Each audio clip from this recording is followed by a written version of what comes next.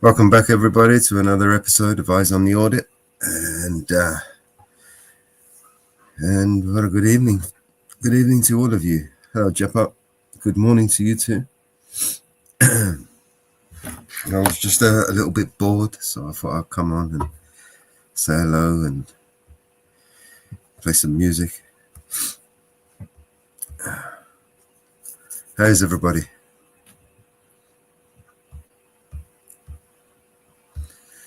All right. I will post I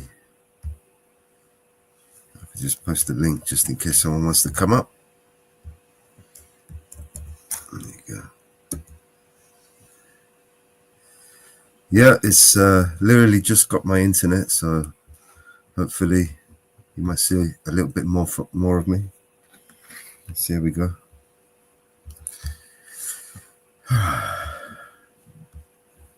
All right, so I'm going to play some music. Is there any particular music you want to listen to, Jeppa?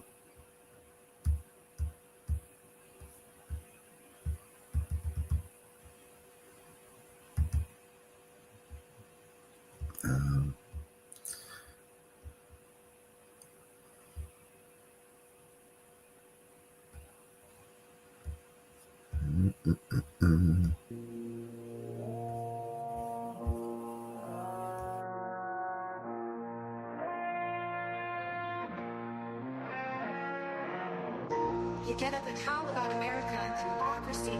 There's no America. There is no democracy. We no longer live in a world of nations and ideologies. The world is a college of corporations, inexorably determined by the immutable bylaws of business. The world is a business, and I've chosen you to preach this evangel. For my free market, healthcare robbing, stock stealing, retirement fund fucking with niggas. Fuck you little credit card scamming, jewelry stealing, crack selling, liquor store robbing motherfuckers. Shout out to the homies Carnegie, OG Willie Randolph Hearst, Farouk, Rockefeller, the real Rockefeller, my main bitch Leona, Guadalupe Louis the 13th, Scott Rothstein, Jack Abramoff on your head. My Rothschild niggas, let's get this money. I spend my day pairing America overseas. Pension for the workers, nigga, please. Embezzlement, etiquette, private settlement. I'm better with Confederate rhetoric from my mansion in Connecticut. Foreclosing big holes out of tenement. I twist words like a speech impediment. I hope you got good credit, bitch. If not, better get a new job with benefits. While I play golf with niggas I get cheddar with. New money buys brand new carrots. My own money bought your great grandparents. You got grills in your mouth, I ain't mad at you. I own every gold mine in South Africa. Thanks baby, you made me $1 billion. Plus I own a building for each one of my children's children. That's the shit. Smoke coke in the whip. Miss USA sucking my dick. Yeah, what? Fuck the law, cause real jail is for suckers. I go to country club prison, you dumb motherfuckers. I am the 1%, you fucking bitch. You know my CEO, corporate steez, please. Overthrow governments overseas in a breeze. Politicians in my pockets for a few hundred G's. So if I'm ever in court, my assets are never free. I got a job and a house and a bank account. When I'm out, I doubt there's something you can say. And if not, then I'll fake death like Kenneth Lay. Make money every day, the world burns on its axis. While y'all struggling to pay taxes, I'm getting my money the fastest. Memos and faxes, shredded up documents, slush funds through the corrupt continents. But they don't want me indicted, cause they don't want my dirty laundry aired when I fight it. Don't get my lawyers excited, cause what good is the law if you can't rewrite it? I got CIA traitors, dictators, so fuck y'all whistleblowers and haters. Shit, I'll invest money from Al-Qaeda in the big 9/11 widows go to later. Capitalism's who I pray to, fuck the state of the world. Money talks, so what the fuck I need to say to your girl? I don't pay them to fuck. I pay them to leave.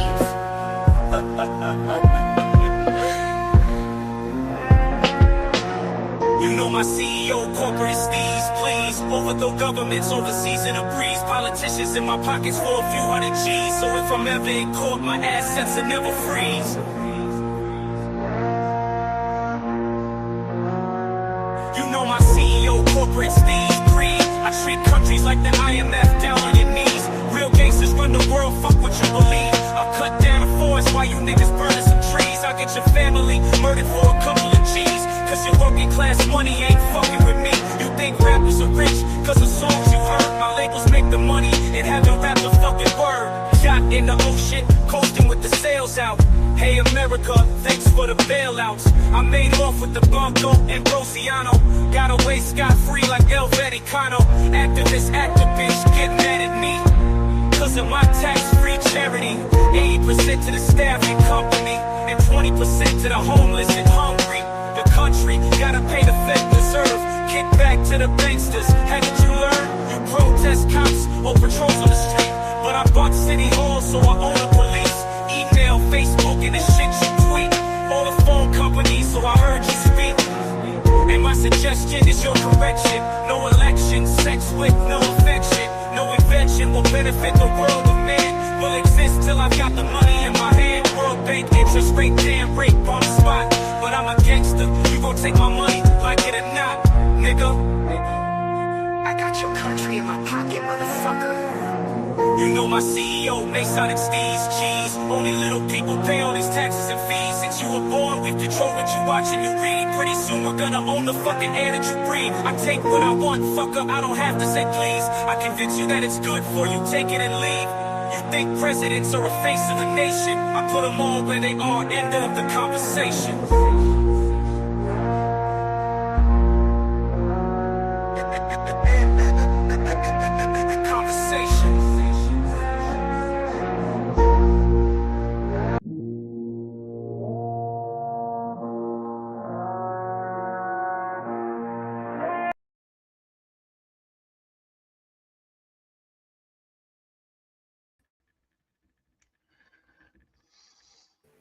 Hey, Mama Bear. Welcome back.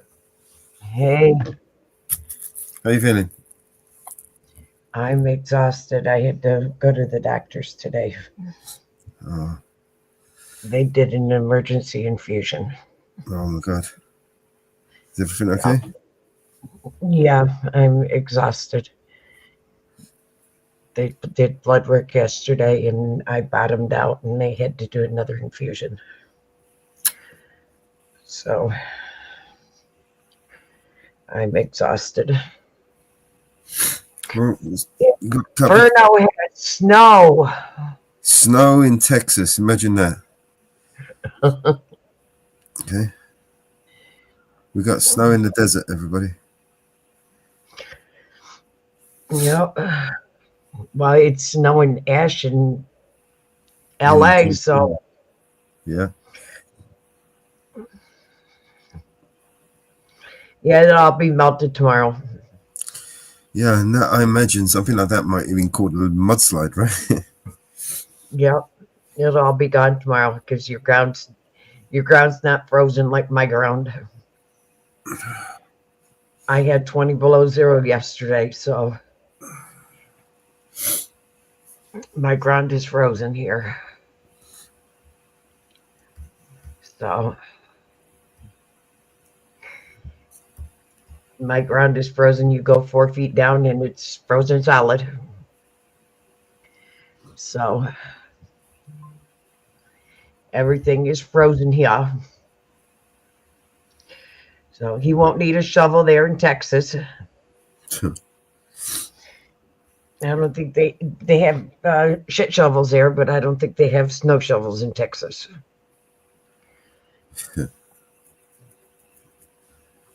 Yeah.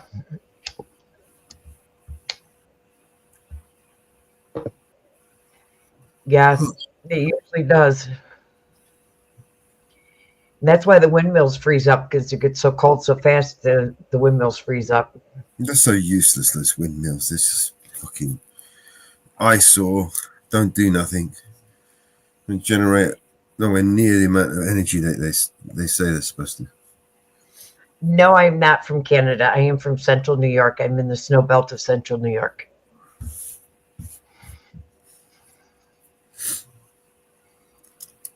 I live by the 5 Great Lakes, and I get all the snow effects off the Great Lakes.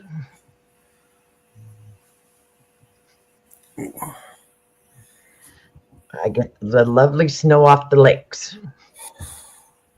And I live around all the ski areas, so the ski areas just love it. And I blame all my snow on the ski areas because I live near one. When they make snow, I get the snow.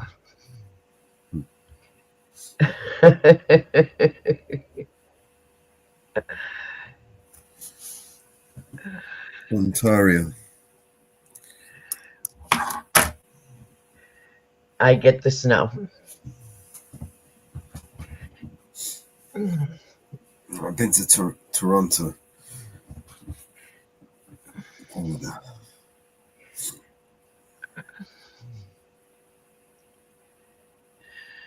Big bloody roads. Nothing but snow up here. Yes, we get lots and lots of snow. You guys have got some big ass roads over there, say that much. Yes, northern Ontario has lots of snow.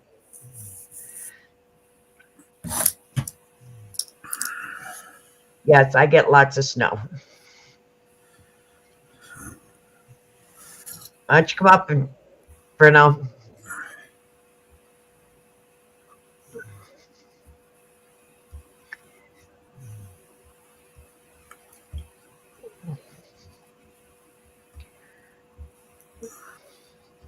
I heard from my son. He's still doing okay.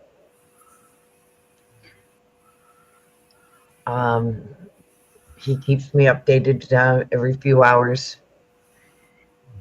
My son is in LA, so he's not had to evacuate yet. So keeping my fingers crossed, everything stays okay.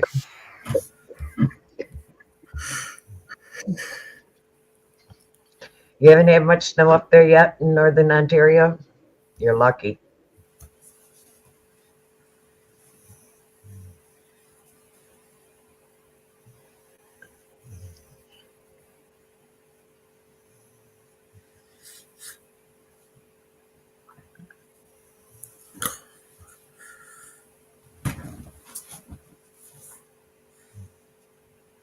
The wind has been bitterly cold here the last few days.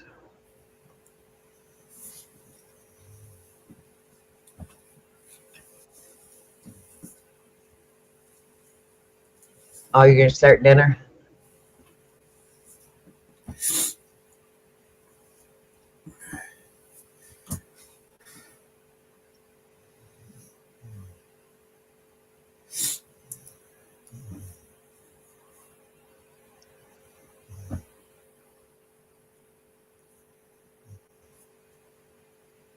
So how's the internet working, Mellows? So far, so good. Yeah? So far, so good. I haven't even tested the speeds.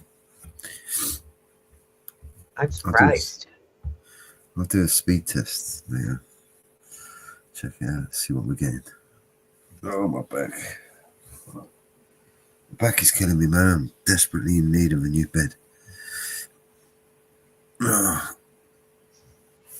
Anybody's ways, good morning, good afternoon, good evening, and welcome everybody to this crazy world. I didn't say that when I came in. No.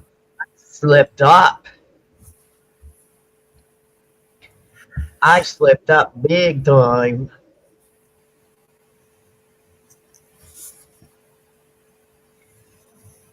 It's been a crazy day, let me tell you. Yeah.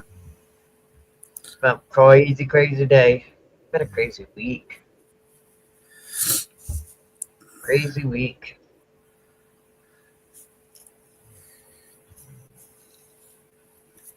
Crazy, crazy week.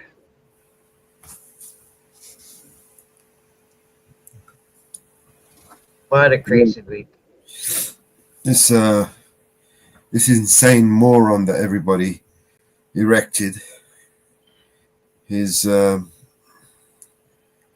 sure is going to surprise everybody. I'll tell you that much. Which one's that? Oh, this new fucking stain that is about to become the new president. You thought Joe Biden was bad, right? I'm so This pissed guy. off at Biden right now. Yeah, well, after 4 Do you know? years of this guy, You know, planes got grounded in LA from fighting the fires so that he could land and say, I'm a great grandpa now. yeah, what a dickhead. Planes got grounded so he could say, I'm a great grandpa now, and toured the fire grounds.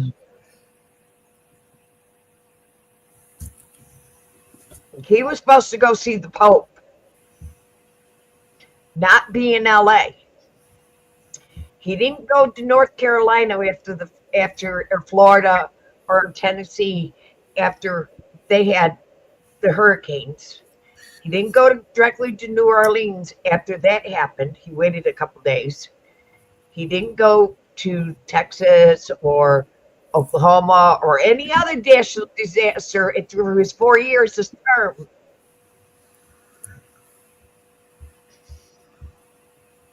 Hey guys, Hey, Inferno. Yeah, it's the but first yeah, time using a phone, so looks yeah, good. Hey, what's up? Let's see if I can turn my camera around. Let's see. Oh, There you go. wrong one. Let's see, how do I turn my camera around? Let's see, I've never used my phone out here. Go to camera. Yeah, I just turned it off. No, keep going down scroll down it a little bit more. Well, I see mic, cam, chat, more. Cam, go to cam. Yeah, but it just turns it off when I hit cam. No, you should be able to go to your settings camera. Weird. You know what? I wonder.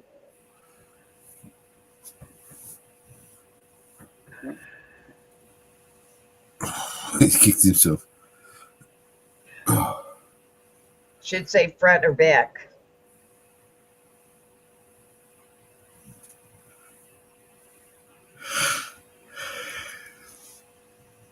So, But Panama, yeah, for his plane to land, they shut down the airspace.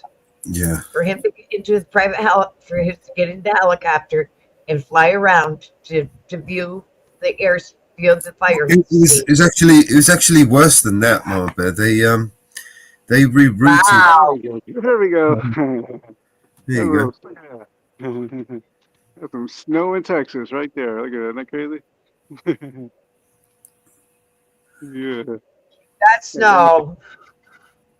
It's like, yeah. Tomorrow you'll go out there and it'll all be gone. Yeah, it melts away in no time. Yeah, around here. Because over there in the street, yeah, it's starting to. Let me see if I can get over. It looks kind of rough over there. But yeah. All these shoes I'm wearing too. I don't want to step out. But yeah, there it is. But yeah, I say it's already starting to go. I mean, the sun's coming out and sky's clearing up. So it's already starting. So yeah. Yep.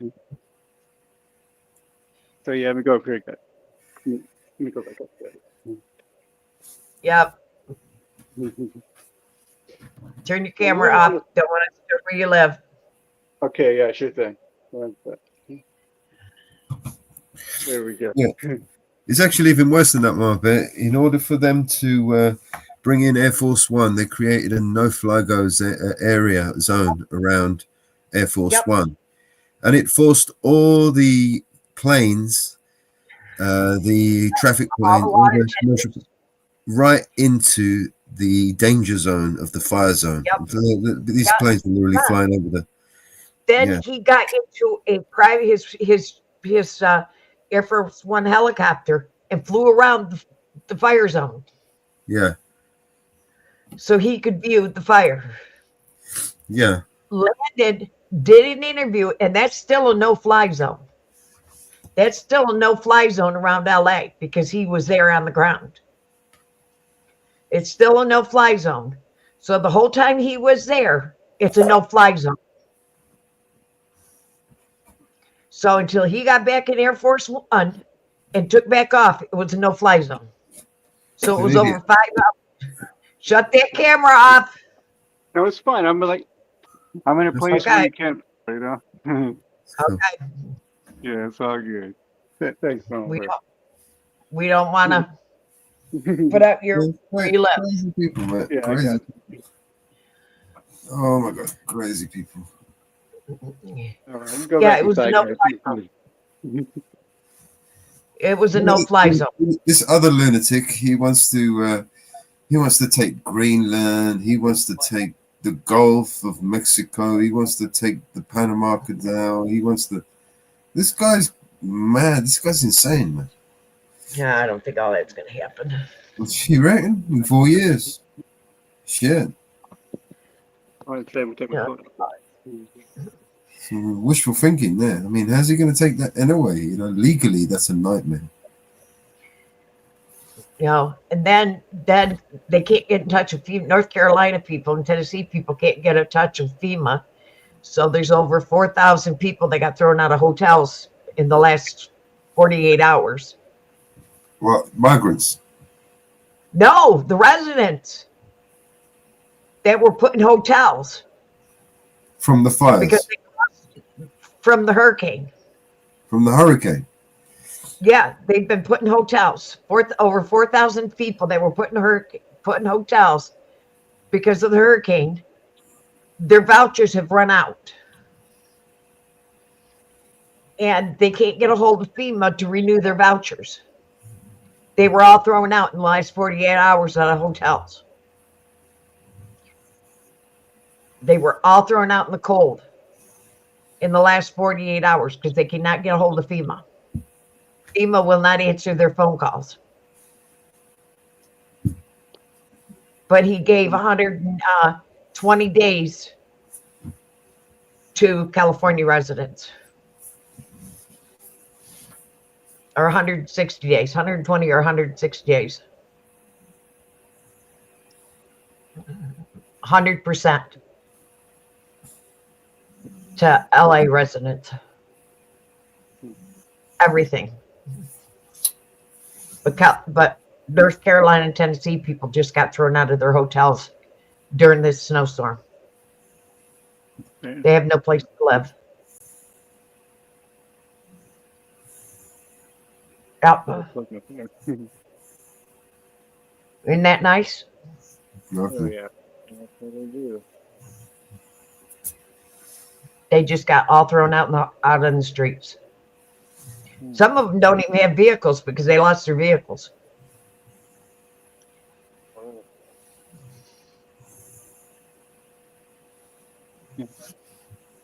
I'm back inside now. Oh, my back. Oh, Jesus Christ, my back. Yeah, I heard you earlier, man, but you're back getting it. It keeps getting more and more interesting. The government in the United States. It's about to get even more interesting, Mama. Oh, yeah. About to get fun, man. It's going to get absolutely insane.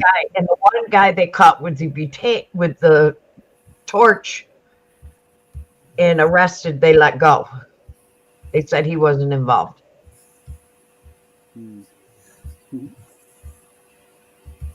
Put my headphones on. They let go. They said he wasn't. So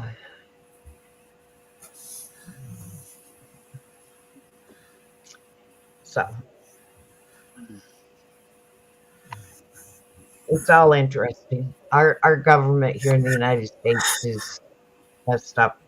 Been messed up for years. Of course, the Canadian government isn't any better. The UK government isn't any better. I don't know what government is not corrupt at this point.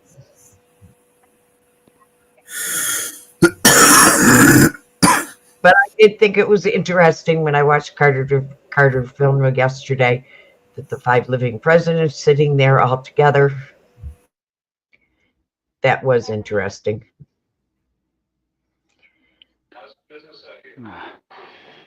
There we go. I'm using my headphones. Can you guys hear me okay? Yep. Okay, cool. Yeah. The first time doing this like this. Cool. This will work. that was interesting with all 5 presidents sitting there together. Oh,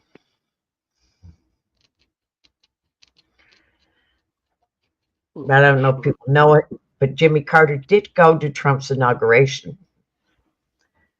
oh yeah.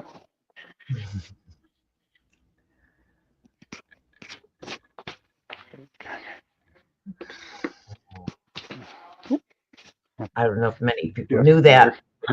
He did go to Trump's inauguration. Oh, okay. Oh yeah. Maybe it was the last, last chance to kind of be in public. That's probably part of it too.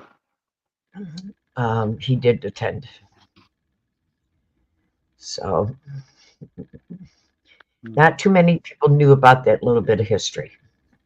Mm. That he did attend it.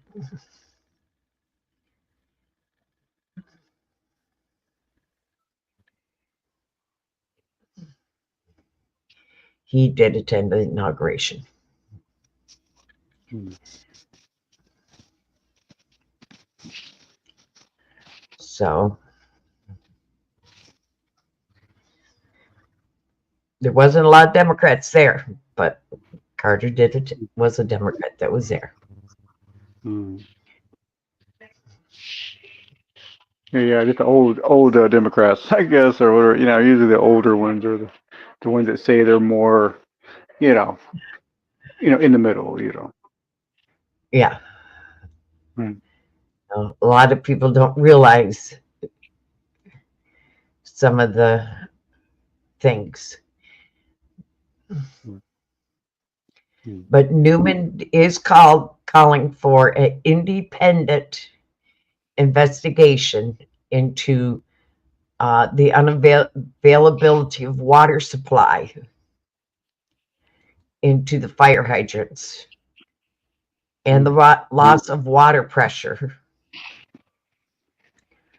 Oh, from to using the all LA Fire Department. that's it. He is calling for an independent, not within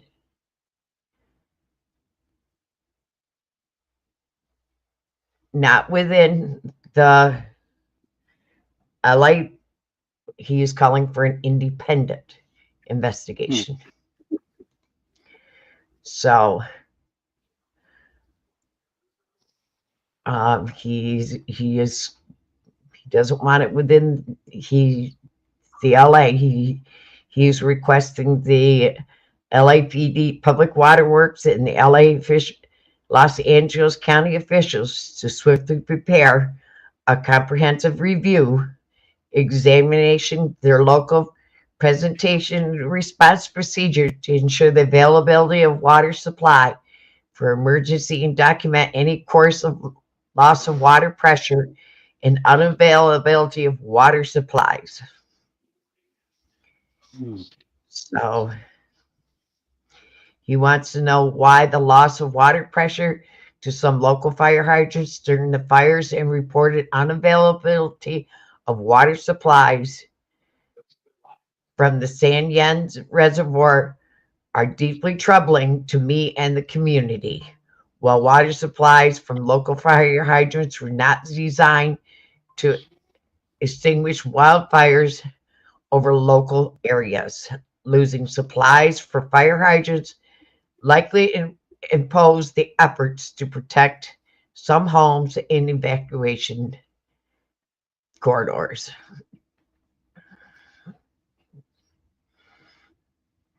So it's going to be interesting.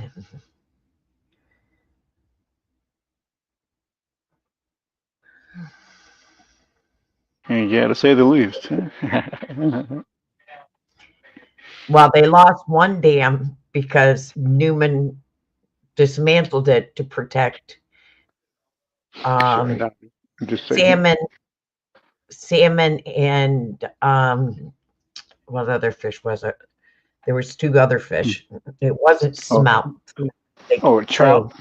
I mean, trout or Salmon. something.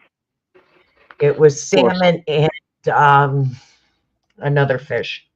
okay, it wasn't trout or it wasn't. No, it was salmon. What else is And there? I think it was bass, maybe. no, it was another salmon. Oh, another and kind of salmon. Okay. it, um,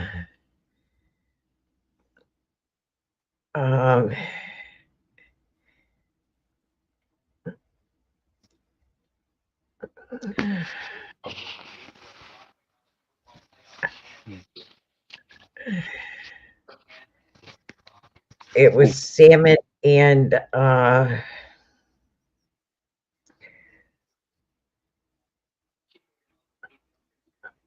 oh God. It's called a smelt. No, it was salmon. Swai, Um, swai, the swai shit. Yeah.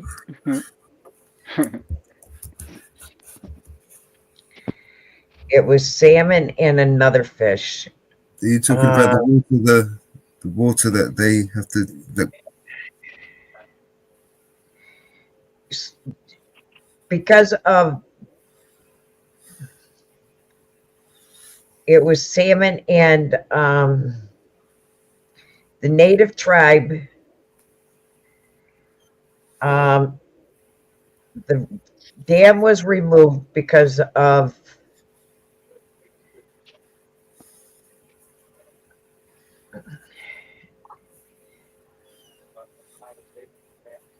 that he removed was because of salmon.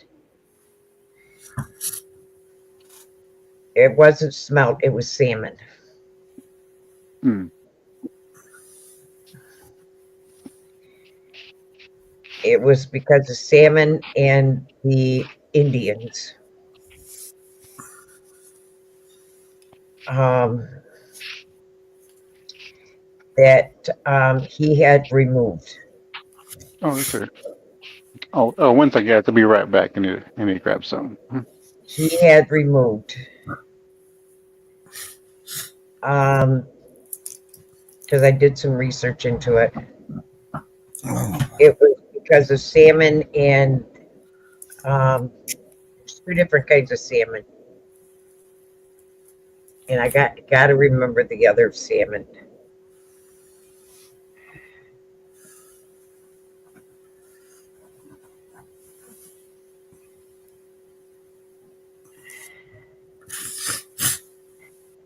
There was two different kinds of salmon. Um, but he had it removed because of salmon. It wasn't smelt; it was salmon. well, the reason why they haven't got no water in LA in California is because of the water that comes through, and or the millions of gallons of water that comes through and goes out into the ocean. They can't reserve it or create a dam to use the water or anything because it's gonna basically there's a fish called a smelt, and you know that's the reason why they can't use the water apparently. Steelhead salmon. Okay, he had it. It's steelhead salmon.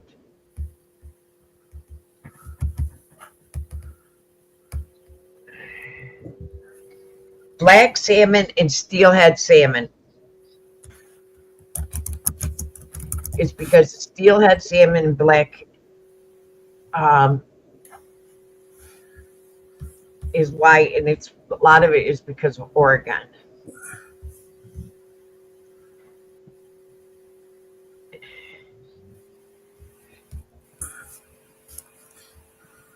And it was because of tribal nations.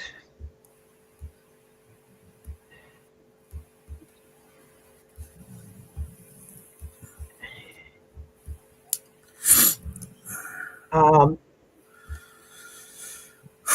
and the historical dam was removed.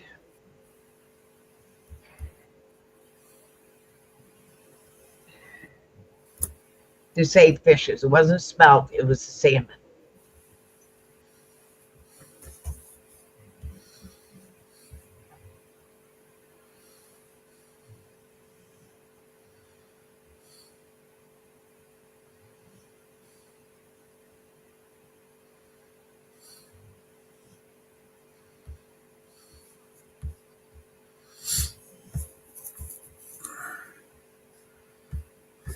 Here you go. It's a 3-year-old video, this one, Marvel. I'll drop it in the back. I'll drop it in the back for you.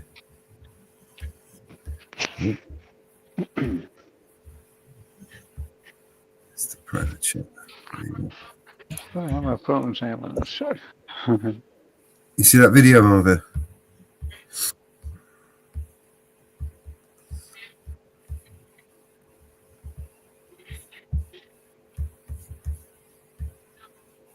Hold on.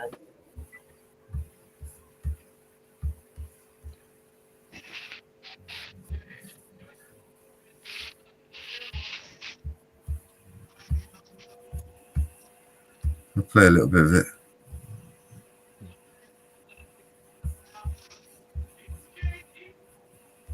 What happens when a group of scientists makes some prediction of impending disaster?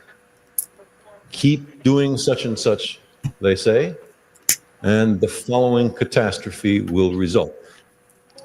Oh, Mellows, I'm sorry, man. Now, real quick, let me cut in. Yeah, I was thinking, like, I need to go, start dinner, and but I'll be back in about an hour. If you're still up, man, I'll definitely come back up and hang with y'all. All right, man. Yeah, cool. All right, Mellows. Catch you later, man. And Mama Bear. Okay. All right. Okay. All right. See y'all later.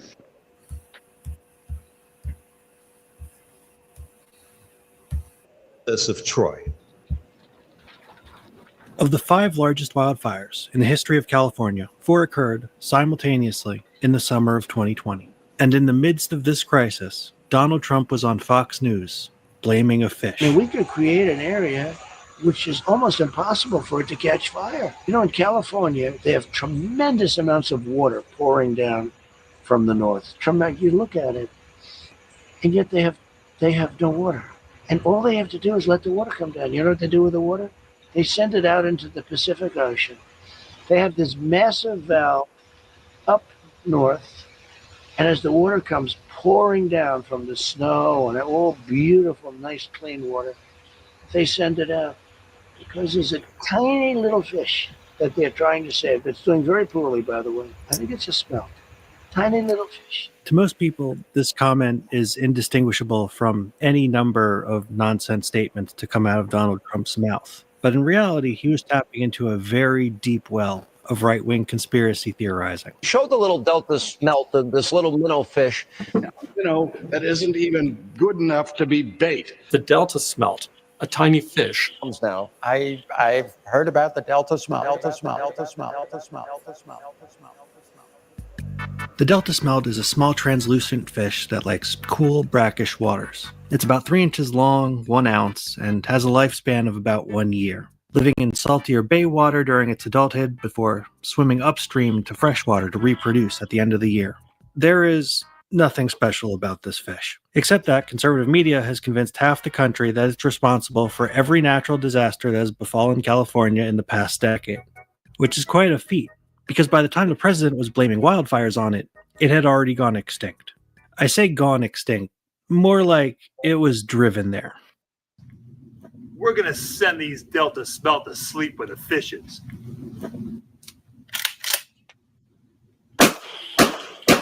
This is the story of the delta smelt, the first species in history to be driven to extinction by a cable news smear campaign. They're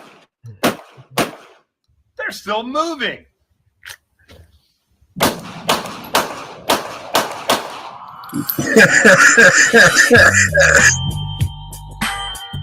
California is essentially a giant bowl. The coast, the border with Nevada, the redwoods in the north, and the Mojave.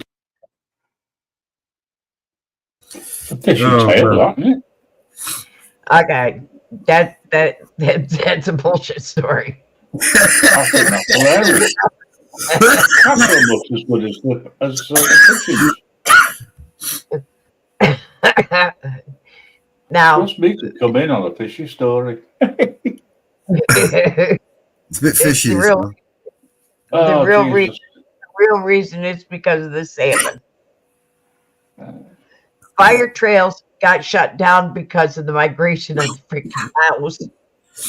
That's a true story. Why didn't they use the water that they pumped into the ocean to douse the fires? That would have made sense. Because they busted the dam apart for the freaking salmon. Oh, The dam only in is no America. longer in existence. They Only in approved America. This. They approved a new dam, but New Scum never built it.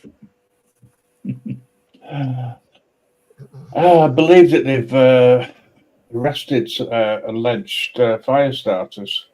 No, one got let go. One got arrested, got let go. All right, no evidence. No, he had the evidence on him, but they let him go. They don't need He had evidence. He had 5 phones. He had 5 phones on him, a debit card from the United Nations, and a propane torch, but got let go. I don't know. I really don't know. I'm too tired to get into that one. What you got to do, Grim, is you got to stand on your head, right? And squint your eyes, and then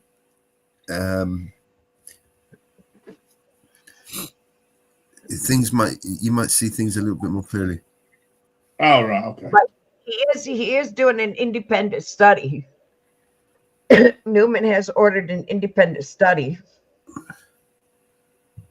into why they had no water. By the sounds of it, they had a leak and got rid of it. But I'm wondering who's going to be on that board. Anyway, how is everybody? We're good, man. How are you? Tired. Yeah. But I nipped into the other place and no one there. Saw the mama bear there, and I got the message that you were live. I didn't get any notification. Oh well, such is life. But yeah, glad to see you're alive anyway. I'm alive. I'm alive. I don't know how long I'm going to be on here because I got a headache. Well, I'm only nipping up to say hello and to Ron. If you're live later, I'll catch you. Did Inferno catch up with you? Yeah, it was here a minute ago. He's just gone to get something to eat. All right, okay. I know he was looking for you. All right. I said it was down to your internet being crap. I had an infusion yesterday and one again today, so I'm. Oh, I get. What I've said to you is, after you've had the infusions, you need to relax and chill because of the side effects. I've got a major headache. Well, I'm not surprised you're talking to Mellows. I woke up from a nap and see Mellows was live, so I jumped up on. Well, I'm going to go and get some sleep anyway. I'd be pleased to know, Mellows, that there should be no reason why I can't make my way over to London next week. Oh, brilliant. You feel better? Well, I'm just getting on with it. The pain's eased up a little bit today, so all things being equal. Let's put it this way. I ain't going to hospital tomorrow. I've decided I'm well enough to stay away from that place. I don't want to get sick. You know what I mean? Hey, Northwood. Northwoods, with fucking woo. Hey, Northwood. Good to see you. I've got some chamomile tea here. I'm going to put the kettle on here in a minute and make me a nice cup of chamomile tea shortly. Yeah, I would say take some painkillers, but they've probably got side effects anyway. I've just been surviving off painkillers recently.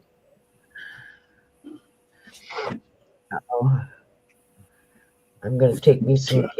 How long are you thinking of staying live, Mellows? Just however the wind blows, man. I'm not really, Right. Well, hopefully you get some other people. Listen, I saw a new auditor. I say new. He's been around since February. The Asian auditor. He's not bad. Okay. I've been watching some of his stuff. So do a shout out for him. He's only got a couple of hundred subscribers. He needs a few more. It's worthwhile, giving him a shout out. I think next time we do a live, I might do a promotion for him. I think you just did. What? Oh, you mean Asian hyphen auditor? Yeah, he's been doing some videos around train stations. He doesn't take any crap, which is good to hear. So go over there, have a look. Forget this, eyes on the audit. I'm only joking. I'll see if I can find the link, but better still, just go to the Grim Reaper community page, and the link's there. Yes, there you go. Good shout out. Yes, we got snow, and we got snow, and we got snow, and we got snow and more snow, the white stuff. Lots of cold. I'm gonna make a coffee. Be right back. We got minus 20 degree weather on top of it. Is that Fahrenheit? We got almost a foot of snow and minus 20 degree weather. So it's a bit warm then. Yeah. Yeah. Well, I've got no snow, and the weather's turned a bit better. I took some time off from work because originally we were going to have some friends coming down to see us. They were going to do the 200-mile trek, 6-hour driving, etc. Unfortunately, they couldn't get off the drive because of the snow. So it got cancelled, but I still took the time off. And this wind has been something fierce. Oh, the wind blew. Oh, God. I had a tree come down across the road, shut the road down. Because the tree fell across the road. And I had to call the fire department to come take the tree off the road. Because I wasn't keeping my department to move the tree. Yeah, fire department comes out with their chainsaws. Should have got some tree fellas. 3 of them will do it. I mean, 3. If a tree goes down here, around here, we get the council out. Council do it. Mad Daddy. Hey, Mad Daddy. Shoot moonshine. Yep. The fire department comes out and does it. Because our state's cut back. Our state has cut back. State funding has cut back on the state on doing road repairs. They do not have funding to cut trees down alongside the roads. So fire departments are doing them. In the meantime, you could have there could be a bloody house burning down. We've had a lot of those. They're out cutting trees. We've had a lot of them lately. We've had a house fire every single day, sometimes 2 every single day this last couple of days. So can I ask a stupid question? Are they now blaming these fishes for the fires? No, they're blaming them on the water. Them on the water. They're blaming it on the water. Because one of the dams got taken out. And the water is being dumped into the ocean. And Well, isn't that where it normally goes? and another dam was approved, and Newman never had it built. Rivers. Okay. Hang on a second. Rivers will end up going to an ocean. The only way you're going to stop the water from escaping or flowing downhill would be to build a dam. And Right. But they didn't build the dam. No, it was never built. So they're now blaming the fact they've got no water because. See. Okay. Okay. That doesn't make any sense to me whatsoever. But okay. Years ago, the Indians in Oregon said we need dam taken out because salmon, there's two different kinds of salmon, we're no longer being able to thrive because of this dam. So Newman said, take the dam out. It was taken out, and now that water was flowing into the ocean. It was voted that, I believe in 2014, a new dam was supposed to be built. It was never done. It was approved and never built. Okay? Because of the salmon. No, it was supposed to be built in another location. It was never built. Right.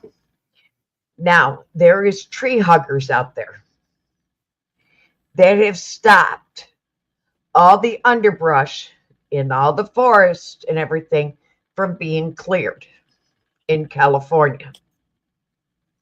Let it go natural. Let it fall. Let it go natural. No clearing of any forest has been done whatsoever in California in years. Can I just say, Anarchy, you really do put things out there. Okay. It was a bunch of snowflakes that spontaneously combusted because of what Trump said. I have been to California. I go several trips to California. I have been out there many times. Their forests are very dense. I have money. Underwood. Okay. Oh Jesus! Very Sorry, I'm just getting. And trees down all over the place. In LA, this is no joke. I have pictures to prove it of donkeys running down the streets of LA. I was shocked to see donkeys running down the streets of LA. I couldn't believe it when I seen the donkeys along the streets of LA. Okay. Mad, isn't it? Mad. That flabbergasted me when I seen the donkeys in the streets of LA. So okay. Yeah, I mean, I'm sorry, I'm not making fun of what's going on. I just think that the whole thing is so stupid that in this day and age you can't get water to put bloody fires out because now, of when you put water pipes in and you have residentials and you have businesses, you don't put a 4-inch pipe in when you know you have a skyscraper, a big, huge skyscraper, knowing you've got to have a 6-inch pipe or an 8-inch pipe to bring water in to fight a fire of multiple skyscrapers. You've got to have a bigger dimension pipe to fight this. You got to have the water pressure. You're not going to get enough water pressure with small pipes. Okay. It's not going to do anything. I agree with you. I used to fight fire. I used to be married to a fire chief. I used to be a firefighter. So I kind of do know what I'm talking about.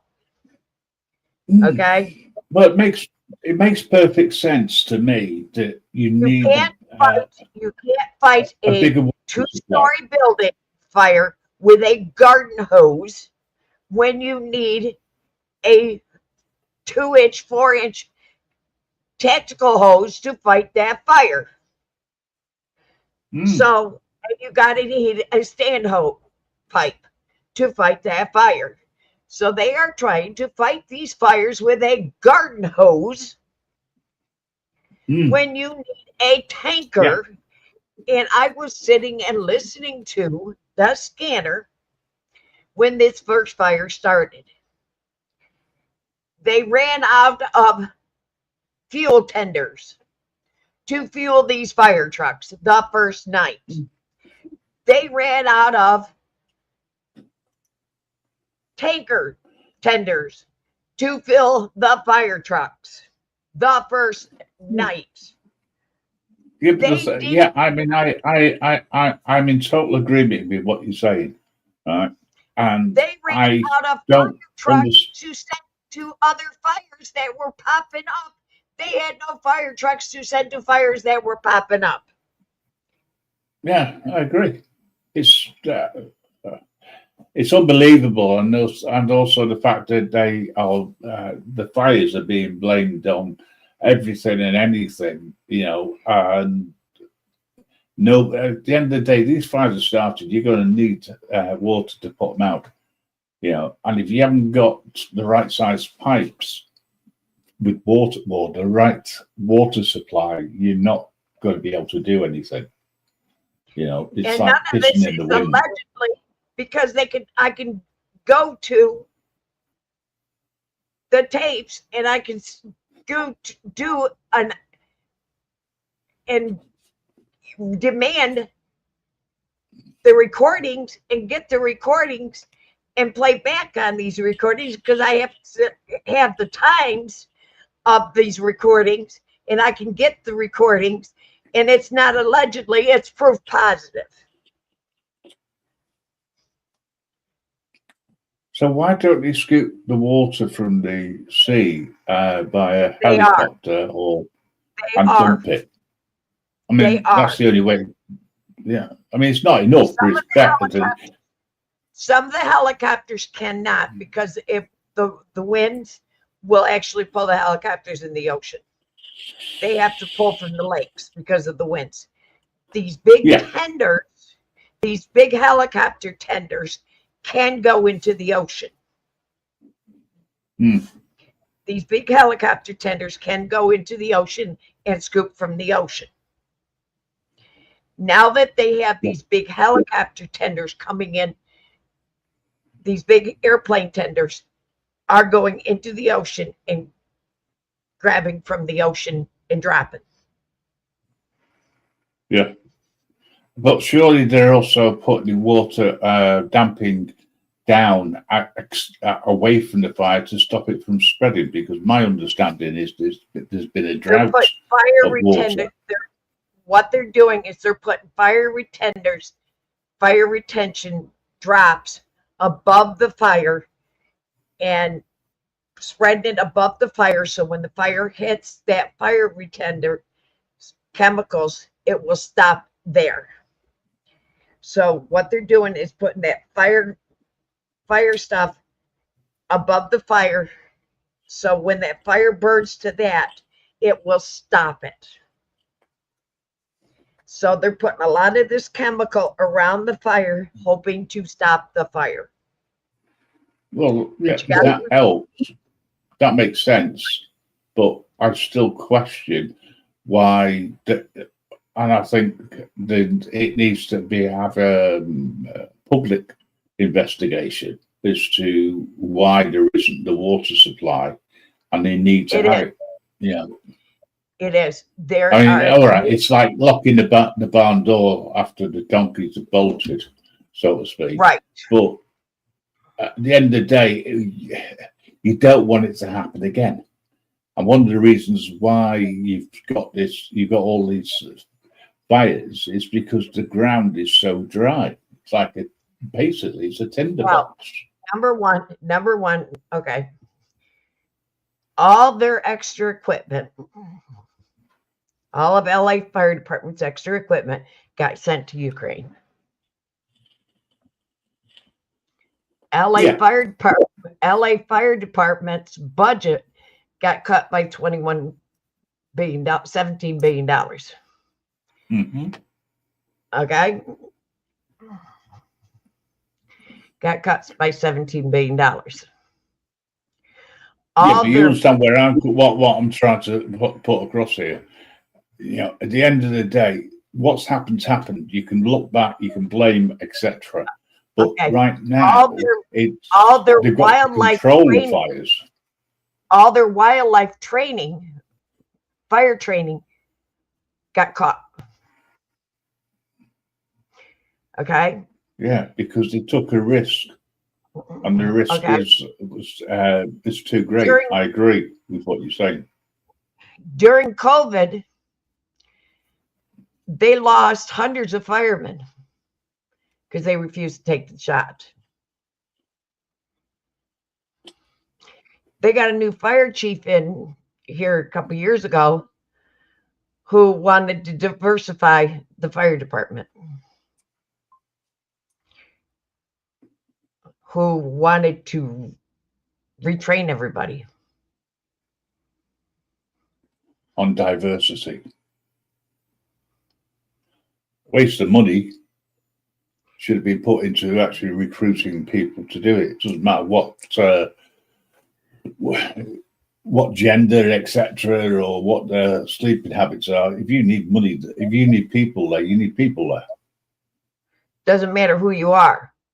Exactly. But she had a big recruiting of nothing but females and no males. Well, I don't agree with what they call positive discrimination. The right person for the job should get it regardless. Correct. That's my opinion. I've lived through the era of positive discrimination because of getting numbers. It's all a load of bollocks. Right person should get the job regardless. Yep. You know, and I agree with what Anarchy TV is saying. And I went through that as a female firefighter in a male-dominant world. And I was a female who had to prove myself as a female within a male-dominant world. Yeah, again, that's wrong in my opinion, but you have no choice, I suppose, because of the way that, well, any industry, right, regardless if it's dominated by either male or female, then you've got to prove yourself. Whether you feel as if you should or you shouldn't, that reality is that you have no choice. Yep. You have to demonstrate that you are as good as they are. In fact, probably twice as good. And that was 30 years ago. And I had to carry my husband with the fire chief and prove that I could do it. And I became the first female interior attack firewoman within the department.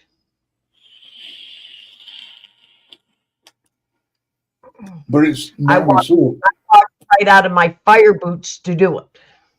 Yeah, but now it's all about politics. Yeah, and back then it wasn't. Discrimination is garbage. You know, and back then it wasn't. I proved myself on my ability, and I drove tractor trailer then, and I could drive the tanker, fire tanker, where some of the other men couldn't drive that tanker, and they looked up to me because I drove a tanker on the road as a truck driver. And I could drive that tanker to a fire scene to help them put out that fire. Yeah. And they looked up to me, but nowadays that isn't there. Yeah. Politics is getting into everything, unfortunately. Yep. And now politics just got a whole lot of people lost their homes. And people lost their lives because of politics. They didn't have equipment to fight fires. Yeah, I totally agree, and it's wrong. But it is what we're dealing with at this present moment in time, or what California is dealing with as a result. You know, And this is if people don't do what's the word I'm thinking?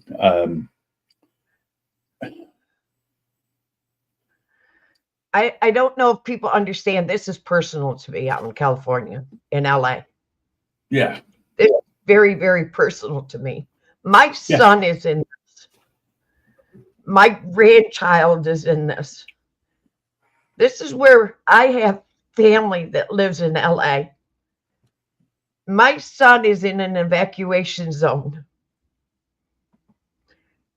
Every 2 hours, my phone is going off with a text message from my son.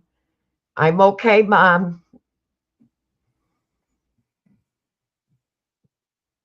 This is very personal to me. That's why I am so upset. And I know so much about what's going on out there because my son is there. Yes. I've had very little sleep. I'm sick. I have lupus. I have been sick. I've been getting infusions. I can't go to LA to be with my son to help him get out of this. My son can't travel here because my son has animals.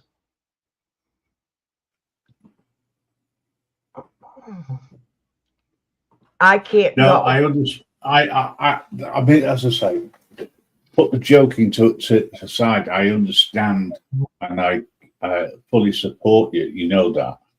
I know. And there's nothing that you've said that's wrong. I know. Certainly not in my opinion. I have your support. I have Mellows support. I have Northwood's support, and I have everybody's support. But people that are listening to this, that I have a vested interest in this. Yeah, I mean, I hope that your son is safe, and I hope that everybody else is safe. But it's all to do with sodding politics, which is getting in the way of everything, and it's risking lives. And this is where my issue is. I don't care whether you're part of the LGBTQZ, whatever it is. You with me?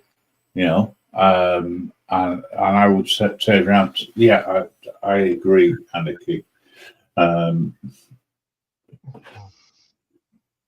They'll donate to war or conflicts, but a natural disaster, which is, well, I can't even say it's natural because I don't believe it is. Disaster has been caused through politics and cutbacks and diverting money to other areas, you know. And if you've got a dry state, which California is suffering from, the risk of serious fires and wildfires, they've seen it in the past, you know, in various countries and various states in the US. You can't put people's lives at risk by diverting money and serious cutbacks in things like firefighting. I'm sorry, it's wrong. It's from every moral point of view, it's just not worth the risk. I have family that is LGBTQ. I have friends that are LGBTQ. I have no problem with them, but don't put it into politics. Well, that's what they've done, and that's where they talk about discrimination, positive discrimination. There's no such. If you actually look at equality, there is no positive in anything. You can't turn around and say, oh, we need a certain percentage of X, so we're going to make sure we get that regardless of whether they're up to the job or not. Forget it. It's the best person for the job.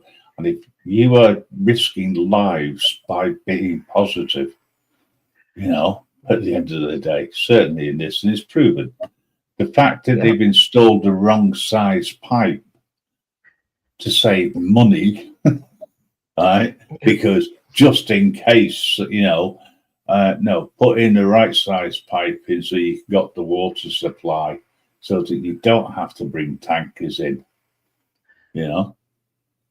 etc. There is firefighters from Utah, New Mexico. We've got firefighters from New York that are on their way out there. There's firefighters from all over the country going there to fight this fire. There's over 10,000 firefighters out there fighting this fire. Yeah. The problem is, though, is that if you are moving firefighters from one area to another, I mean, it's great that they're doing it, but you're also then putting your own area at risk if something catches. A lot of these are trained wildlife firefighters. Every state has so many trained wildlife firefighters that are specifically trained for this, and they are being routed out there. I mean, I hope that they have enough personnel getting out there who are trained in it, so that they, you can get some sort of control over it. Our county has 30 wildlife firefighters. They go to school for it and they're trained for it. And then what happens here is other towns within the county go on alert, and they pull in other mutual aid from other towns, cover each other. So like there's 5 from each town that are wildlife, and what they'll do is they'll cover each other. So 30 of our guys in my county are on their way out. Each county has so many wildlife, and they train within their department. But 30 Maine are within the county classified as wildlife, and they go within the state when there's a wildlife fire within the state. And what they do is they go wherever there is in the country. So every state has a wildlife team here in the U.S. So they've called the wildlife teams within the state, the United States, and they're all on their way out. They need it by the sounds of it.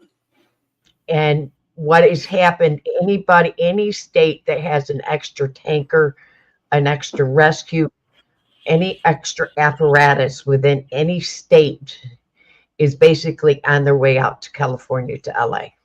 Yeah. And as I say, I'm never ever going to turn around and say that what they're doing to try and get the fires under control is wrong, because. And I have seen where they have stopped at gas stations along the way, and those gas stations have filled up these tankers for nothing. Yeah. So they are filling up tankers, and they have given them food, everything along the way. Hi, Ed. Good to see you. Hey, I dropped in for 5 minutes, and I've been here for half an hour. They are giving them food. They have offered them housing, everything along the way. So we do, our fire departments and within the United States have a good mutual aid system and a good support system within the fire departments within the states. That is one thing. But when they cut back, when the politics comes in and they start cutting budgets instead of increasing the budgets, wrong. That's what's wrong. Yep. I hate that. Our fire department should be the last things cut. The last things cut, because they're the ones that are the first online. They're the ones that are there risking their lives going in the burning buildings. They're the ones that are underneath the cars, cutting those cars apart. Well, I was listening to somebody's live earlier. I won't say which one it was, but they were turning around and saying things like, "Oh, it's the firefighters who are starting it because they're bored and they want to get extra money." because they haven't got enough money coming in. And I think, hang on a second. First of all, it was the homeless. Now you're blaming firefighters so they get extra money. Are you for fucking real? Excuse my French. Number one, the firefighters lost their insurance on their homes because the insurance companies a couple weeks before this fire canceled all their insurance on their homes. So they have no insurance on their homes. So they have a mortgage on their house that's burned up. They've got to pay a mortgage on a house they don't have. Yep. Because it burnt to the ground when they were out fighting a fire to save your house. That burned to the ground. So why would they start a fire? Exactly. That's what, none of it made sense. And it was just people spouting crap as usual. One of my very good friends. One of my very good friends is out there whose son is a training officer for the LA Fire Department. Mm-hmm.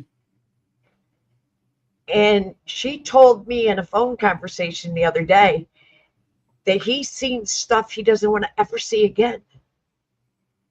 And there is some of the guys that has been in the department 25 years that are talking on retiring now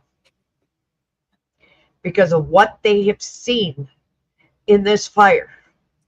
Mm-hmm. So they are going to lose some of their veteran firefighters because of this fire.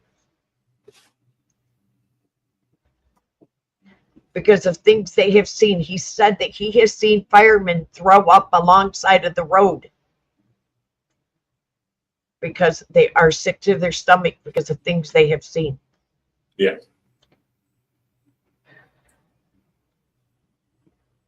Well, I hope that I do hope that countries support the firefighters, and I hope the federal government do, and they should get everything back that they've lost as far as possible.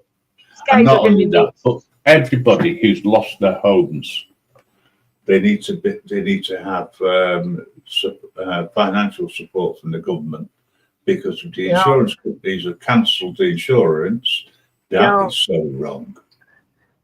Oh yeah, a lot of these people have no insurance on their homes. I would say it's probably over 50% have no insurance on their homes. Over. I was watching an interview with a 90-year-old man. He paid his insurance for 35 plus years, and it was canceled days before the fire. That doesn't start to ring alarm bells. Nothing will. You know what I mean? Days before he got a letter. It was canceled. They did the same thing in Florida. They did the same thing in Florida. Days before the hurricanes in Florida, years ago, they did in Milton. They did it Milton. Hurricane Milton. They canceled the insurance. Hey, Miles. All right, Miles. Right, I'm going to jump off. I'm going to get some sleep. It's getting on for midnight here. If you're around later, I'll catch you, Mum. But I do hope that your headache dissipates soon, and you're feeling a lot better. Mellows, if you're there, I'll catch you later. Thank you, Grim. All right, no problem. And I'll just end on and disappear by saying, big up the firefighters. They all need to have everyone's support. Cheers for now. Take care. Bye. No, mate. Stop scratching. Stop it. Yeah, so where we're at? Fire. Let me should we play a little video of what's going on with the fire so far? Miss Bond's birthday's today. Well, happy birthday. Happy birthday.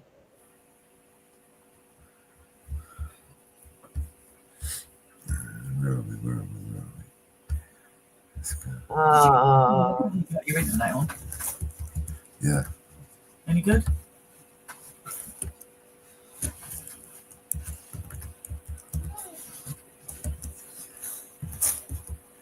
Yeah, it's good. Huh? It's good.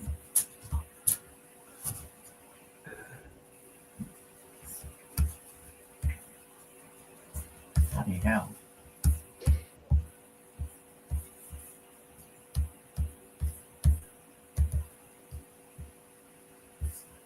Politicians don't know where they're saying anyway.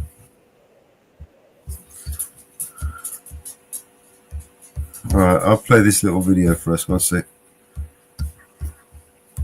Which one did you pull up?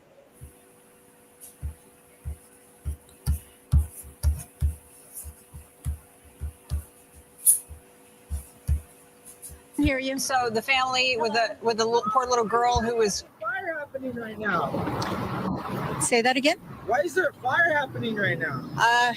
There are multiple fires that are taking place. Are you serious? Yeah. Yeah. In the news though, you're supposed to know. Well, I don't know how it started. We don't know how it started. There, I think winds. it's all the gay people in LA. Okay, there we go. Okay. We got the. Unacceptable. Gina, this has been a 48-hour nightmare for Southern California, the most destructive winter fires to ever hit the city of Los Angeles. And this is the cover of the New York Post. Hell A. Wow. I mean, that's I'm sure how it felt for firefighters and for our news crews, by the way, to be driving, and residents to be driving on some of these streets when you see fire on both sides of the road, and just everything it feels like in that moment is on fire. It really does look like that in certain spots too, or it did at least, right? This is not a filter. No. It was this orange hue had just taken over. Unbelievable. Here is a perspective that few people have witnessed. Our next guest flew into LAX after his United Airlines flight was rerouted and witnessed an aerial view of these catastrophic fires. Mark Viniello is that passenger, joins us now. Mark, what's going through your mind when you look out your plane window and you see an absolute hellscape below? You don't believe what you're seeing. I mean, how does anything prepare you for that view? I mean, it looked like we were flying over Mordor from Lord of the Rings. I couldn't believe what I was seeing. Yeah, so we said that your flight was rerouted. First of all, where were you supposed to land? And were you aware that these fires were burning when you were on the plane? Or was the first time you learned about them when you were looking down and saw what we're seeing right now, what you recorded? Well, we were supposed to fly into Hollywood Burbank Airport, but they rerouted us because of high winds. I believe the Burbank Airport has shorter runways. And you had heard that a fire had broken out. And, being a California resident for a few years, you're like, oh, damn it, another fire. And with the high winds, you think this is not going to be good. But you can't comprehend the impact until you see it. And when I opened my window and just casually looked out, I mean, my jaw hit the floor. And I was like, this is a bad one. This is really bad. And I'm still just can't believe what's happening. This is really a really bad one. Go to Stu up in Skyfox right now. Oh, look at this. Let's see what this is. This whole neighborhood.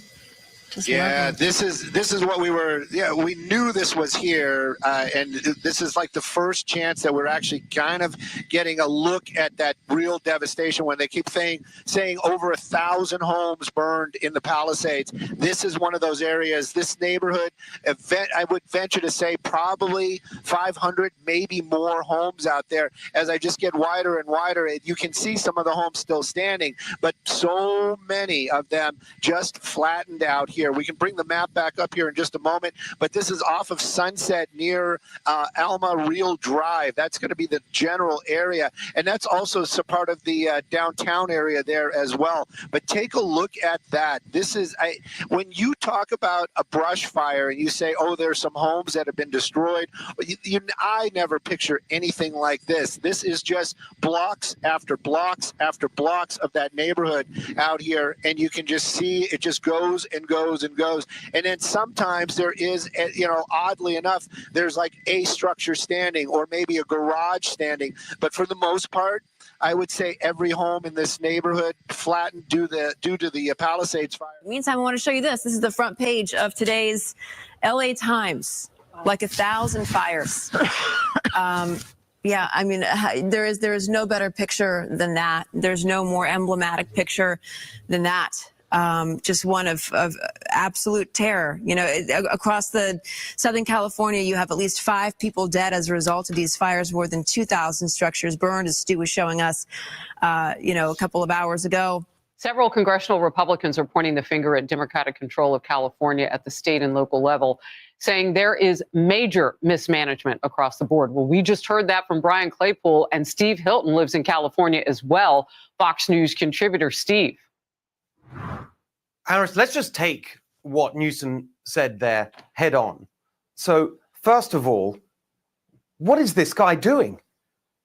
When confronted with the absolute disaster about water running out in the middle of this catastrophe, waving his arms around and saying the local folks are going to figure it out.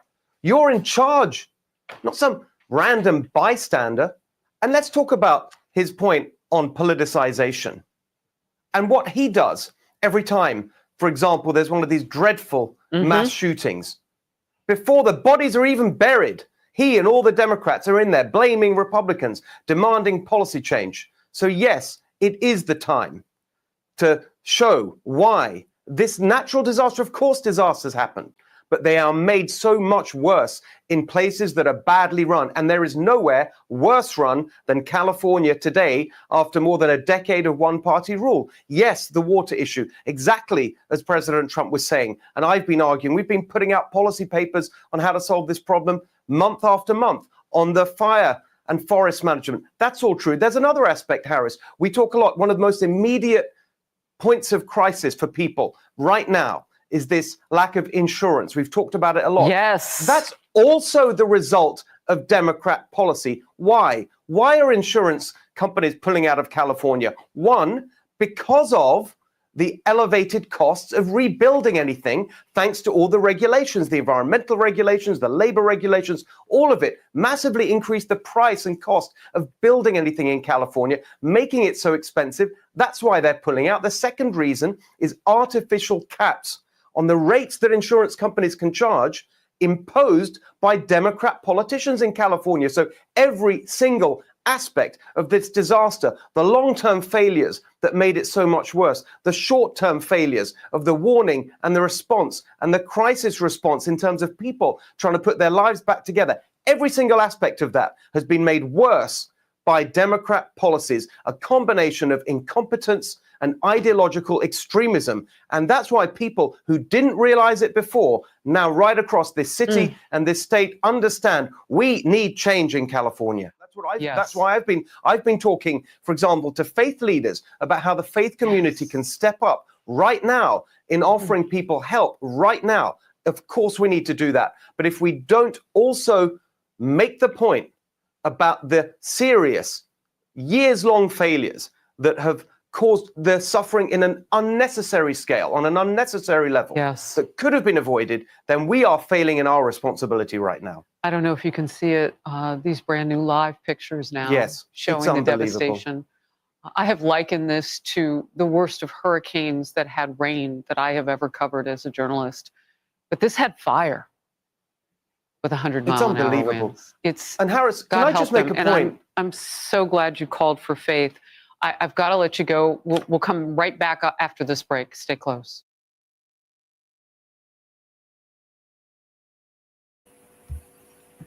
There you go. That's where they put it. That's just pure negligence. How they, not gonna. Someone's not gonna go to jail for this is unbelievable. You know.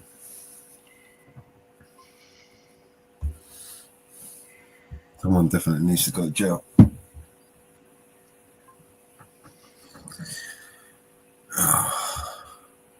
Yeah. Yeah. Yeah, I hope your family's okay, Mom.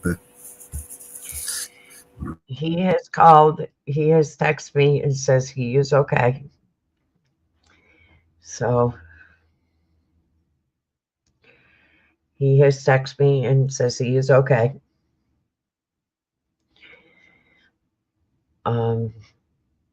He is keeping me informed, and he is saying he is okay.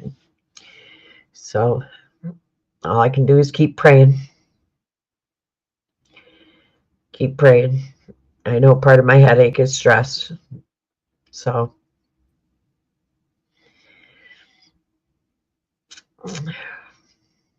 Do you owe citizens an apology for being after their homes were burning? Do you regret cutting the fire department budget by millions of dollars, Madam Mayor?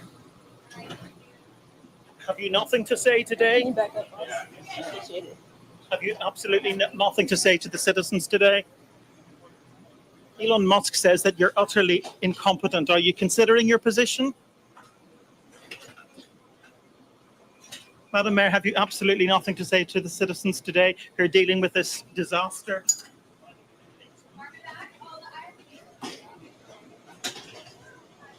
No apology for them? Mr. President, on California, Mr. President, during the pandemic, you often said that you didn't believe that you should bail out blue states that you believe were being mismanaged. Given your criticism of Governor Gavin Newsom, are you willing to work with him, and do you believe that federal aid should be provided to California for as long as it takes? Well, it's very sad because I've been trying to get Gavin Newsom to allow water to come. You'd have tremendous water up there. They send it out to the Pacific because they're trying to protect a tiny little fish, which is in other areas, by the way, called a smelt. And for the sake of a smelt, they have no water. They had no water in the fire hydrants today in Los Angeles. It was a terrible thing. And we're going to get that done. It's going to finally be done. I got it done from the federal side, and he didn't want to sign it, but it's not going to happen again like that. There's no reason. Can you imagine? You have farmers that don't have any water in California. They have plenty of water. They don't have a drought. They send it out to the Pacific, and it's crazy. So what's happening in California is a true tragedy. I know those areas very well. I have many friends living in those houses. That is a true tragedy. Nobody ever thought. I mean, virtually Beverly Hills and areas around Beverly Hills are being decimated. The biggest homes, some of the most valuable homes in the world are just destroyed. I don't even know. You know, you talk about a tax base. If those people leave, you're going to lose half your tax base of California. This is a true tragedy, and it's a mistake of the governor, and you could say the administration. They don't have any water. They didn't have water in the fire hydrants. They don't have water. And yet they have, the water comes from, you know where? Up north. And it comes down at levels, they get millions and millions of barrels of gallons of water that they have, and they send it out into the Pacific. For the Pacific, it's like a drop, it's nothing. But for California, it would take care of the whole state. So what's happened is a tragedy, and the governor has not done a good job. With that being said, I got along well with him when he was governor. We worked together very well, and we would work together. I guess it looks like we're going to be the one having to rebuild it. But what happened there, I don't think there's anything that I've ever seen quite like it. And the insurance companies are going to have a big problem because you're talking about big, big dollars. I hate to even ask this question, but the president-elect chose to attack you, blame you for this. One can't even respond to it. I mean, it's people are literally fleeing. People have lost their lives. Kids lost their schools. Families completely torn asunder. Churches burned down. This guy wanted to politicize it. I have a lot of thoughts, and I know what I want to say. I won't.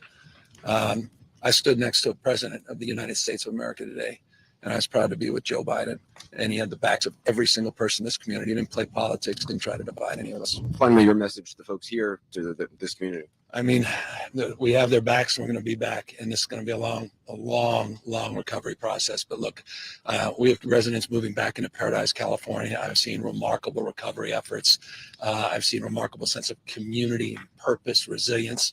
So, I'm not just playing the politician role of optimism. I really am long-term optimistic.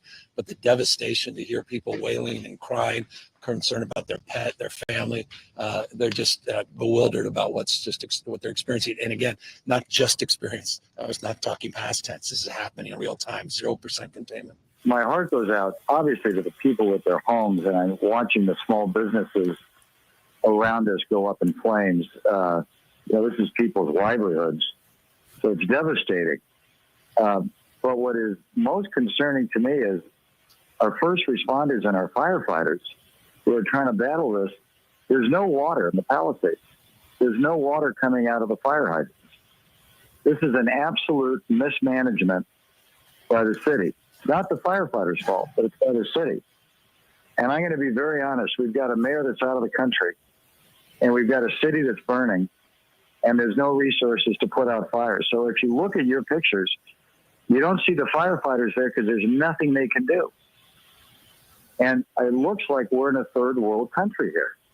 Mm-hmm. And we've got a lot of tough questions that we need to ask the mayor and the city council and our representatives and the county representatives. Why didn't you work to mitigate this? What was your brush mitigation program? I heard you earlier talking about it's been dry because there hasn't been rain. That's not the biggest problem here. The brush up in these hills that are controlled by the city and the county, I would bet you that if they haven't been handled, mitigated, pruned, removed for probably 30 or 40 years. This was a disaster waiting to happen. And what's predictable is preventable. And who's paying the price are all of these people in their homes and their businesses tonight. Now, we'll rebuild, but the majority of this community is going to have a tough time rebuilding their lives. Historic fires decimating parts of our nation's most populous county tonight. And unlike the train derailment in East Palestine and the Hurricane Helene and, people in North Carolina, Georgia, Tennessee, and elsewhere, Biden actually showed up for the disaster in L.A. with Gavin Newsom, but only because he was already in L.A. And his remarks did not exactly inspire any confidence at all whatsoever in his leadership ability. Take a look. It's astounding what's happening. No, I want to get rid of my son who's out here in the way. They got a notification yesterday that their home is probably burning down. Today, the parents of the baby still standing, I'm not sure. But the good news is, I'm a great grandfather as of today. Okay, thousands of people lost their homes, but you're a great grandfather. Congrats, Joe. Anyway, the president-elect Donald Trump, he slammed Biden on Truth Social, saying, no water in the fire hydrants, no money in FEMA. This is what Joe Biden is leaving me. Thanks, Joe. Here now, Texas Governor Greg Abbott. Well, also, they're leaving wide open borders, Governor, and you've been dealing with that now for 4 years. Well, that's exactly right. And so this is being missing in action once again for Joe Biden. Remember that Joe Biden has a habit of doing this at disaster sites. Remember when he was at the Maui fires in Hawaii, talking about some rinky-dink fire that he had on his property. He always tries to inject himself into the disaster that somebody else is dealing with, and to raise his great-grandchildren at a time when you see these homes burning down and lives being lost is just outrageous. What is needed is exactly what President Trump delivers. You know, what is needed is for Joe Biden to stop giving money to the Ukraine and start providing it to North Carolina and, in this case, California, and helping out our fellow Americans and securing our border instead of sacrificing America just for the well-being of some other countries across the globe. Geez, I want to talk about my white privilege so badly. I graduated North Hollywood High with a 1.7 GPA. I could not find a job. I walked to a fire station in North Hollywood. I was 19. I was living in the garage of my family home. My mom was on welfare and food stamps. And I said, can I get a job as a fireman? And they said, no, because you're not Black, Hispanic, or a woman. We'll see in about 7 years. And I went to a construction site and dug ditches and picked up garbage for the next 7 years.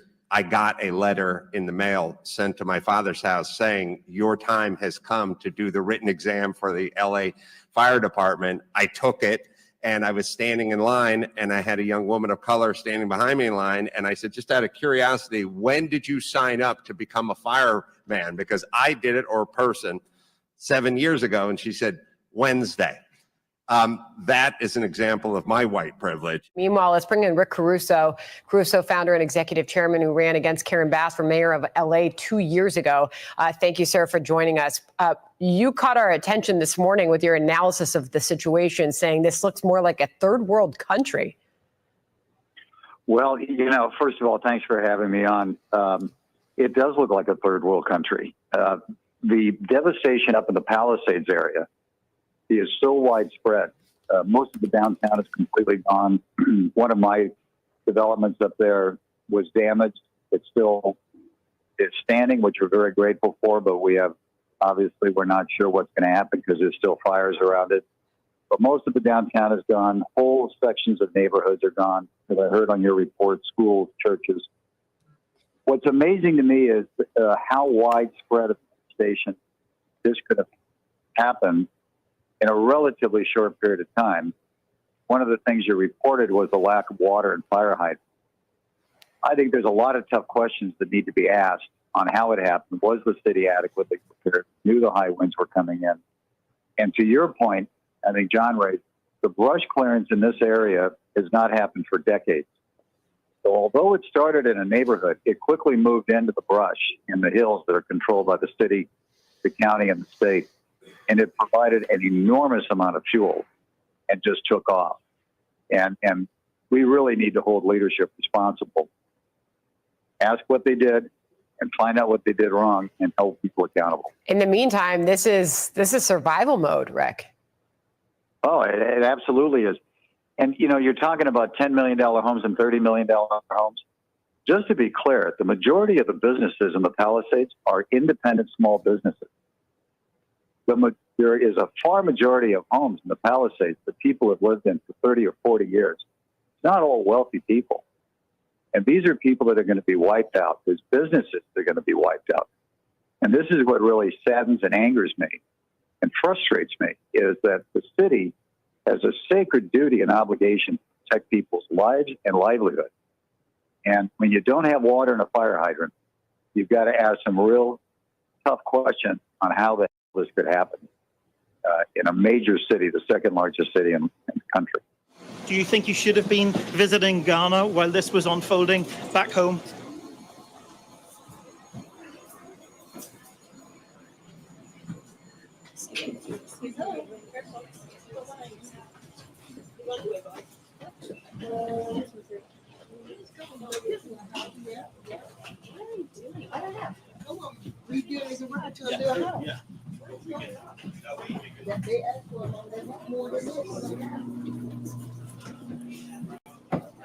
Madam Mayor, let me ask you just again, have you anything to say to the citizens today as you return? No.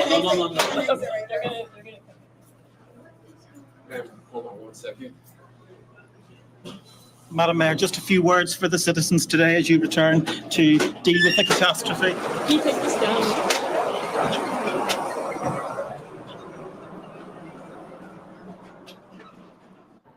David, as you say, she wasn't very keen to answer any of your questions there. And fire chiefs are also admitting that they just don't have enough personnel to take out the fires. Yeah, they're fighting all sorts of challenges. They're talking about a water shortage. There are reports of fire hydrant failures. They've been unable to use firefighting aircraft for much of the day due to the smoke that is billowing ominously from the hills where the wildfires are raging. And I suppose despite that political storm, this is, of course, at its heart, a human story, because we've now 80,000 people evacuated. Tens of thousands of others are on standby to be evacuated. 2 lives have been lost in the Eaton fire, which is what's causing the consequence behind us. The city's iconic landscape almost shrouded completely by the smoke. And they're really just taking it one step at a time, hoping at some stage the wind's going to change direction or to die down, and that they're going to be able to get this fire under control.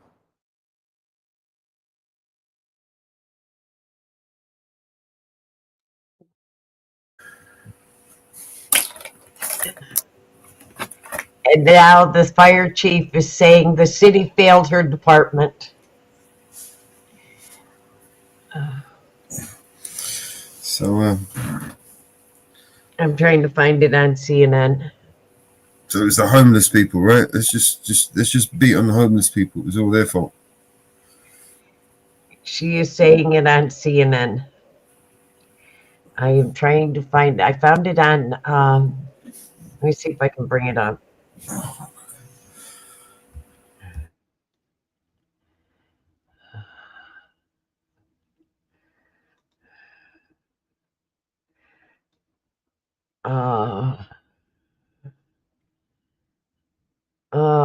Let me see if I can bring it up.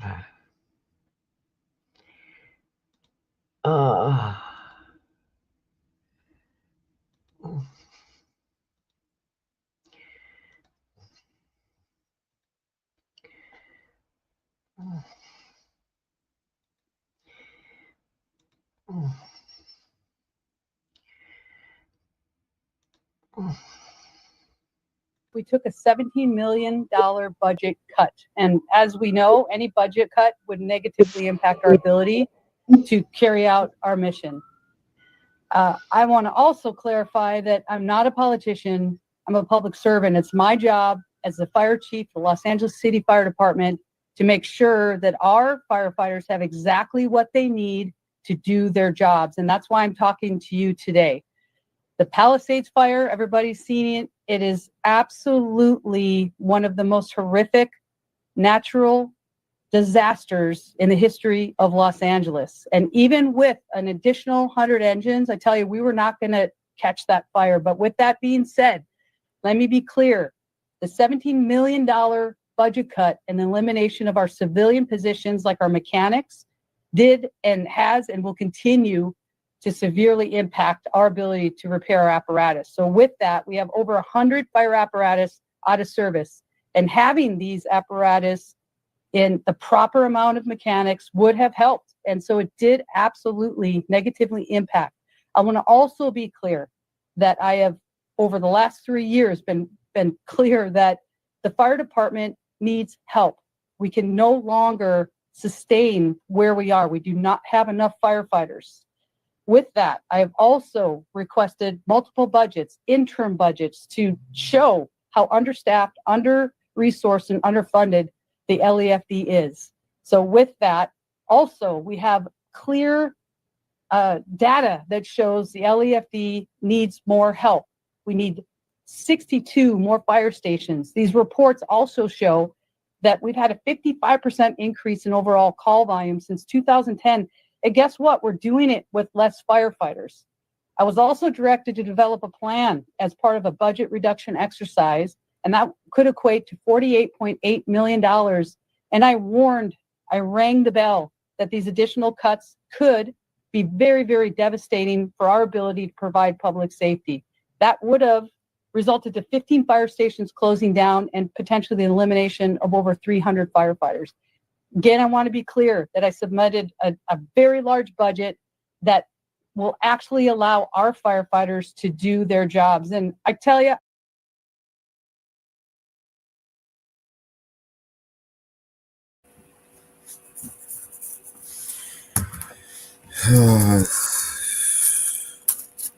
she's the fire chief, right?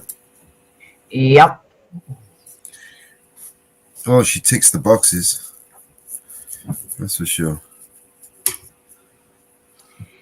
Yep. Questing all this money. They've got the mechanics to do the work on their machines, don't they? They're wagons.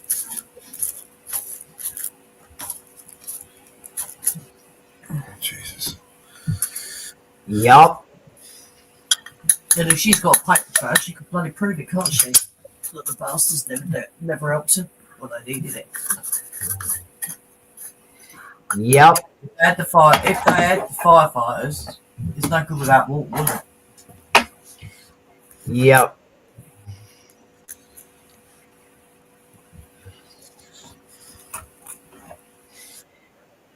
That firefighter, it took him 7 years for them to call him up. That's ridiculous. Because he's white. Yeah, white privilege. He's underprivileged if he can't get his job that he wanted. Yes, correct. The fire department goes out for emergency That's calls as well. less than what the whites know. That's what they're saying, which is wrong. The fire department responds to medical calls. The fire department is equipped with all the fire members are first responders as well. LA Fire Department are paramedics. They have paramedics on their trucks, and they have EMTs on their trucks because LA have ambulances. They don't always respond as quick. The fire department is toned out for emergency calls. So a lot of times, call the fire department in LA, you get a fire truck. You have so many on the fire truck anyway, don't you? You have so many people on the fire truck to fight these fires. The same as over here. So when you call out the fire department, you will get a fire truck in LA. Well, over here, our fire trucks now come out and fit fire alarm, like fire smoke detectors in the houses. So that's what they use our guys for. Because I had the smoke detectors put in mine, and the big fire truck turned up to fit them. It's true. I've got a picture. No bit of a lie. I'll show you the picture. You won't believe it. They come out to fit some smoke alarms. That's what they're using them for now. Using the main fire trucks for that, just to keep them on the road. I took a picture of my two daughters standing next to it. Because I couldn't believe the fire truck would come right down. And I didn't believe it on the phone neither. I just laughed. I thought they were taking a piss, but yeah, I was gobsmacked that they were using these big trucks to fit. Yeah. But yes, you will most of the time get a fire truck when you call out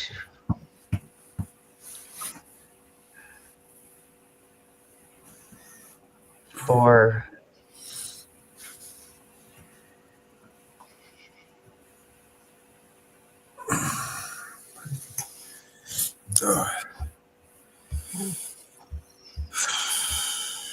shall we play a song?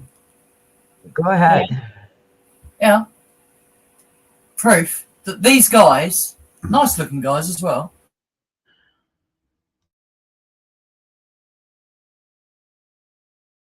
I put a spell on you because you're mine. You better stop the things you do. I tell you I ain't lying, I ain't lying. You know I can't stand it. You're running around, you know better, daddy. I cannot stand it cause you put me down. Oh no, I put a spell on you because you're mine. You know I love you, I love you, I love you, I love you anyhow.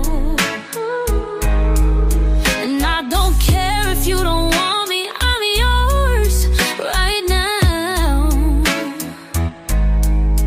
I put a spell on you because you're mine. Because you're mine.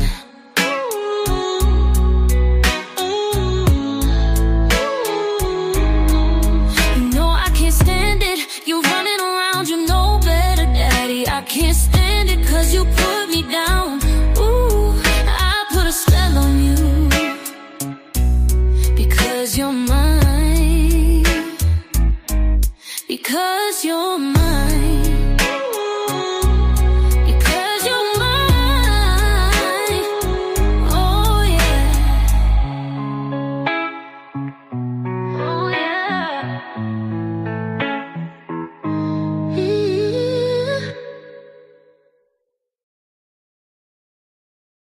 I cast a spell for you, 'cause you are mine. Gonna make you see. Cross that line, you better quit now. Quit your tricks. This love ain't a game, no magic fix. Under my spell, 'cause you belong to me. Feel the power in my decree. Can't stand you running all over this town. See what happens when you get me down. Deep in the night, I love you still.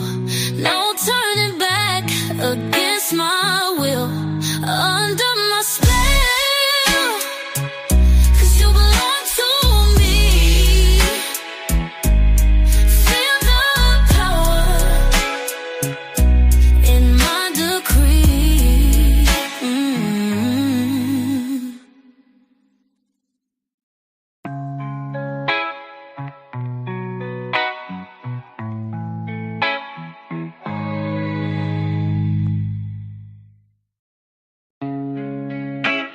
Put a spell on you.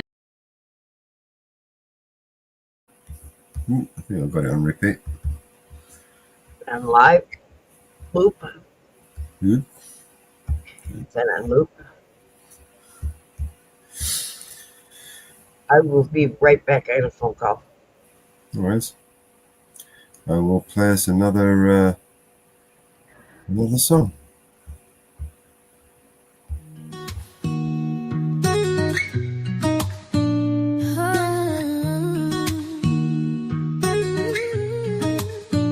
How do I get through a night without you?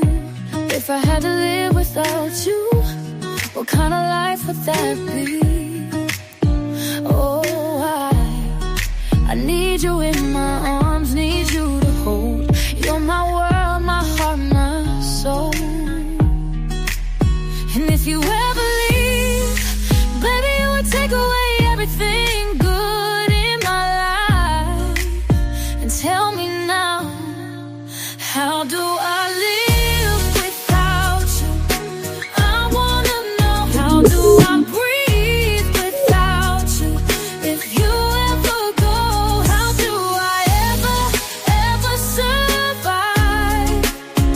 How do I, oh, how do I live without you? There'd be no sun in my sky. There will be no love in my life. There'd be no world left for me.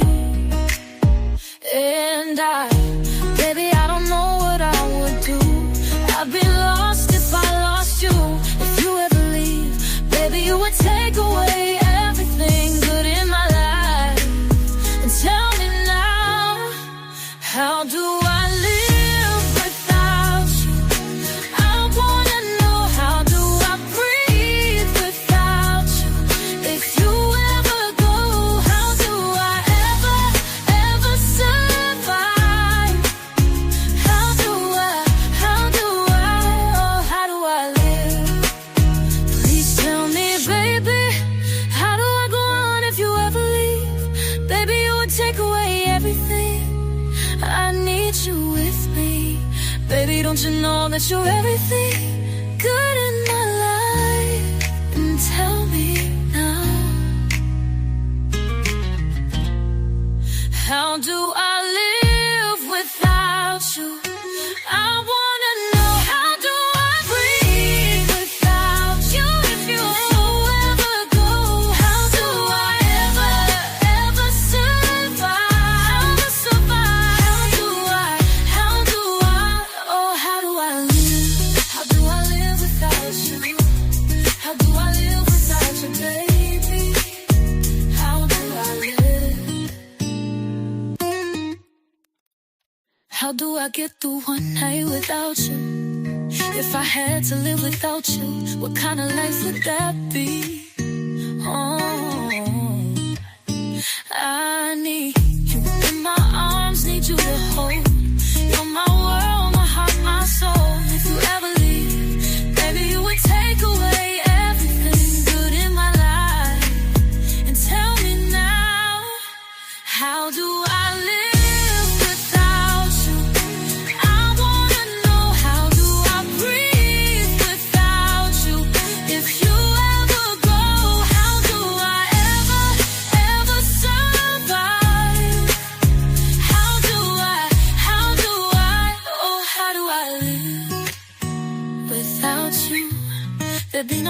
sun in my sky, there would be no love in my life. There'd be no world left for me. And baby, I don't know what I would do. I'd be lost if I lost you. If you ever leave, baby, you would take away everything good in my life. And tell me now, how do I live without you? I wanna know, how do I breathe without you? If you ever go, how do I ever survive? How do I, oh, how do I live? Please tell me, baby, how do I go on if you ever leave? Baby, you would take away everything. I need you with me. Baby, don't you know that you're everything good in my life?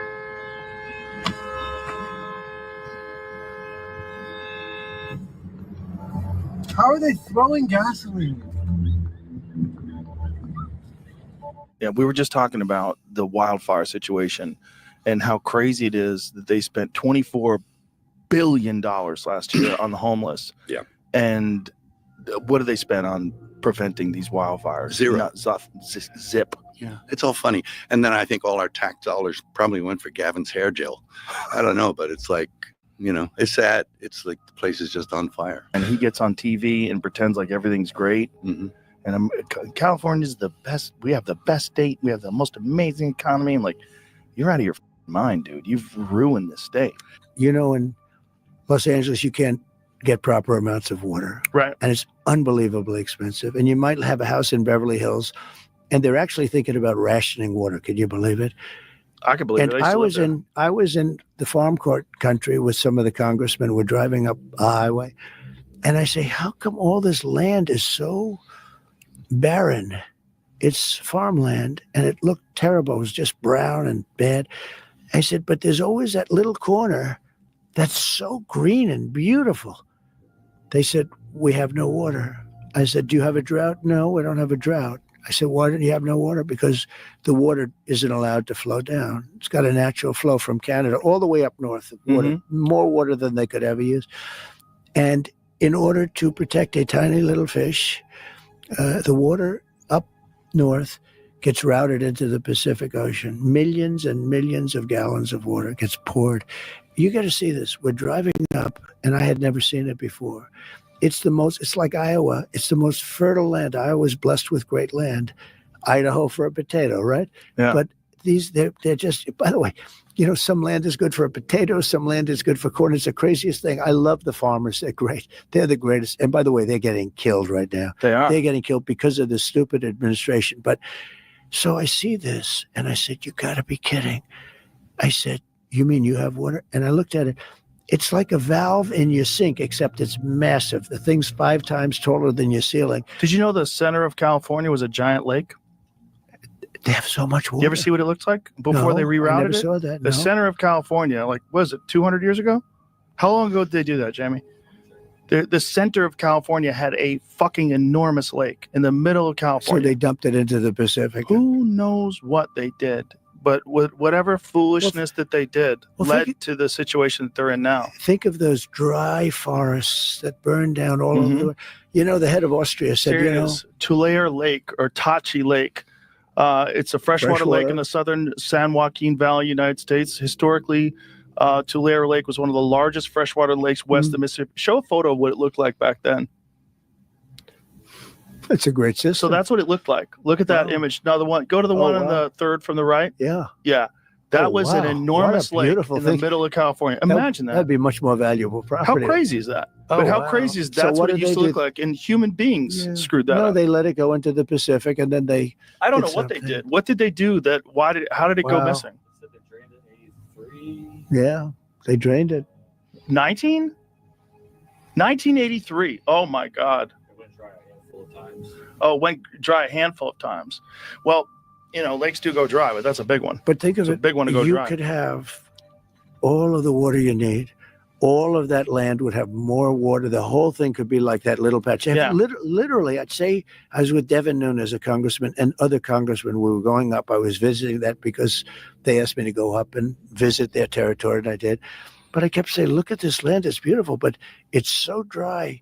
And I thought they were going through like a desert, like a drought. They said, no, we have water, but it gets rid. So I looked into it. What is the fish? And I got it done. I could have water for all of that land, water for your forests. You know, your forests are dry as a bone. Yeah. Okay. Dangerous. That water could be routed. You know, you could have everything. Oh, not only dangerous, billions of dollars a year they spend on forest fires. And, you know, there's a case with the environment.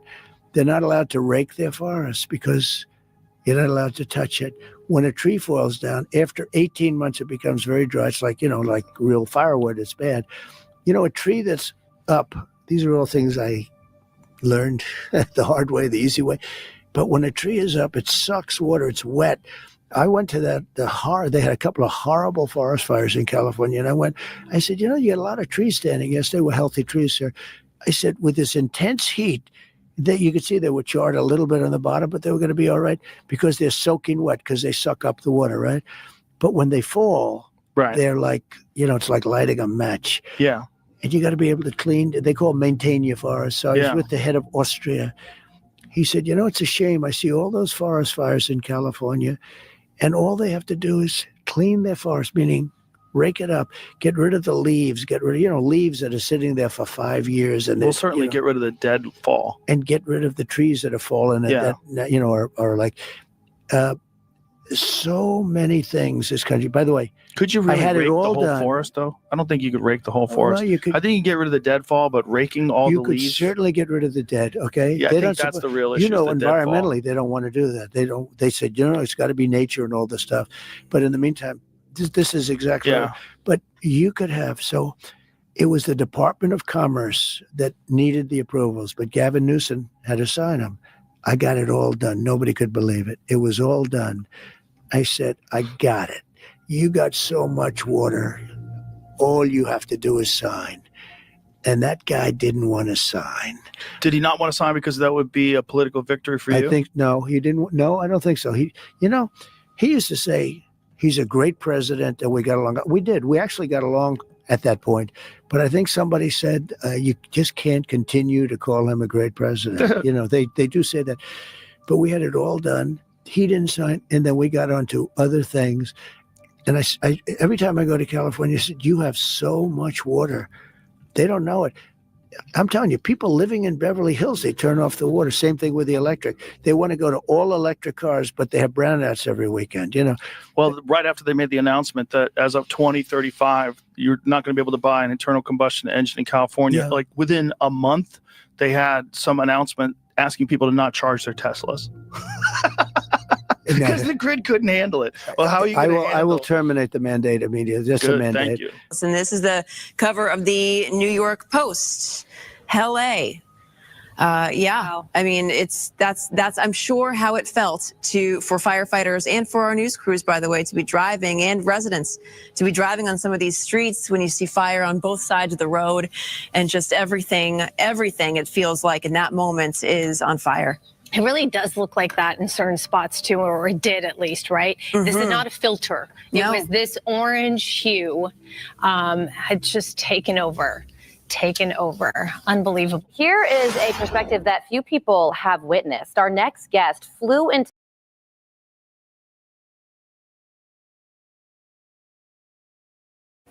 I think we watched that bit. Yeah. Keep bringing it down because you've got loads of adverts in between each bit of it. Yeah. Right, let me just quickly play a tune for you guys. 1 second. I got a feeling that tonight's gonna be a good night. That tonight's gonna be a good night.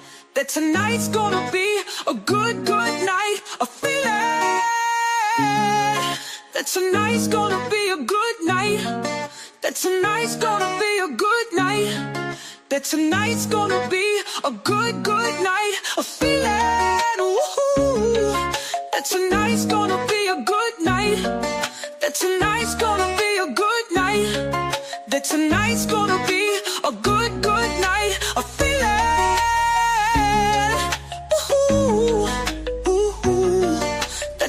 tonight's gonna be a good night. That tonight's gonna be a good night. Tonight's the night, let's live it up. I got my money, let's spend it up. Go out and smash it, like oh my God.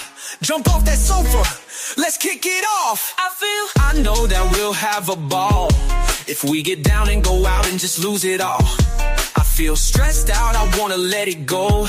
Let's go way out, spaced out and losing all control. Fill up my cup, mazel tov. Look at her dancing, just take it off. Let's paint the town, we'll shut it down. Let's burn the roof, and then we'll do it again. Let's do it, let's do it, let's do it. Let's do it and do it, and do it, and do it. Let's live it up, and do it, and do it, and do it, do it. Let's do it, let's do it, let's do it. Cause I got a feeling, woo-hoo, that tonight's gonna be a good night. That tonight's gonna be a good night. That tonight's gonna be a good night. Everybody's gonna open up the channel. Anyone wants to jump up and join us? That tonight's gonna be a good night. That tonight's gonna be a good night. Tonight's the night. Let's live it up. Let's live it up. I got my money paying. Let's spend it up. Let's spend it up. Go out and smash it. Smash it. Like oh my God. Oh my God. Jump off that sofa. Come on. Let's kick it off. Fill up my cup, drink, mazel tov. Look at her dancing, just take it off. And do it, do it, and do it, and do it, do it, do it, do it, do it. Let's do it, let's do it, do it, let's do it, do it, do it, do it. Here we come, here we go, we gotta rock. Easy come, easy go, now we on top. I feel the shot, body rock, rock it, don't stop. Round and round, up and down around the clock. Monday, Tuesday, Wednesday, and Thursday. Friday, Saturday, Saturday to Sunday. Get with us, you know what we say. Party every day, party every day. Ain't no feeling, woo-hoo. That tonight's gonna be a good night. That tonight's gonna be a good night. That tonight's gonna be a good night. I feel it, woo-hoo. That tonight's gonna be a good night. That tonight's gonna be a good night. Fucking woohoo. BNC Records, yeah.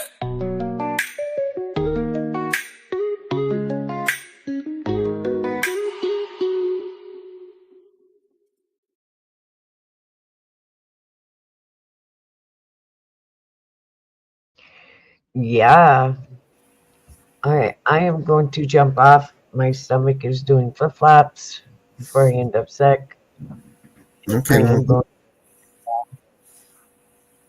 Good night, everybody. Good night, Walter. Night.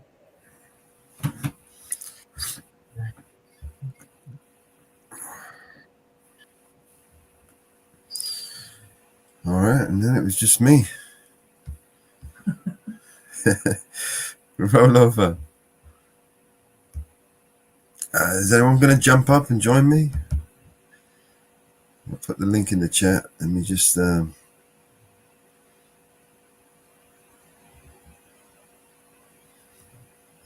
if I can find you a new song. There we go. There's a bridge and there's a river that I still must cross as I'm going on my journey. Oh, I might be lost. And there's a road I have to follow. Take your time, place I have to go.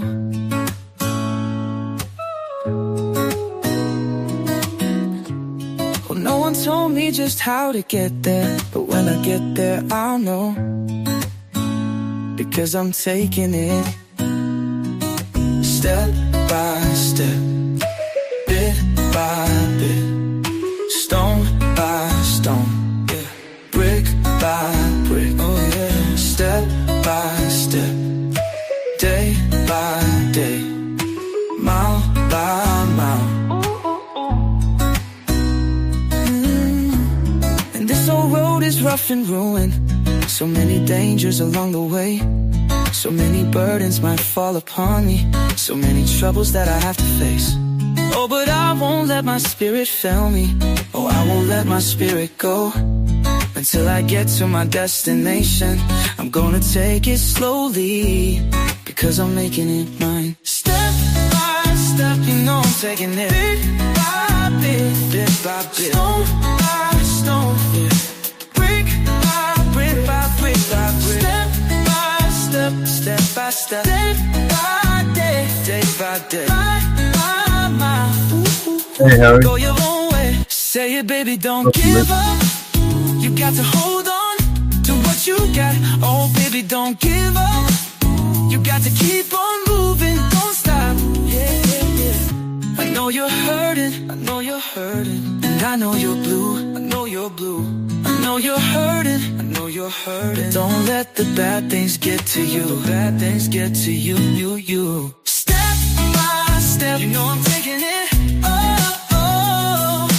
Bit by bit, bit by bit, come move. Stone by stone, by stone, day by day, by brick, mile by mile. Go your own way. Come on, baby, got to keep moving. Come on, baby, got to keep moving. I'm taking it step by step, bit by bit. There you are. Come on, baby, got to keep moving. Can you hear me now? I can hear you. I don't know, my StreamYard's been acting weird. I should be able to hear you now. Turn this bloody music now. Yeah, no worries, man. Yeah, I don't know, my StreamYard's been acting kind of weird lately, so. Yeah, it will do.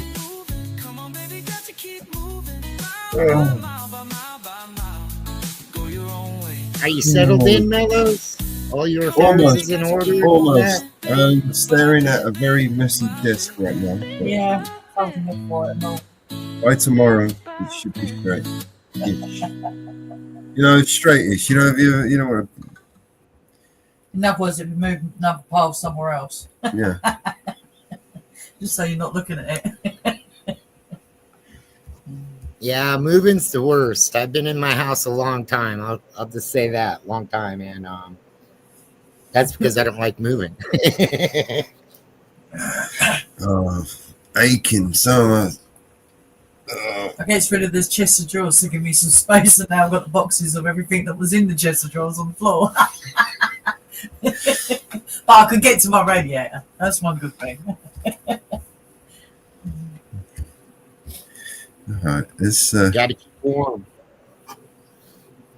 Yeah, it's nice and warm in here. A lot warmer than the other place, too, that much. Yeah, now you're noticing it more, because you can move a bit better. Aching. Not curled up in the corner somewhere, are you? Oh, so how you doing, Harry? You been out and about? Yeah, I did a post office audit, and then yeah, today it's on my channel. I did a post office audit and a couple other things, but yeah, you can share anytime you want. I mean, Mellows. Sorry, I was looking at the chat. You're better looking than Inferno, huh, Mellows? Yeah, so yeah, anytime you want to use that time. I spent a lot of money on it. It's for the people, not for, at the end of the day. That's what my channel's about, community.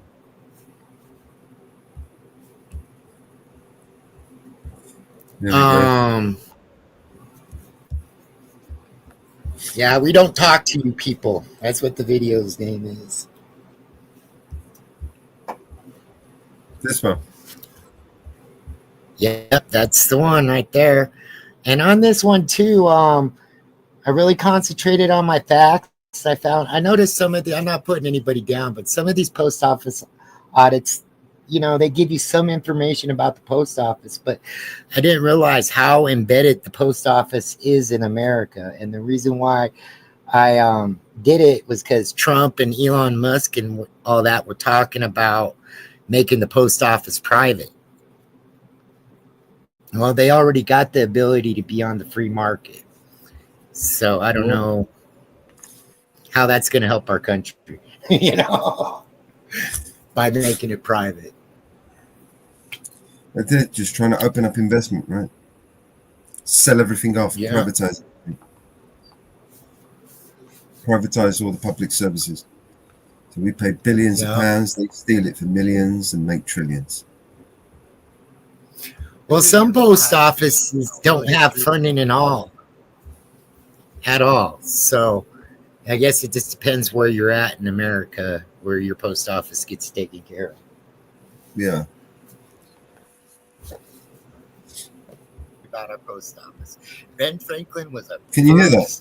Postmaster General. Now, Ben It's a Franklin little was low. most known as a ladies' man. He did love his ladies, and I'm sure we'd love his picture in our pocket. More of it on the $100 bill, y'all. Ben Franklin was a slave owner. He saw the errors of his ways, and he started a society called the Abolitionist Society. We're not free unless everybody's free. Supposedly, this is our first post office in 1692 in Massachusetts, Boston area. Here's another picture. They have made it into a museum now. You decide. Mail delivery in the United States has most definitely been a challenge. We've always found innovative ways to deliver our mail over the years. In World War II, there was a company where the mail wasn't getting to our troops everywhere, and people were distressed. This company right here, African American women, stood up to the plate despite hate, diversity, and racism. They stood up to the plate and did their jobs. True American heroes. If our post office would act like these ladies, I don't think there would be a problem at all. But hey, shout out to our vets and these ladies for bringing the information to their families. Set a lot of hearts at ease. Again, innovative ways over the years. Here's an electric vehicle that takes fossil fuel to run, but the post service continues to find ways to deliver our mail. Now, I won't get too much into this, but since the 1970 Postal Act, inducted by Richard Nixon, post office has the right to be in the free marketplace. Stamps, cards, and even a Monopoly game, you all. Right here, post office Monopoly. I wonder how many times this board's been thrown. Now, the reason why I'm doing this story is President Trump and Elon Musk has suggested that we privatize the United States Postal Services. There's a lot more questions I have, like what legal authority does the post office have? Even I've heard that we can file our family court papers because they are authority. This I do not know for sure. We're going to do more stories on the post office, but they do want to privatize the post office. How will that affect us? What will that do to us as a country? I don't know. I do know that the post office has a seat on the board of governors for sure. So they most definitely, mail delivery is not a constitutional right, but they're most definitely embedded in our Constitution. More to come on this. Here we go. Here's the video, guys.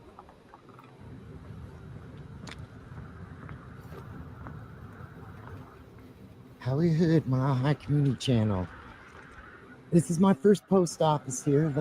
East Lake is the neighborhood. Thornton, Colorado.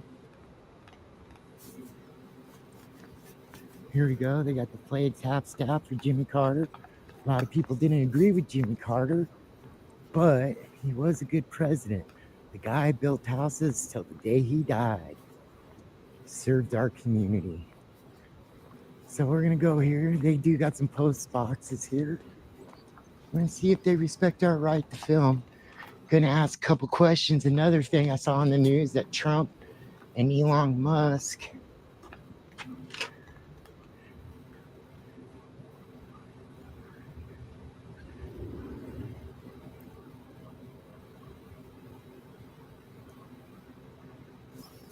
want to make the post office private, but I saw President Trump can't do it off executive order. Has to be voted in by Congress.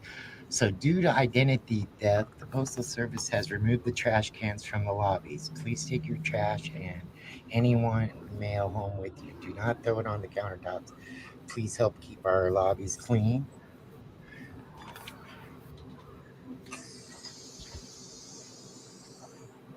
So again, we're in East Lake, Colorado.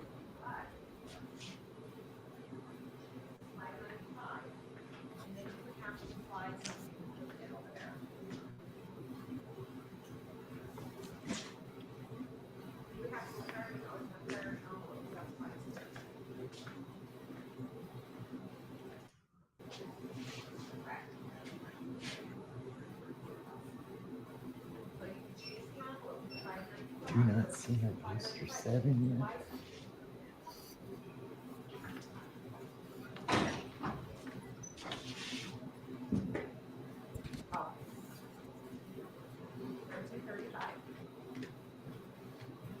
Inferno. Oh, what's up, man? Mellows. Hey, Bruno. Welcome to the y'all? panel. All right, thank you, man. How y'all doing? Good, good. Sure, man. Yeah, let's check it out. Good.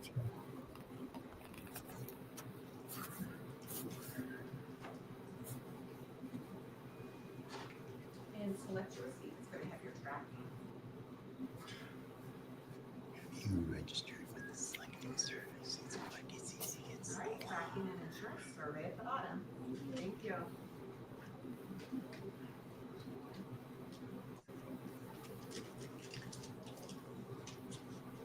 That sign interested me because I registered for the draft in the 80s. It's dedicated to William Clinton, president. He's the postmaster. Hello, You're ma'am. not allowed to videotape in Yes, here. I am. You got a poster 7 in here, correct? No. Well, I'm an independent journalist, and here we go. Right here, conduct of postal property. Not here for trouble. There's a news reporter. I'm a news reporter. What do you feel about Trump privatizing I'm the not post talking office? to you about that. Oh, man, why do you got to make it a bad one? Why can't we just be good to the world? We don't discuss anything with you guys. Oh, you don't discuss it? Us guys. Who's us guys? Reporters. Oh, boo. Come on. Believe in the Constitution, right? I'm not here for trouble, ma'am. There's no reason to be hostile. Do you know who the first postmaster was? Okay, these guys, they want to be difficult. Right, here we go. We're not going to stay too much longer, unless they call law enforcement, and then we don't run from law enforcement. They would not answer the questions. What do they feel about privatizing the post office?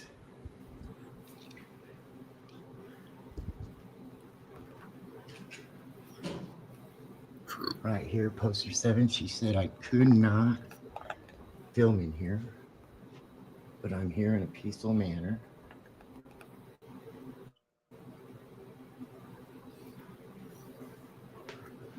Well, we know East Lake Post Office, they do not like questions, they do not like being recorded. I am here for news purposes.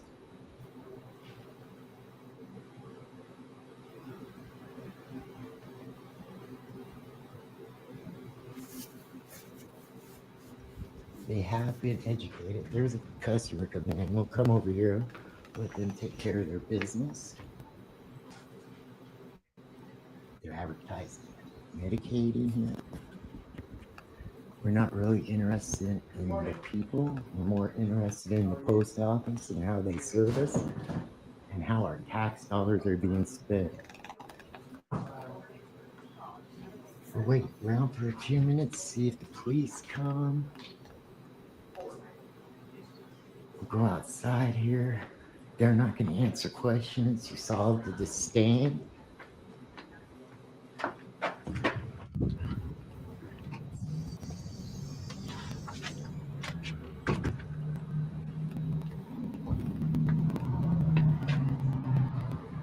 So, Do not rob a post office. You'll get 25 years in prison. They got handicap parking. They got the flags half mast. We'll go around this way. Again, our tax dollars go to this. And you saw the disdain at the post office here at East Lake, Florida, Colorado. We don't talk to reporters. Anyway, guys, here's my first post office. We'll hang out here for a few minutes. Make sure. So it was always a postal service, but in 1970, Nixon, the post workers went on strike and Nixon indicted. Now, don't get me, sometimes I got to read things 3 times, but it's called the United States Postal Act because the postal workers went on strike, and to prevent it, the UP, United States Post Office, was indicted in 1970, brought into effect in 1970. East Lake, it's a nice community. They get Davis-Bacon wages. They got the right to be a business and support themselves. But here we go. The lady said we're not allowed to record, so we'll wait. See if the police come. We'll give it another few minutes. Here we are, East Lake, Colorado, you all. Nothing major. We won't get that lady. We're not interested in the customers. We're interested in the service of the United States Post Office. She did not like us. Let's see. No cop, no law enforcement.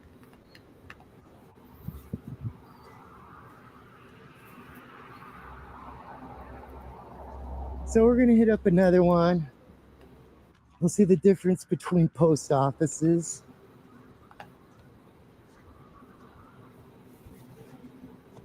We got some gawkers out here. This is a conservative community. Again, the news ain't going to bring it out, but we'll bring it out. Independent journalists. There you go, post office. Got people in and out. We don't talk to you, reporters. Boo, East Lake Post Office. Tell me what you think, guys. They're on our tax dollars. They could have used this camera to bring out their grievances to the government, make the post office privatized. But, next time we'll see the police come. She said we did not have a poster 7. I went right up to it. Rules and conduct. Thanks to the other free press stations that went in the post office and the education. Now, Eagle Nick in Dalton, Georgia, was arrested in a post office. He was charged through his county in his local jurisdiction, where it should have been government federal. They trespassed him for a year. He served, can't remember how many days in jail, but quite a few.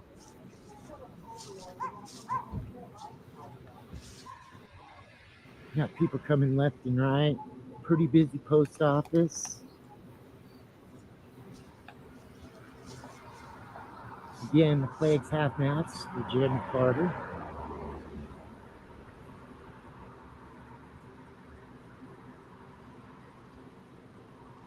Now, I'm not interested in pissing off the people, so we'll leave them alone unless they come up to the camera. And of course, we're going to ask them the question. Do you think the United States Postal Service should be privatized? Elon Musk and Trump's talking about it. We'll go from there. We're going to let some cars go.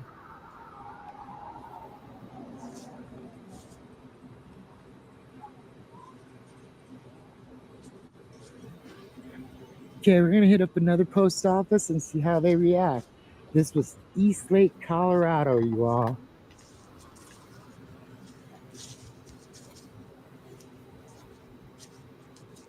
Let's get to my car. keep it recording until I get to my car. We kind of waited for law enforcement. Oh, we got Fido over there. We'll hit up another post office and see if their conduct's any better. It's like, yeah, I was thinking if post offices are privatized, wouldn't it cost more? Like a UPS and all that. It would cost more. The prices will definitely go up. I guarantee you. Yeah, for sure, right? Well, this the only thing that's a guarantee is the prices will go up. When Mr. Trump takes office, he's going to do a lot of spending, right? I mean, he's going to buy Greenland. He's going to take back Panama Canal. He's going to change the Gulf of Mexico into the Gulf of America. He's going to do a lot. Oh yeah. He's gonna the trade deficits, his trade wars. He's gonna when he does trade wars, right? It means everything goes up, right? All the prices go up. If he takes over the Panama Canal and starts putting trade, does a trade war with China, everything comes from China, man. Yeah. So. What are we gonna do now? Manufacturing. We killed manufacturing over here in the UK. About 20 years ago, 30 years ago. Oh, that's true. In the US, kind of the same. We outsourced it to Eastern Europe and China, and Asia. Yeah, I think the US is a little more capable of maybe trying to manufacture again, but will they? This is the problem, right? With manufacturing, it's a long process, right? It's not just whip up a warehouse. It's the infrastructure, the machinery, the training of the people to use the equipment. All of these things takes time. To set something up like that. A 10-year project minimum. Government bureaucracy stops a lot of businesses from doing stuff like I worked in this goat cheese and milk I don't know if it's a refinery, but these people, we were in there adding all this stuff, and literally they had one sink on one side right there. The health inspector came in and made them add another sink to wash their hands. Either way, I mean, I didn't see the sense in it. The place was sterile. It had to be. And there's a lot of these government agencies like code enforcement. The tax man wants his part. So that's another problem with industry and stuff. Yeah, OSHA too. OSHA has their hand in everything. Getting a piece of the pie. And we need safety. We do, but yeah, OSHA's. I mean, to me, and I've seen them come on job sites. And it's kind of like Darth Vader and the stormtroopers coming in, and there's these. You can see the one in charge, all these people with these notebooks and iPads and everything, writing everything. It's just horrible, and we need safety. But again, they're coming in for their part of the money, and see where we can find them. That's all it is. Yeah. See what they can get. And then another thing too is. It's not going to be so easy for them to privatize the post office of what I'm reading. I don't want to say a lot because I haven't really intaked it and comprehended it all the way. But most definitely, the post office does have legal authority in the United States. I mean, more than we just know. It's the authority. What are you talking about? The authority is the cornerstone. It was the original authority. It's literally the cornerstone of all. Basically, the Communications Act, right, is based on one of the foundational laws that they created, right? Right. Yeah. I mean, basically, the whole point of the government, right, is. Was hinged on these laws and these responsibilities and duties to ensure that these things were these services were readily available to every free citizen, right? Yep. You post a letter and make sure that you're, especially during the wartime, it's a big thing during the wartime, to make sure that your letter got to your loved one in the front line or something. Do you know what I mean? Oh, yeah. So this is one of the duties and one of the responsibilities and one of the reasons why we have a fucking government, right? Sure. Yeah, absolutely. Yeah. They got their own agendas. Again, and like with them having a seat on the board of the governors and stuff like it, it's going to be really hard for them to privatize the post office. It really is, and especially they will privatize the post office just like they did it over here in the UK. They will privatize. If they say they're going to do it, they're going to do it, right? When what will happen is you'll get some pushback, right, from the states. So not everyone will go privatized, and then one by one they're all for, because it's all about the money at the end of the day, Yeah. It's like, well, this is better for this and that, and so yeah, as long as you get the dirty, corrupt person at the top willing to take backhander, it's going to get done, the Gavin Newsoms of the world. Yeah. What I'm really surprised about, though, is with technology and everything. I mean, nobody sends letters no more. Like, you can remember when letters were really important and you were so happy to get them. And even some families would, like in wartime, they would get together and read the letter from the family member abroad and stuff like that. Huge, yeah. So, but people do rely on the mail. What's that? People do rely on the mail now more than ever. So I think so, right? And probably in some ways. I mean, everything's online shopping, fucking. You don't have a mail system, mailbox, mail system, and a postman. You're pretty much just screwed, man. I mean, think about it. We are talking about North Korea. But a lot of that is privatized too. You order something from Amazon, it's contractors to deliver it and stuff, Can they go a postman over there in North Korea? I guess not. Yeah. I guess not, do they? Right. I never thought about that. Yeah. They don't have people to spread news and spread right. Spread all those Send someone a birthday card. Nobody sends birthday cards anymore. All right. Well, then let's just do away with the government. I mean, shit.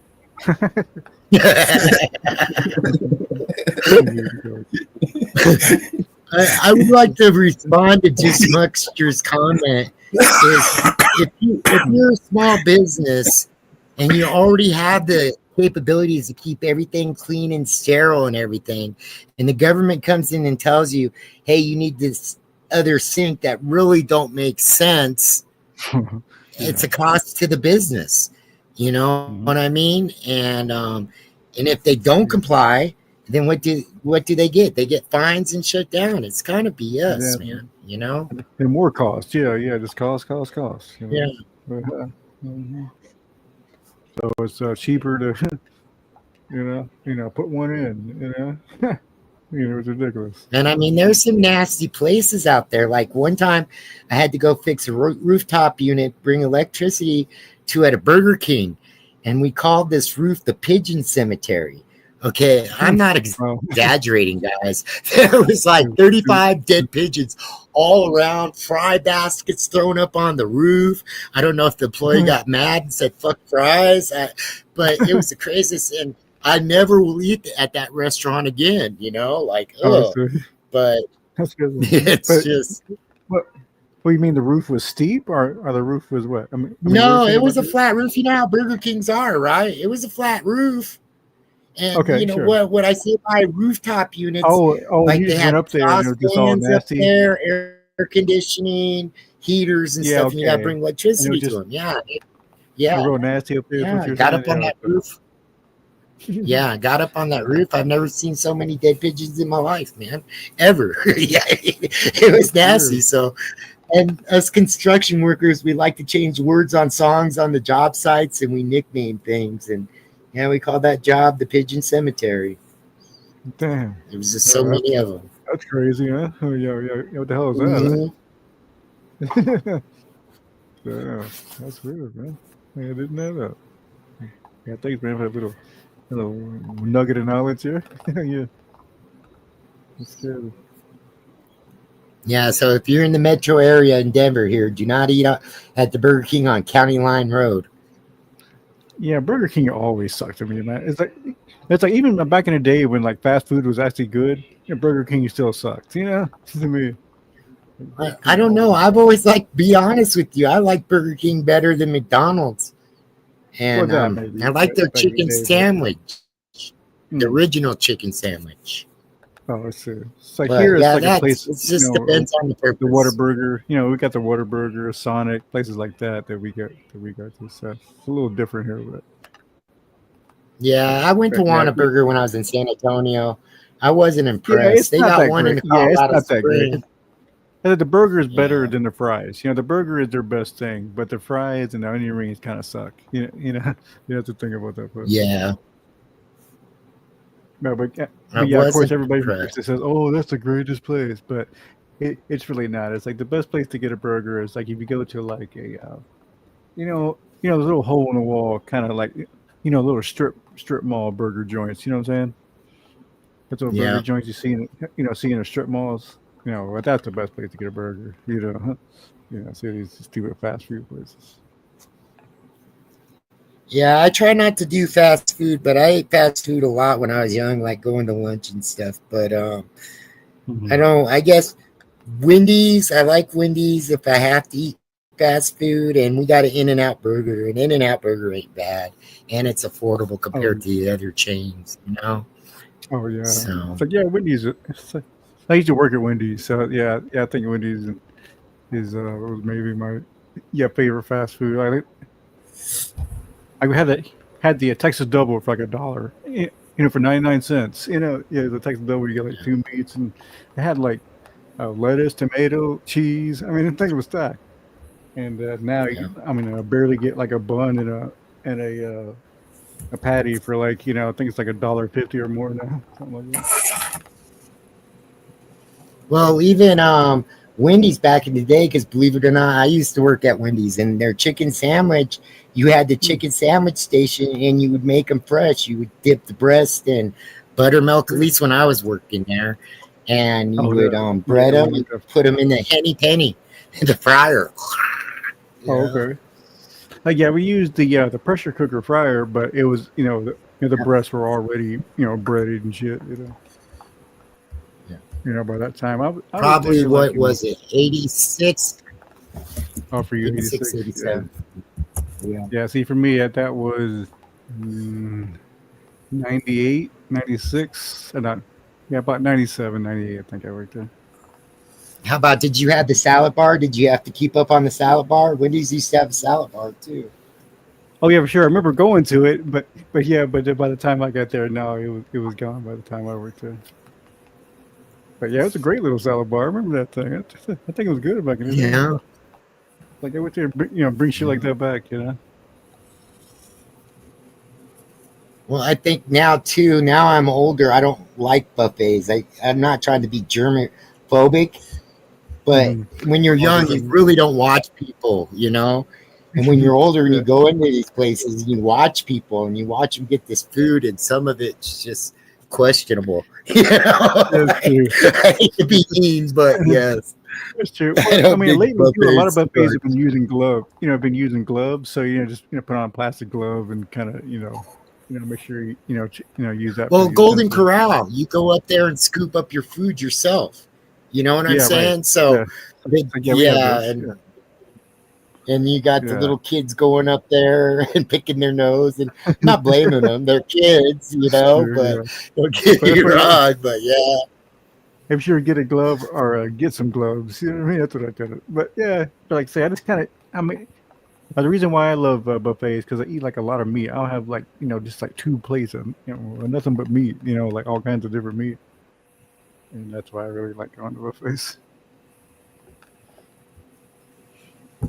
Yeah, again, well, I guess at the Golden Corral, the guy gives you your steak. Like the kid can't touch his booger finger on the steak, but right. the other stuff, and they're like, Mom. Yeah. But then the ice cream bar is always a fucking mess. Oh yeah, but you got to remember, I mean, you know, our bodies are pretty resilient to a lot of bacteria, and it's kind of good to be exposed to some stuff. You know what I mean? It kind of builds up your immune system and shit. You know. I get it, but I don't. You know, I do. You know, I'm not knocking anybody, but again, I mean, as the older we get, and I'm sure you do, when you go out, you kind of people watch, you know, seeing people's reaction. Yeah. But if you and think you're sitting there at a restaurant, I think the first thing I do is when I walk into a restaurant, I start looking at the electrical, you know, just saying, oh, wow, look, that's nice work, that's shitty work. And then I start looking at the food, then I start looking at the people, you know.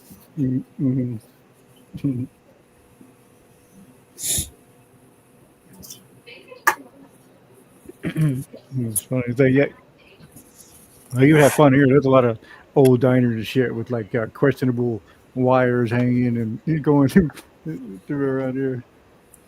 It's funny. Yeah, the 1950s stuff going on in there.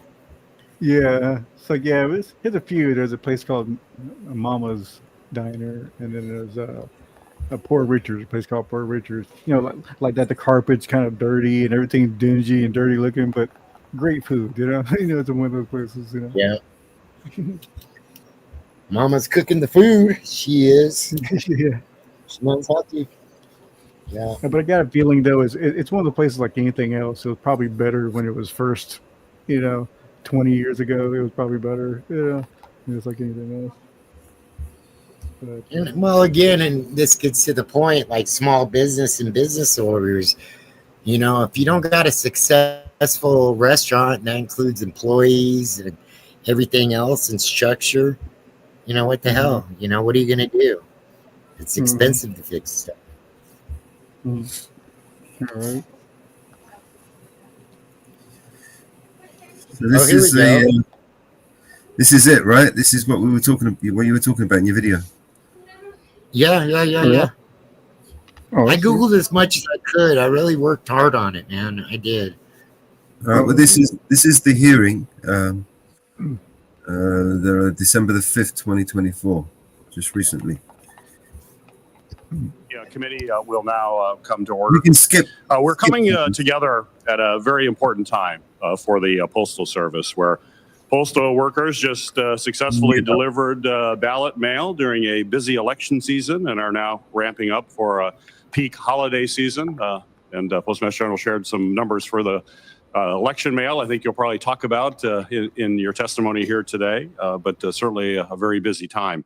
And I certainly appreciate Postmaster General DeJoy for being before us here today to answer questions about the Postal Service operations, finances, and its services to the American people every day. One key issue we'll discuss today is the Postal Service's proposed service changes, which are currently under review by the Postal Regulatory Commission. We will continue to examine these plans and their potential impacts on constituents, as well as their implications for Postal Service finances.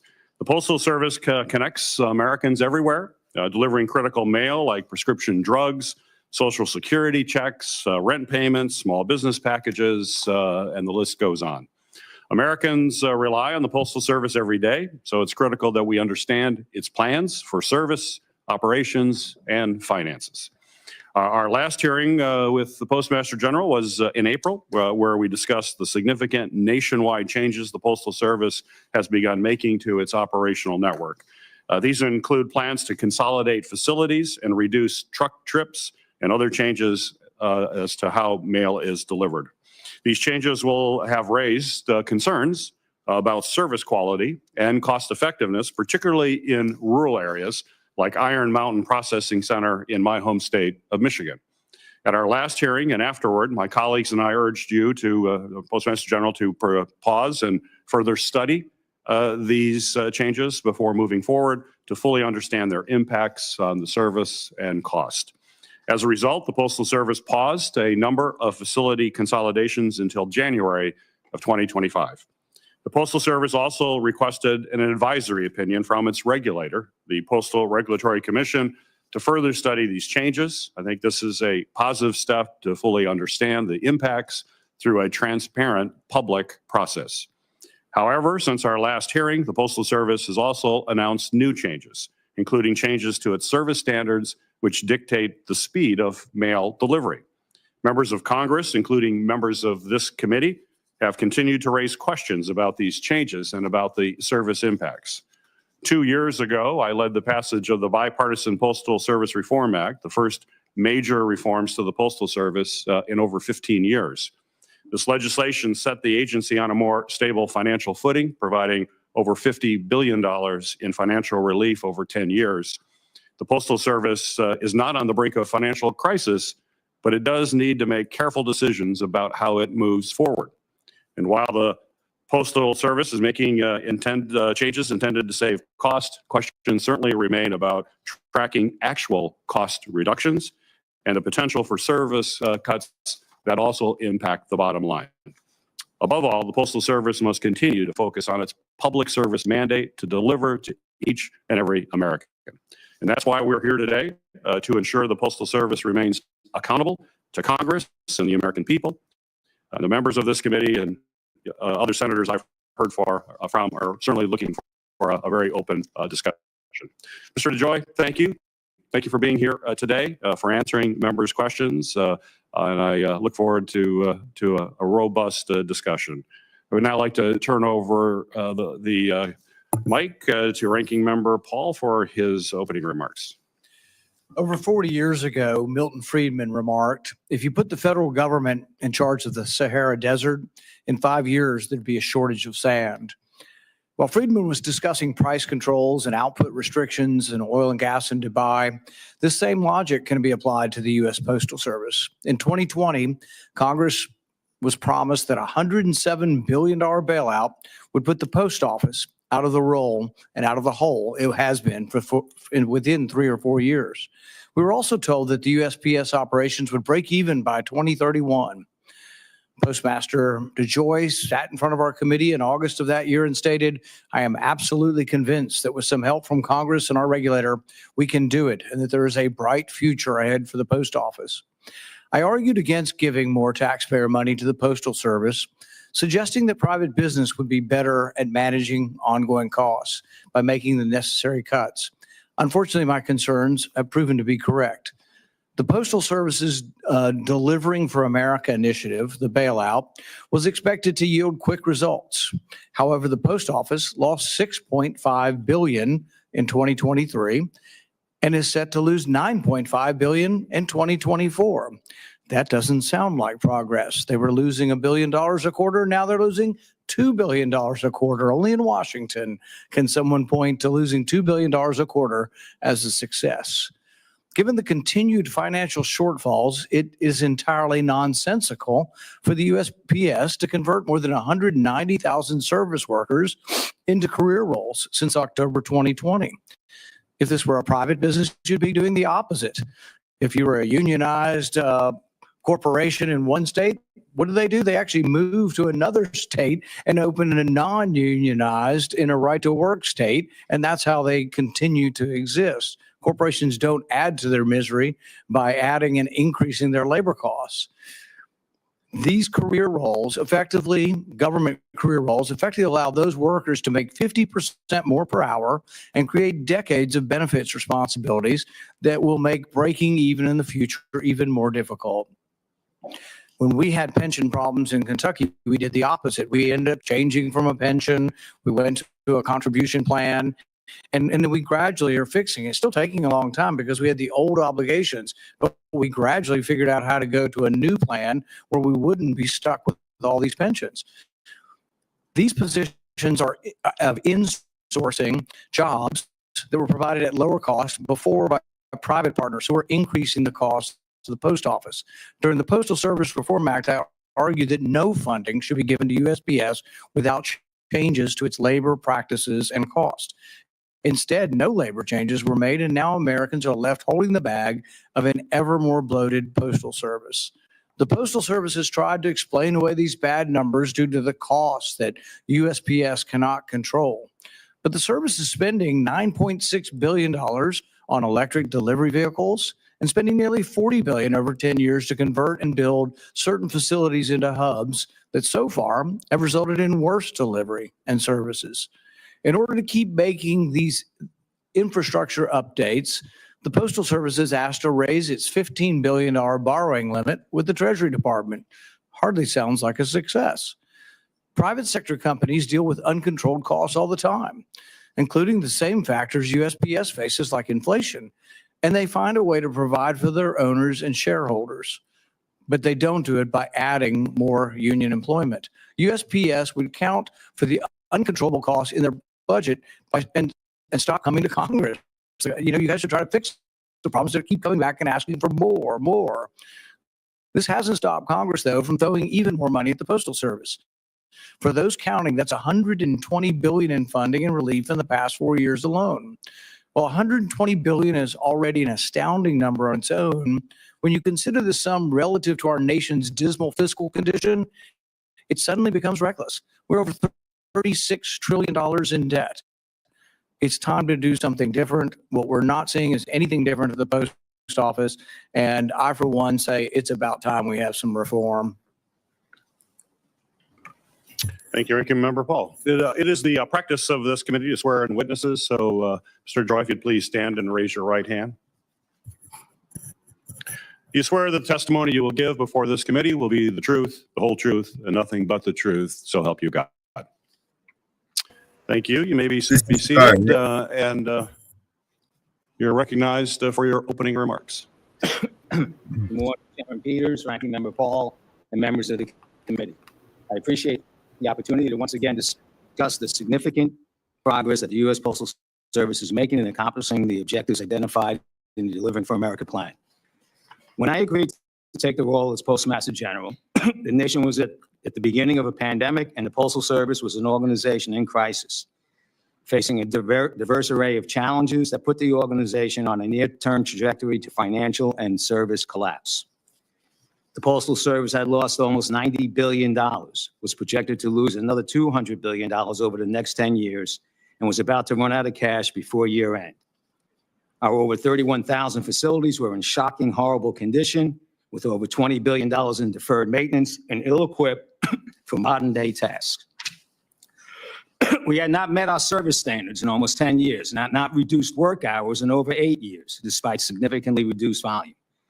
We had billions of dollars of self-inflicted wounds from poorly evolved package products and had an organization and operational strategy that had long ago become dysfunctional.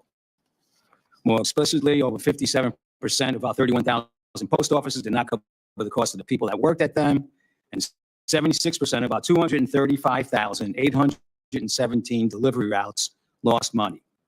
We ran 55,000 trucks a day, 70% empty, and had 4 different networks operating at significantly low utilization, wasting billions of dollars. This all came to a head in the peak season of 2021 when we were overwhelmed and dramatically impacted service throughout the nation for many months. This was the dreadful condition and trajectory of the Postal Service prior to the DFA, and there was no plan anywhere to do anything about it.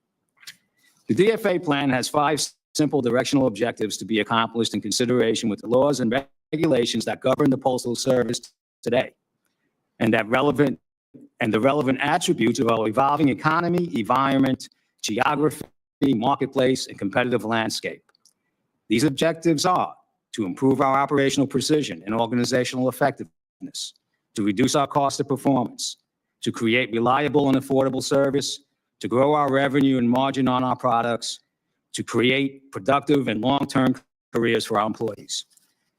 These initiatives and the commitment to this transformation has been embraced by our whole organization, and the pace of change and accomplishments are impressive. We are a different organization today, and I'm impressed by the talent and tenacity of our people as they work hard to make the Postal Service the best in commerce and public service for many years to come. A unique opportunity we have, and as the Congress intended when they created us. However, times have changed, and so has what it takes to be that entity that Congress intended. And while we have accomplished a great deal, we are at the beginning of an ongoing journey to evolve with the nation rather than lag behind. In the past, the inability and unwillingness to make the necessary changes when required is what had caused the condition and trajectory of the organization when I arrived To understand the full picture that the advisory opinion contemplates and solves, I refer you to my written testimony. However, in summary, we have prepared a comprehensive proposal that has been responsive to hundreds of questions asked of us by the PRC and other parties. Let me share some key points as a foundation to help set aside the fears and misunderstandings that seem to surround the PRC advisory opinion. The changes we propose are to the collection, not the delivery of mail. In fact, we expect delivery times for most mail to improve. Your constituents receive far more delivered mail than they send. And to further isolate the impact of our proposed change, it is primarily single-piece first-class mail to which we propose to modify the collection schedule and only by a matter of hours. In the last 25 years, the volume of first-class single-piece mail has plummeted from 57 billion pieces to 12 billion. Yet the chaotic, costly, and illogical network we have been laboring under was originally designed for mail, but now must be redesigned to include the increased package volume and redesigned to include the increased package volume over an integrated network. The survival of mail and the Postal Service itself depends on successfully navigating this irreversible volume shift. Although the proposal analyzes volume and distance to propose schedule changes in the collection of single-piece mail, it is not a proposal that primarily impacts rural communities. The savings and operational efficiencies achieved here are substantial, and I assure you are necessary to preserve the universal service obligation. The very mandate that policymakers fear is being called into question is what we are in fact saving. Please note that any service adjustments fall within the existing 2- and 5-day service standards, and that the proposal introduces standards that are relatable to our customers and that they will be based on the 5-digit zip codes we are familiar with. The changes proposed create from a network of massive chaos and redundancy an integrated mail and package network as required by the recent postal reform legislation, thereby correcting for poor operating practices and enabling us to compete for new revenues and survive. In addition, the letter of invitation I received for this hearing requested that we also discuss transparency and accountability responsibilities we shoulder. In my written testimony, I've detailed for you heavy transparency, regulatory, and accountability burden under which we labor. It is detailed in testimony and the weighty attachment that reminds the reader that we are not a typical government agency. We are self-financed and independent establishment of the executive branch. We must operate in many ways like a private business, as we have, and we have many competitors. We also have many layers of regulation and oversight that would cripple a private company that also had our scope and our public policy mandates. This has significance as it has paralyzed the Postal Service of the past and a contributing reason why we are in the predicament we are in.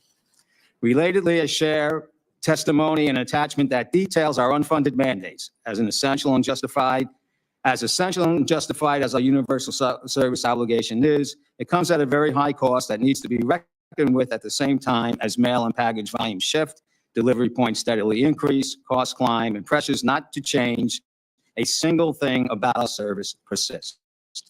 I welcome the opportunity to educate the committee on our plans to move the organization forward. I welcome you on that journey. Thank you. Thank you. So, Mr. General, in September, I asked for your commitment to report to this committee on how the Postal Service has substantially and substantively considered the Postal Regulatory Commission's input on national changes that are going to be made to the network and to service standards. You committed at that time to provide comprehensive responses to any PRC recommendations. So I'd just like to follow up on that, if I may, sir. Will you provide this committee with a copy of your comprehensive response to each of the PRC's recommendations when they come out? Yes or no? I don't see why, unless there's some regulatory reason or not to. We will submit our responses to the Postal Regulatory Commission, and I think I'm happy to send you a copy of our responses. So you'll provide that to us? Yeah. Appreciate it. For each PRC recommendation, you will provide a detailed explanation as to whether USPS will implement the recommendations as well? We will answer the responses comprehensively. So To the extent, including we asked to the degree you will implement or not. sorry. Including the degree to which you're going to implement or not implement going forward.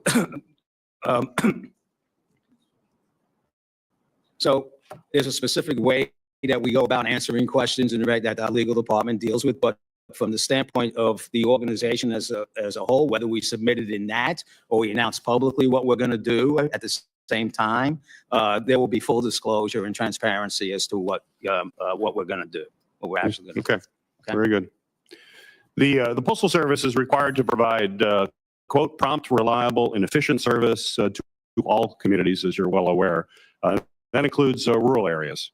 Rural Americans, like my constituents in the Upper Peninsula of Michigan, rely on the Postal Service to promptly deliver Social Security checks, rent payments, all sorts of critical mail. And the Postal Service has announced service standard changes that would significantly impact rural mail. Based on the numbers the Postal Service has filed with the PRC, your plan is to slow down 68% of single-piece first-class mail in rural areas, and that compares to 34% in urban areas. You would slow down roughly 15% of rural mail and upgrade only about 3% of it. These are necessary deliveries for these communities. It would come late. So my question for you, sir, is how does the slowdown of rural mail, if implemented, comply with the Postal Service's obligation to provide service and prompt service to all communities? So I'm not familiar with those numbers that you cite. First off, delivery of mail to rural areas and to all areas will not change, and in many cases, in a few cases, about 10 or 15% will in fact improve. Delivery is not being affected. Okay, we are talking about the collection process of single-piece first-class mail only.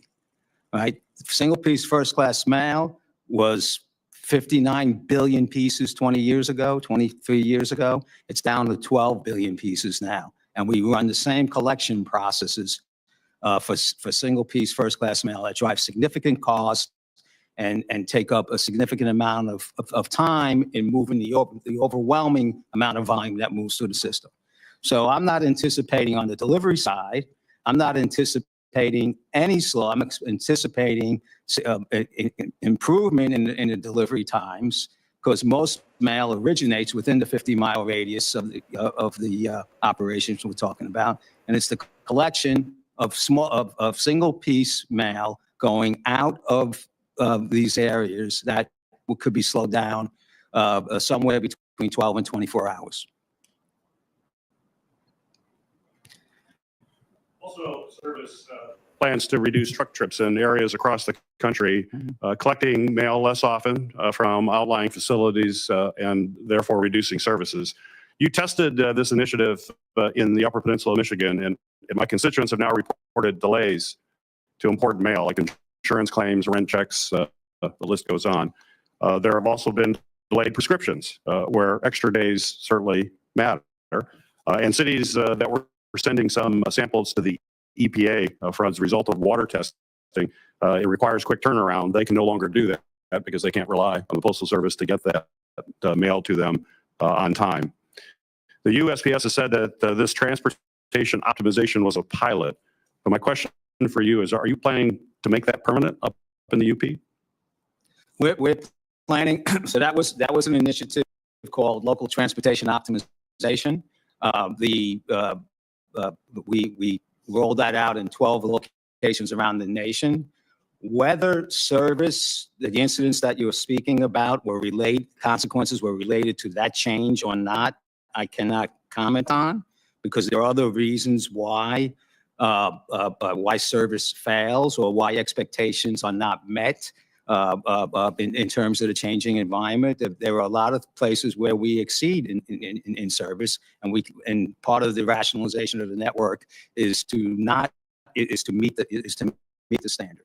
But LTO, we went back and looked at it, and it was not consequential enough and executable enough to get the amount of cost savings that we needed, and we've changed to the more regional approach that we're taking, going forward.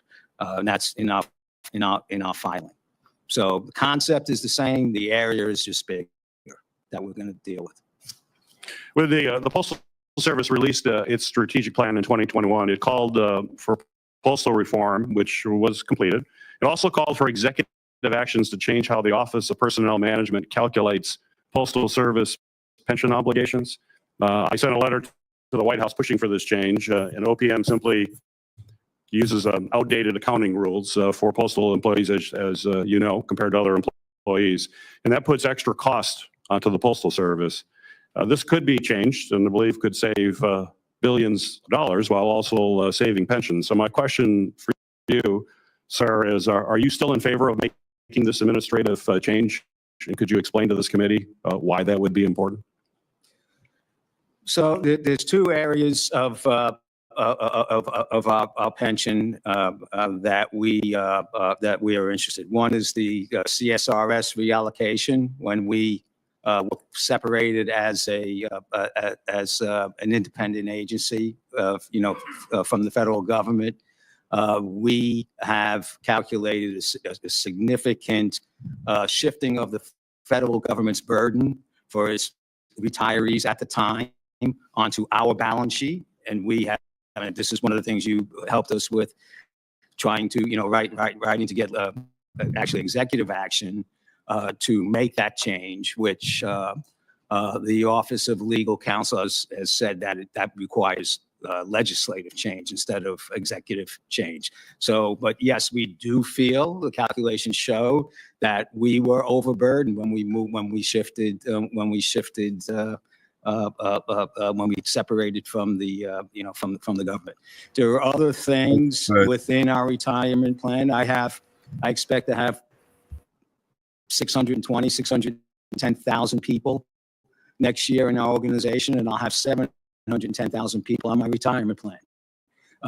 There are things within our investment structure that are killers, to us.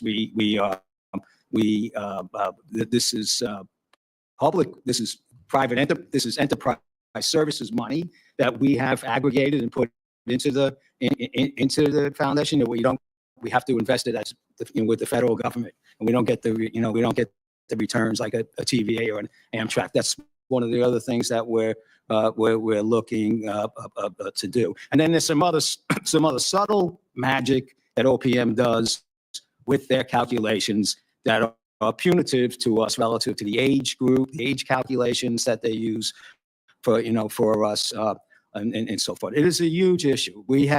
It was 80% of our loss this year. In my projections to break even over the last 3 years, we had an additional $10 billion of bills from the federal government on our on our retirement plan that we were not expecting, and were well above the projections in the thing. It's no different than any major corporation that found themselves in these particular constraints when they had defined benefit plans. However, in some cases, they're able to raise their prices and so on and so forth, or do their investments so it concurs with the changing marketplace. We had nothing available to us. We could not raise our prices effectively for the changes in the economy, and we could not rationally put investments with regard to meet that obligation. So it is an obligation that will continue to be detrimental to the survival of the organization. Thank you. Ranking Member Paul, recognized for your questions. You mentioned in your testimony that the post office is different than other areas of government, that it has to operate like a private business. You also mentioned that about 80% of the volume of first-class mail has gone down over time. Can you think of a private business where 80% of what they're, doing to make money is going down in volume that would actually increase their employees? Yeah. So, Senator, you keep asking. I mean, I didn't make the laws that organize the United States Postal Service. Okay. I came in, as I said, to the condition that we had, and I'm trying to fix it. Now, you exaggerate the hiring aspects. I am 20,000 people less in employment today than when I walked in the door. Okay, burned 50 million less work hours over last year than we did the year I walked in the door. Is there more or less work being done by contractors versus government employees? That's a good point. I was a contractor in that industry. And again, I walk into the situation I had. The contractors that we had and the contracts that we had in the locations that we had were detrimental to the organization. So I had 2 points to get cost out. Do I shut down all my operations where all my people are? Or do I bring in these contracting operations? I have changed huge contracts, from a priority mail system. But I know of no one in private practice or investors who, give advice through a corporate board who would say, you have a declining business model, we're going to increase the numbers, but then when you have a choice of hiring contractors that won't be paid the same wages or pension benefits or healthcare benefits that you pay your employees, you're up 190,000. You've insourced 190,000 jobs. And it's just sort of inexplicable.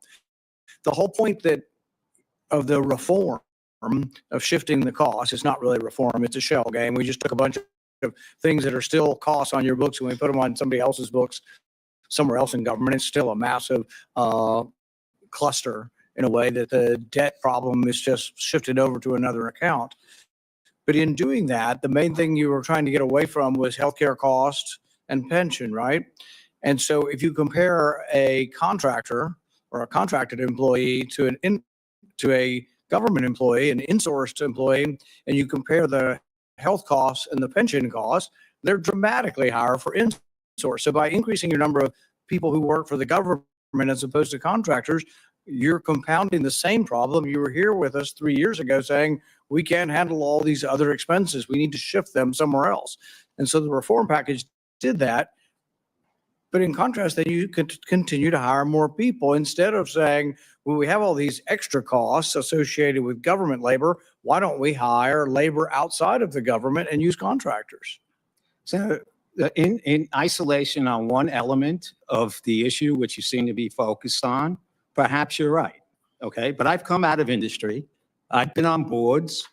I built an organization in this similar space with 20,000 people, worked in an organization with 100,000 people, okay, and have walked into a situation that had varying activities going on inefficiently across its operation. But I would argue you would have treated your own not business converted differently. 140,000 people to full-time. Your business was successful, though, not by doing the decisions you're making now.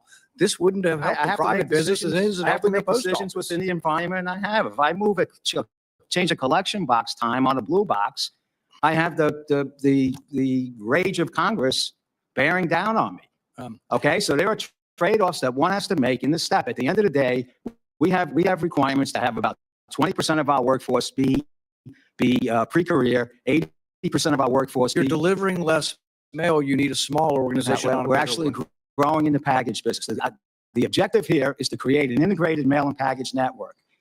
An integrated mail and package network means less places, less contracted places, less of our own places, and putting people. It's hard to point towards success when the debt last year was $6.5 billion and this year's $9.5 billion. That doesn't look like success under any sort of metric. That looks like it's getting worse. If we spend, and the reason why labor is an important part of this is it's estimated that the labor is 80% of the cost of doing business for the post office. For UPS, which is unionized, but a private union versus a government union, it's about 50%. For FedEx, who's non-unionized, the cost of labor to the business is about 38%. So there are cost savings by being outside of government unions, frankly. Even private unions have some cost savings. But when we have a hole and we see a problem, we try to change it. Like, we have a pension problem in Kentucky. So we just simply said the new hires would not be in the pension system or get a different deal. We understood that the previous hires would have to get their pension. The new people would come under a new contract, and we'll dig our way out of the hole. And it's going to take us 20, 25 years to dig our way out of it. But we began doing it by actually offering defined contribution as opposed to defined benefit. You sort of did this in shifted the cost, but now we're getting more people. We're getting more government workers, and that's where the problem originated, was too many benefits to government workers. Now, I don't know that I agree again with that premise that that's where the problem originated. The problem Is labor the still problem about 80% of your cost? Is labor still 80% of the cost? We're still 80% of our cost. So we have a plan to try and make labor to make the labor cost that we have work. Okay, and that means to create an integrated operation. Okay, we have 500 different locations around the organization that we were processing mail, including our contractors. I'm trying to get down to 200. Do you have the ability to hire new people under either a different pension or a different healthcare system, or do you have the ability to hire new workers for the government under a different pension or different healthcare arrangement than the previous? You had to hire them under, it's a deal, the union commands what the structure is, and you have to stay the same, right? Well, the Senate and the House and administrations, when forming the United States Postal Service, made these rules that we have. You're exactly right. Not. You're exactly right. And then when we looked at the reform, that was my suggestion, is if labor is 80% of your cost, you have to do something about your labor cost. Either outsource it, or what you need to do is provide a different alternative through pension or through healthcare. But we didn't do any of that. All we did was the shell game of taking all your costs and sticking it somewhere else. How about we stop processing 20 million packages a day by hand? All right. How about we bought some conveyors? Okay. How about you show us some cost savings? We saved $2.5 billion in costs and $1.4 billion. The debt went from 6.5 to 9.5. That's right. We had 20% inflation and had fixed prices. So did everybody else, but not everybody else in the private marketplace treating their business like a private entity lost an extra $3 billion. So it just isn't a success story, and it's not your fault. What would you like? It's not. I'm not blaming it all on you, but you're constrained by things. But to say it's not a problem, I think, is not to be, just not to be honest with yourself or with everybody else. Well, it's a huge problem, and it's a huge problem, and it's the way government works. And government just doesn't work very well. So we should try to minimize government. One way to minimize government is not to hire more government workers. Make government smaller, hire private workers, because private workers are more subject to the marketplace. And you would say to a private worker, we can't keep offering the same pension we've done for 40 years. We can't offer the same health care that we've done for the last 40 years. I don't think we're doing enough. I think we're going in the wrong direction. My goal is to get the Postal Service workers to operate productively and efficiently. Okay, and that's by giving them the tools and the facilities and the processes and the inspiration to move forward. Okay, and from the standpoint of service and cost effectiveness of the labor dollar, I think there is much improvement that we have made and much improvement that we can get to. There are other burdens around the organization that I agree with you are a tough hill to climb. Okay, but the operational aspects and the growth aspects of the organization, the competitive aspects that it could have deployed 20 years ago, are what we're trying to do now. And while you are all messing around with what the legislation should be, I'm trying to deliver mail-in packages cost-effective in the best way possible, like a private industry would, like a UPS would. That's what I have an expertise in, and that is what my target is operationally and growth-wise, is that the Postal Service should act like UPS and FedEx. With regard to all these other things that you all share responsibility, okay? I'm happy to work with you, like I worked with you, Senator Peters, on getting the Postal Reform Act passed. I'm happy to do that. Let's do it. Okay, but right now, I know what I'm doing with regard to consolidating the organization, trying to move the organization forward to get work hours out, which we have, to get transportation costs out, which we have, right? And to grow the business, which we have. And we will continue down that path until somebody hauls me out of here. Senator Carper, you're recognized for your questions. Thanks very much, and welcome, Mr. Joy. Good to see you. Thank you for your being here. There's several people in the audience behind you that we've worked with in the past. It's nice to see them. One of the quotes, I don't know whose quote this is, but in adversity lies opportunity. In adversity lies opportunity. I'm always, that's one of my guiding principles in life. And the adversity that's faced by the Postal Service, there are opportunities as well. And I think you're trying to seize the day on some of those. There are other, I'll say, competitors to the Postal Service who are in the package business. And they don't deliver mail, but they deliver a lot of packages. And I know you guys are delivering a lot more packages as well. But some of those companies have decided over the last 5-10 years that they want to phase out their diesel engines and their gasoline engines, and but have mail delivered in vehicles that do not create carbon dioxide or greenhouse gases. They've done, and they didn't make that conversion. Those companies didn't make the conversion because they're somehow concerned about the planet burning up, and because of environmental concerns. They did it because they felt that they could actually. There's an economic argument. They thought that they could do this, deliver their products in a more cost-effective way. I think when we passed the big postal bill a year or two ago, a couple years ago, we tried to provide some money for the Postal Service to, as your vehicles are very old, and as you're making that transformation and modernizing your fleet to make sure you're buying some vehicles that could be hybrids, it could be electric vehicles, to save money, and not just because it was the right thing. You're being good environmental stewards. Could you give us an update, please, on the rollout of postal vehicle hybrids, electric vehicles, and some of the challenges you've encountered, and how is the Postal Service finding this transition, both on the economic side and on the environmental side? Yeah, thank you, Senator. So as you said, we have over 220,000 vehicles that are over 30 years old, long exceeded their useful life. Were burning up on the street when I got here. We have committed both to ICE vehicles and electric vehicles, 106,000 vehicles that we'll be bringing into the system over the next 4 years, of which 66,000 of them will be electric vehicles. So far to date, we have acquired. Coming in this year, we'll have about 10,000 electric vehicles coming. Now, it's two sides of that. There's the vehicle itself. We have unique requirements because most of our vehicles have to be right-hand drive as opposed to left, so we can't go commercial off the shelf for many.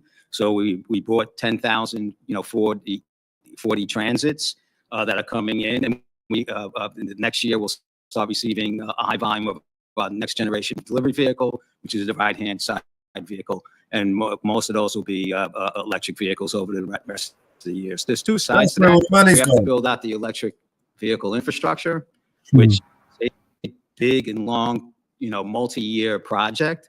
And there's imbalances right now in terms of getting the commercial off-the-shelf vehicles that are specifically left-hand drive into the system. But we should be through that within the next 8 to 12 months to have those deployed. But we are moving forward, as at a pretty good pace. We got the president's sustainability award for rollout of electric vehicles.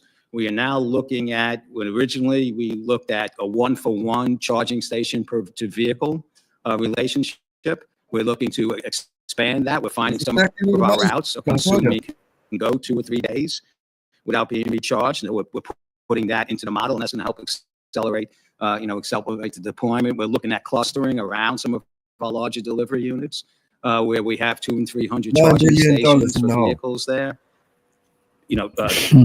Days where we have the ability to do that. So the team knew absolutely nothing about, including myself, about electric vehicles when we got here. I think we're pretty formidable, and we'll rise on that.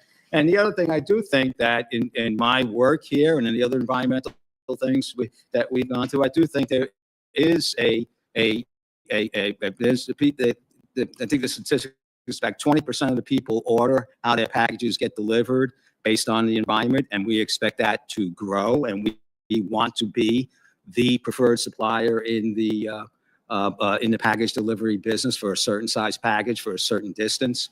And we're paying attention to that in our marketing and in terms of all the other points. Good for you. Yeah, I'm going to have to cut you off just for just a moment here. Well, we vote by mail. One other thing. No. Really I'm running out of time. I'm sorry.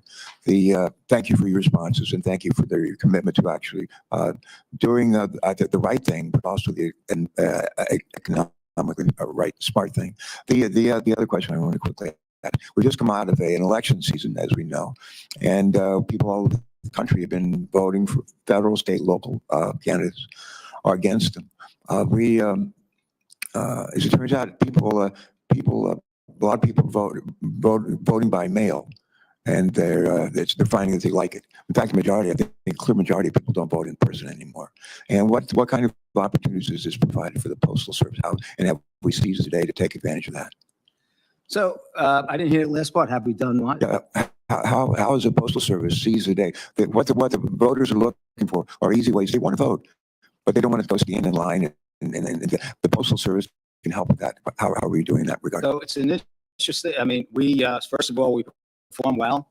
We've just put out a report with 99.8% of the ballots getting, within 7 days, so on and so forth. It was less than in 2020. Voting was less than in 2020. I would say that there are opportunities to make this better, right? We have, we get to a point where where two things can be correct.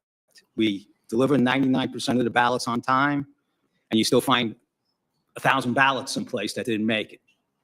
And that becomes that's a big issue. And it's not necessarily because of the Postal Service. It could be, but there's 8,000 different voting districts across the nation. That's across called 50 states failure. with different rules, different types of mail pieces, and different requirements. We don't say when the vote has to be in, if it gets counted and all that. And that creates a lot of ugly conversation, between, our organization and state secretaries of state and so forth. Simple accusations of something being laid on the mail process creates, a lot of emotion. So I think long term, we did an excellent job. It was a big effort on this. I think a standard mail piece would be helpful to us long term. We're looking at ways to work with the different states, the different election offices, to get into a specific contract type of basis to do that. But yes, vote by mail is here to stay. We've done a good job. Election officials have done a good job, but it's still not where it needs to be, because if we want 100% guaranteed performance, we need to do more together. Thanks very much. Thank you. Senator Hassan, recognized for your questions. Oh, thank you very much, Mr. Chair. And I want to thank you and the ranking member for holding this hearing. Welcome, Postmaster General. It is good to see you. I want to focus a bit on the ways that you can work to strengthen mail service. And I want to also share my concerns about some of the proposals that you have that would make mail service worse in my state for Granite Staters. The Postal Service has a plan to move some postal operations from Manchester, New Hampshire to Boston. I oppose the plan because implementation of it will harm service and delay delivery. I also oppose moving operations from White River Junction, Vermont to Hartford, Connecticut, because White River Junction serves Granite Staters in the northern part of New Hampshire. We know from Postal Service Inspector General reports that processing center consolidations like the ones you're considering here, including those in Virginia and Georgia, resulted in, quote, an immediate and significant decline in service performance, close quote. And we know, too, that those declines continued for several months and that these facilities are still struggling to meet their on-time delivery goals. I have also repeatedly heard serious concerns from postal employees and customers that your plans would slow delivery service in New Hampshire. And just to be clear, taking a collection center, a processing center from Manchester to Boston moves it at least a 2-hour drive time, both from the collection point into the processing center and then back up to New Hampshire. Despite pausing your Manchester and White River Junction consolidation plans earlier this year, you haven't sought an independent analysis of how these plans will impact Granite Staters. So yes or no, will you ask the Postal Regulatory Commission to analyze the service impacts of moving operations from Manchester to Boston and White River Junction to Hartford? And if the Postal Regulatory Commission finds that moving operations from Manchester to Boston or White River Junction to Hartford will cause significant disruptions, will you stop the plan from moving forward? If you're asking me if I would specifically ask the Postal Regulatory Commission to opine on that specific. To have an independent analysis done. Would not. So you won't have that done. I'm going to continue to strongly oppose the plans, especially in the absence of an independent review of the service impacts in New Hampshire, because common sense and my own familiarity with the whole region tells me that this will slow down service in considerable ways. How are you going to continuously monitor service as operations transition from Manchester to Boston or from White River Junction to Hartford? And if and when delays occur, how are you going to rectify them? That's a good question, and that is something that we have amped up considerably in terms of operational reviews, performance excellence skimmers on site, and so forth. So I can tell you that we have people looking at every bit of performance in all of these moves. Now, when we have response teams ready to to jump in and make the necessary correction. Well, what if your monitoring tells you that it was a mistake to take it from Manchester to Boston because it's going to delay delivery in considerable ways? Again, I'm not, a mistake. You may think it's a mistake, and we may not think it's a mistake. A delay, a change in service, and I don't know the specifics of right now off the top of my head in Manchester. We will have a service standard that is good for the whole nation, and we will meet that service standard. Well, Okay. and because my time is limited, I hear you on that, and I hope you are right, but I believe you aren't. And the reason is, if you slow down collection, if you do collection less frequently, and it takes longer to drive mail from one place to the processing center than it did before, and you're doing less collection, and it's going to take longer to get it back to the state where you need to deliver, my common sense tells me that is going to delay service. Let me move on to another issue. I think you're double counting some of that time. Well, since I'm really familiar with the drives and I'm pretty familiar with the terrain, and I'm listening to my postal employees a lot because they're really smart people and they're familiar with it too. And I would suggest you might want to talk with them. But let me move on to Mr. DeJoy. We have limited time, and so I'm going to move on to my next question. While you have focused on making large-scale operational changes, some smaller changes and investment in technology can have significant and positive impacts because they will improve employee safety, they will boost morale, and they will improve customer service.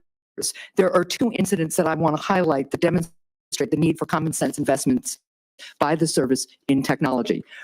First, earlier this year, a Nashua, New Hampshire letter carrier was robbed at gunpoint while delivering mail.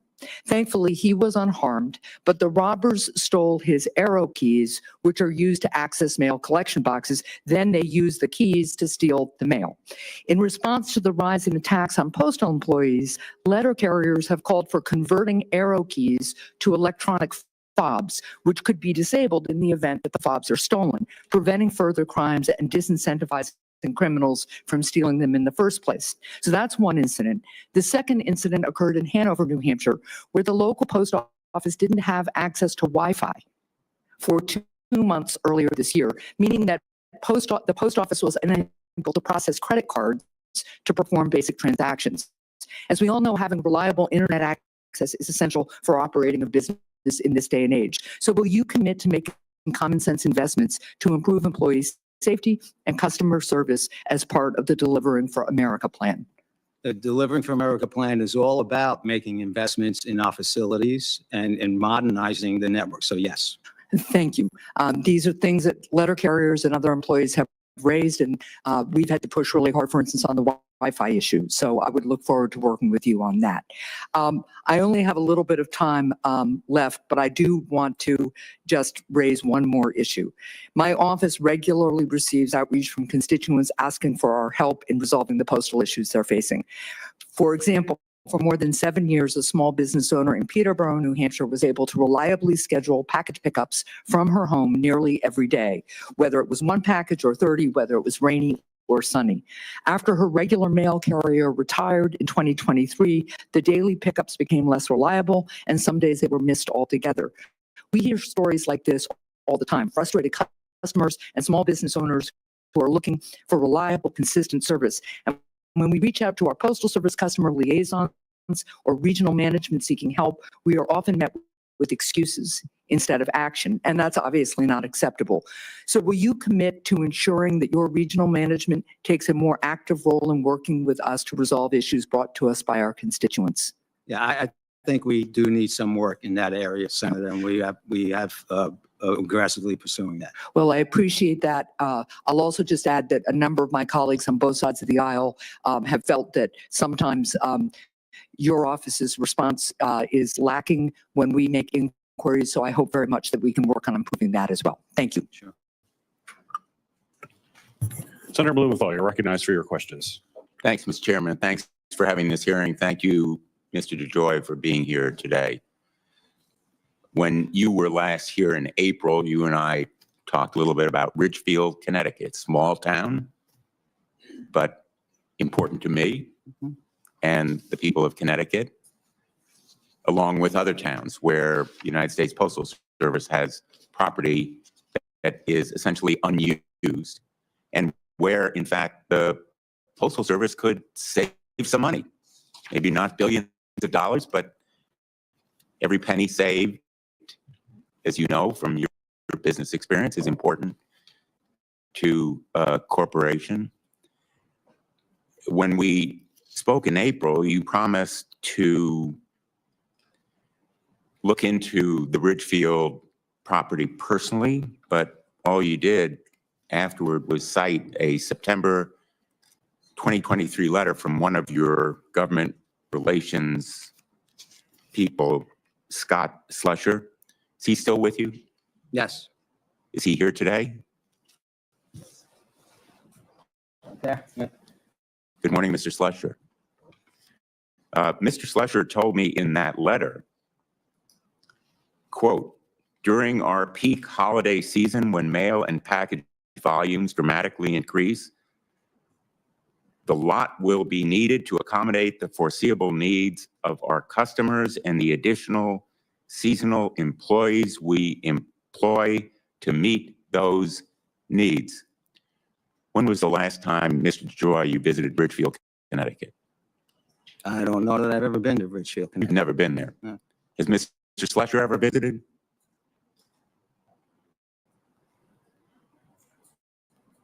I take it from your non-answer that he hasn't. You're asking me if Mrs.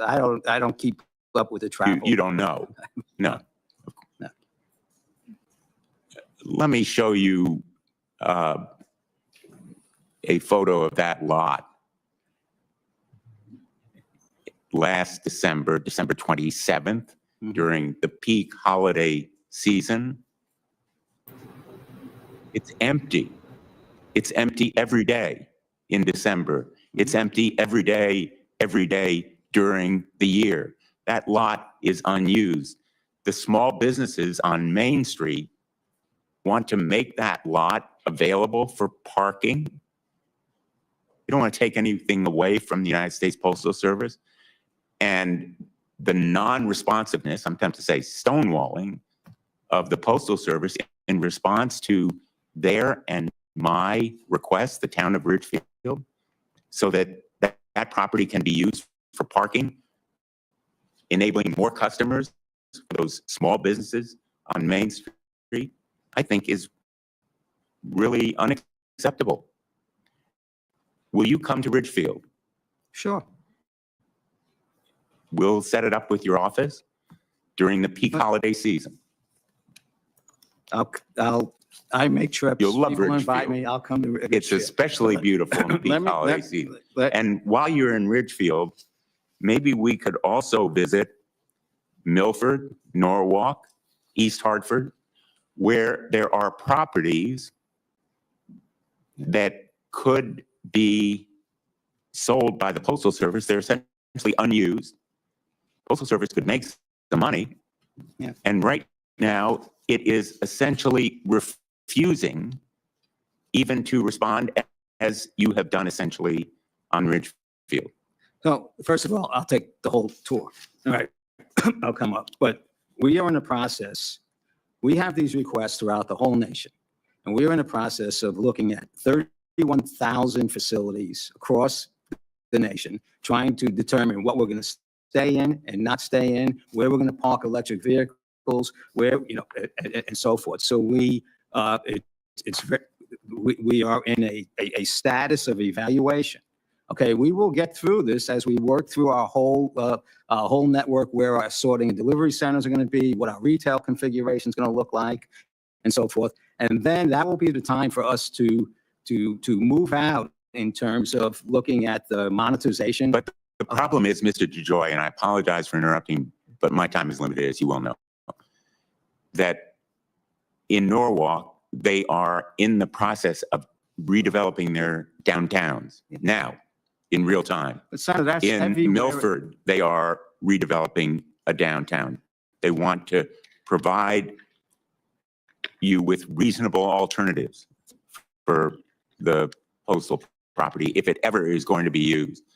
In Litchfield, I mean, I could go through a number of towns where in real time right now, there are businesses and taxpayer interests, and your customers are at stake. Why can't we move on some of these properties right away rather than the post office, in effect, with all due respect, stonewalling the people of Connecticut? I don't know that we I do believe that we need to, and have started a process to engage. I just was with a couple of congressmen in their towns looking at some of these projects. I do think we need to get into a better dialogue, more meaningful dialogue with local constituents, quicker in terms of the decisions that we need to make and the reasons why we can't relinquish or can relinquish the property. I think we need to get better at that. Doesn't change the answer, in many cases, because we do need many of these properties. So I don't know. I mean, do you want me to look into this further? Well, you promised to look into it in April. And we gave you an answer. And you gave me an answer to refer to a September 2023 letter, which frankly I find insulting. Why do you find it insulting? If we Because what you say is absolutely untrue, that it is used in the peak holiday season. And if anybody paid attention, gave it the slightest care, that's not true. Because Senator, back when I got here, we added like 1,000 locations during peak, right, to do deliveries. Because of some of the changes that we have made in our operational processes, that is coming down. That might have been one. We ran a lot of additional operations during the peak season that were crazy and costly and deteriorated service. So in our process, I'm emptying buildings all over the country. But this is a process. I can't. Well, the process seems to be never ending. Exactly. And the lack of an end means the post office, the United States Postal Service, is deprived of revenue that it needs, and it means insulting the people of the United States who have an interest, your customers, not only in that revenue, but also in the most effective use of property that belongs to the United States Postal Service. Senator, so I welcome your willingness to come visit. I'll come. But if I give up a bill, I get booted out of a retail center where I'm paying, let's say, $300. You know what the price of that is for me to go someplace else today? Like $3 million a year.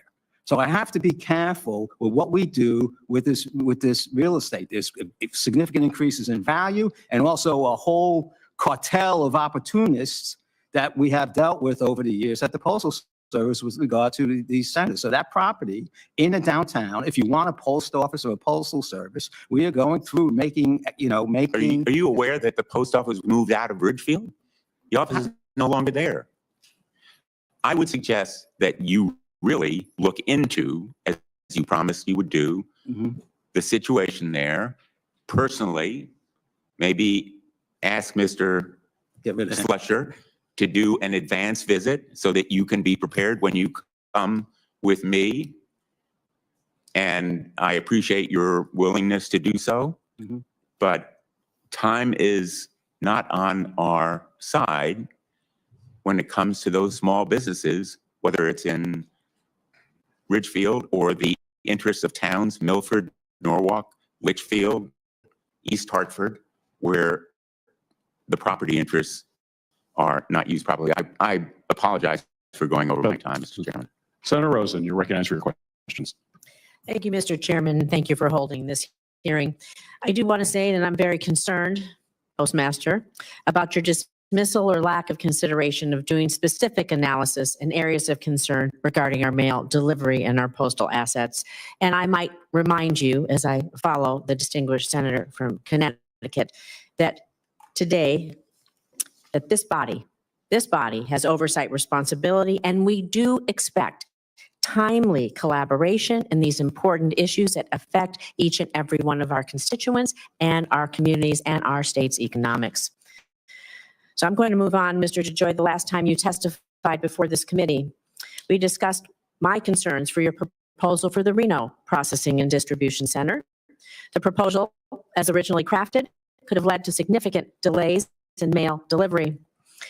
I appreciate that after months of pushing, USPS finally responded to my calls to keep in-state mail letter processing in Reno. I do remain concerned about the overall implementation of your Delivering for America plan. According to the USPS online performance dashboard, while the standard for receiving and delivering mail in Reno is 2 days, USPS is currently averaging 3 to 4 days in certain zip codes in Reno. And so, can you speak specifically to Reno, if you may, what the USPS is currently doing to get our delivery times down in northern Nevada to the 2-day standard, and when we might expect that? Yeah. So right now, of course, and I don't know specifically to Reno, but I believe Reno area, all of, I don't want to even say Nevada. Is it And if you come here, would you please learn to say Nevada properly? It is kind of respectful. I appreciate that. No disrespect intended, and do you say Illinois if you go to talk to the senator why from are you making Illinois? fun of me? Well, it is a matter of respect. You've been through this body Maybe that's multiple the way I times. speak. Why are you making fun of me? I am not making fun You of are you, making sir. fun of me. I would like to see respect due to my state of Nevada, which is Likewise. experiencing problems in their mail delivery service. When can we expect mail delivery back down to the 2-day standard? 50% of market dominant mail and packages gets delivered a day in advance. We're at about 85% on time, 95% a day later. We're going to be in that condition for probably the next 8 to 12 months. Okay, when I expect that all mail, through the system reaches its intended. 4 days. The average time is 2.8 days across the nation for mail to be delivered. So, Thank you. I'd like to move on and talk about the treacherous conditions on the Donner Pass on I-80, which we did speak about also last time. It is the only way to get from Reno to Sacramento. And so a path that you had in your original plan to redistribute mail processing from Reno would have relied on travel for mail to travel out of Nevada and then, of course, back again. As I mentioned at that time, Donner Pass is some of the most extreme weather in the United States, with over 33 feet of snow annually. And just a few days ago, Donner Pass again was closed due to heavy snowfall.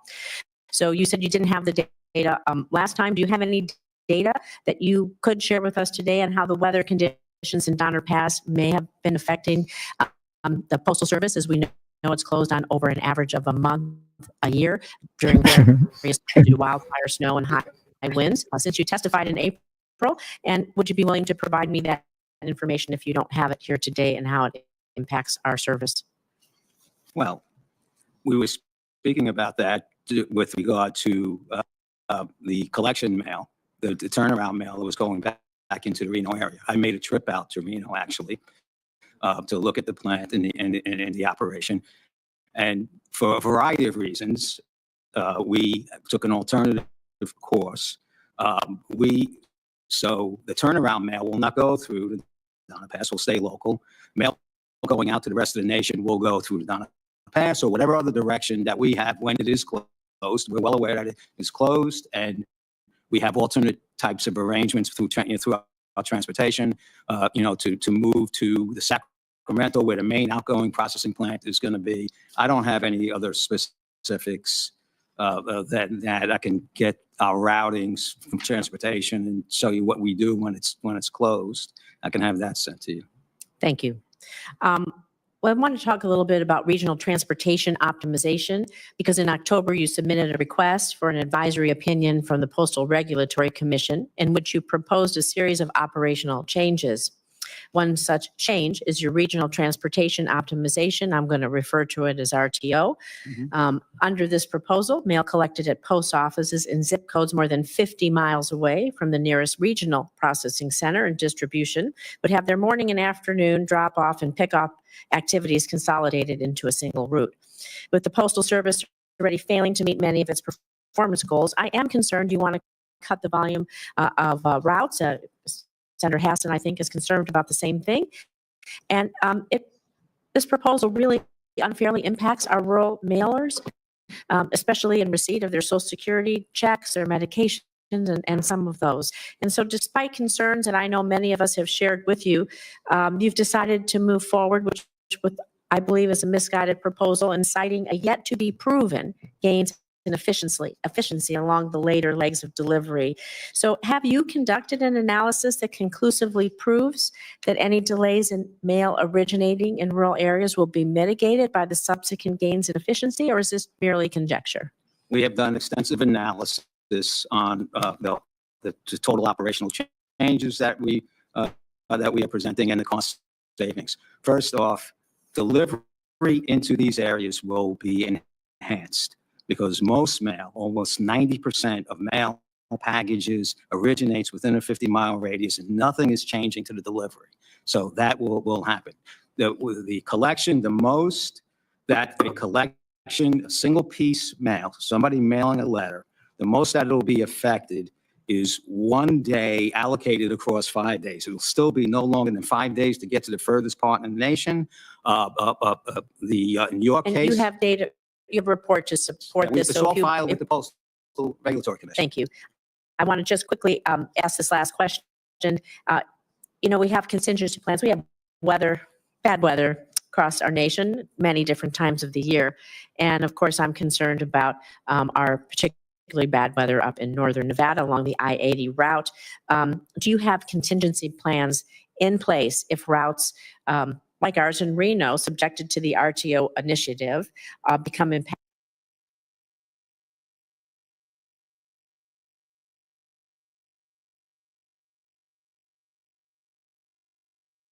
Probably go after.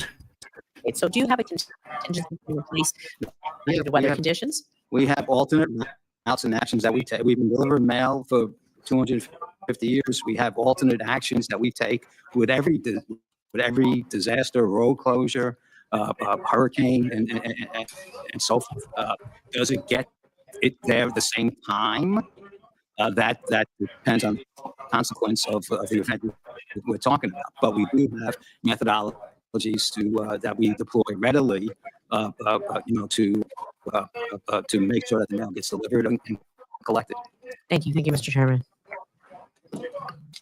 Thank you. Senator Ossoff, you're recognized for your questions. Thank you, Mr. Chairman. Postmaster General, prior to your efforts to implement Delivering for America and move to the Palmetto facility in Georgia, on-time delivery for first-class mail in North Georgia was over 90%, correct? Not so. Not so? What was on-time first-class mail delivery in Georgia prior to the changes that you implemented at Palmetto? So Atlanta was always in the bottom 20% of our service standard across the nation. So my question is, what percentage of I don't first-class remember. mail? It's probably in the low 80s. So a single piece first-class mail was definitely in the low 80s. In the midst of the changes that you implemented mid-spring, that declined to 36%, correct? We've been through this. Yes, it has. We've been through this. Mhm. Well, we're going through it again. Okay, let's go. On-time delivery of first-class mail in Metro Atlanta and North Georgia, late spring was 36%, correct? That is correct. You said at the hearing in April that we would be, quote, where we need to be in about 60 days, correct? I believe so. Yep. It's been 233 days. Sound right? That's, I don't It's been 233 days. On-time delivery of first-class mail in Metro Atlanta and North Georgia is now at 75%, correct? Are we where we need to be? Where we're going to be for a little bit, yes. Are we where we need to be? Where we're going to be. It's a simple question. Do you believe that 75% For right now, on-time the delivery of transitions that mail we're in doing. North Georgia is where we need to be? 50% of first-class mail in Georgia gets delivered a day in advance. We're in the 75 to low 80s on time, and 90% is the day after. While we're doing our transitions, okay, that's where we're going to be. That's one of the reasons why we have other types of service-related issues that are. Yeah, my time is limited. Let me assure you that for my constituents in Georgia, the mail being delivered on time, 75% of the time, is not where we need to be. When you said 233 days ago that we would be where we need to be in 60 days. Yeah. Delivering for America plan projected positive net income for USPS starting in FY23. Is that right? That's correct. In FY23, you had a $6.5 billion loss, correct? In FY24, you had a $9.5 billion loss, correct? Correct. You had projected for FY24 a $1.7 billion gain, correct? I don't remember. Yeah, that's correct. Would you say that your tenure has been a success? I would say that the 10-year plan has not reached what the plan No, said it you would be. failed miserably. Sorry, not your 10-year plan. Bastard. Your tenure. Has your tenure as Postmaster General been a success? Senator, I know how you feel about me. You've been quite public. Okay, so I'm not. Answer the question. I'm a failure. Fine, I don't. It's not about how I feel about you, It is. Postmaster General. It's about whether or not seniors in Georgia are receiving prescriptions. It's the stacks of boxes of mail from courts that never arrived to their destination. It's the small businesses who are not able to get products to market and who are, this is my time, Postmaster General. You're here under oath before the U.S. Senate. I know where I am. It's small businesses who can't operate. It's death notices not delivered to family members. And you're sitting here trying to explain that 75% on-time delivery is a success. And it's not. It's not about how I feel about you, Postmaster General. It's how my constituents are being served by the United States Postal Service. Let me ask you a question about the Palmetto facility in Georgia. Have there been any deaths in the Palmetto facility in the last year? Any deaths? Deaths. I have a lot of events throughout the course of the year. I don't remember specific. I have a lot of deaths throughout the course of the year. I don't remember specifically Palmetto. No. How many deaths of personnel on the job would you say you've had nationwide in the last year? We probably see 10. Well, you had a death in the Palmetto facility last year. Will you provide my office and this committee with all materials relevant to that death? Absolutely. When will on-time mail delivery be restored to the level prior to you trying to make these changes for my constituents in Georgia? You said in April We'd be where we need to be in Well, 60 first days. of all, I disagree with the premise because the service is probably at the level of service where you were before I started these changes, right? We're not. Yes, we are. I've got the numbers in front of me. We're not. I don't know what numbers you got. But I've got your on-time delivery statistics. You're not where you were before you tried to make this change in Georgia. You're at 75% on-time delivery in Georgia. So when will you be? you said the Delivering for America plan. When we started the Delivering for America plan, service in Georgia was terrible. Aspects of the Delivering for America plan brought that service up. We were close to the 90s across the board. That was part of the Delivering for America plan. When we opened the new plant is when we had our issues. Service went down and we're recovering from it now. And it's part of, when we get to where we want to be, it's going to be part of the whole broad filing that we have with the PRC right now, where some of the service business rules that are 30 years old that should have been changed are affecting how we measure service. So there's a bunch of other things that need to come together to get the service where it is. In all, service in Georgia is within less than 3 days, people get all their mail packages and everything, right? And that will be what, that will be the target, what we're trying to shoot. You just lowered your targets for next year, correct? I lowered the targets for next year to put that, what I just said, out into the public, that this is what it's going to look like. You lowered your targets for next year so you could meet your targets. So I can make the changes that we need to make to provide a viable United States Postal Service. Well, Postmaster General, you're not meeting your financial targets. You're hemorrhaging cash when you said you'd be making money. Delivery in Georgia has been abysmal this year. You have not recovered as you said you would. You need to do better for my constituents in Georgia.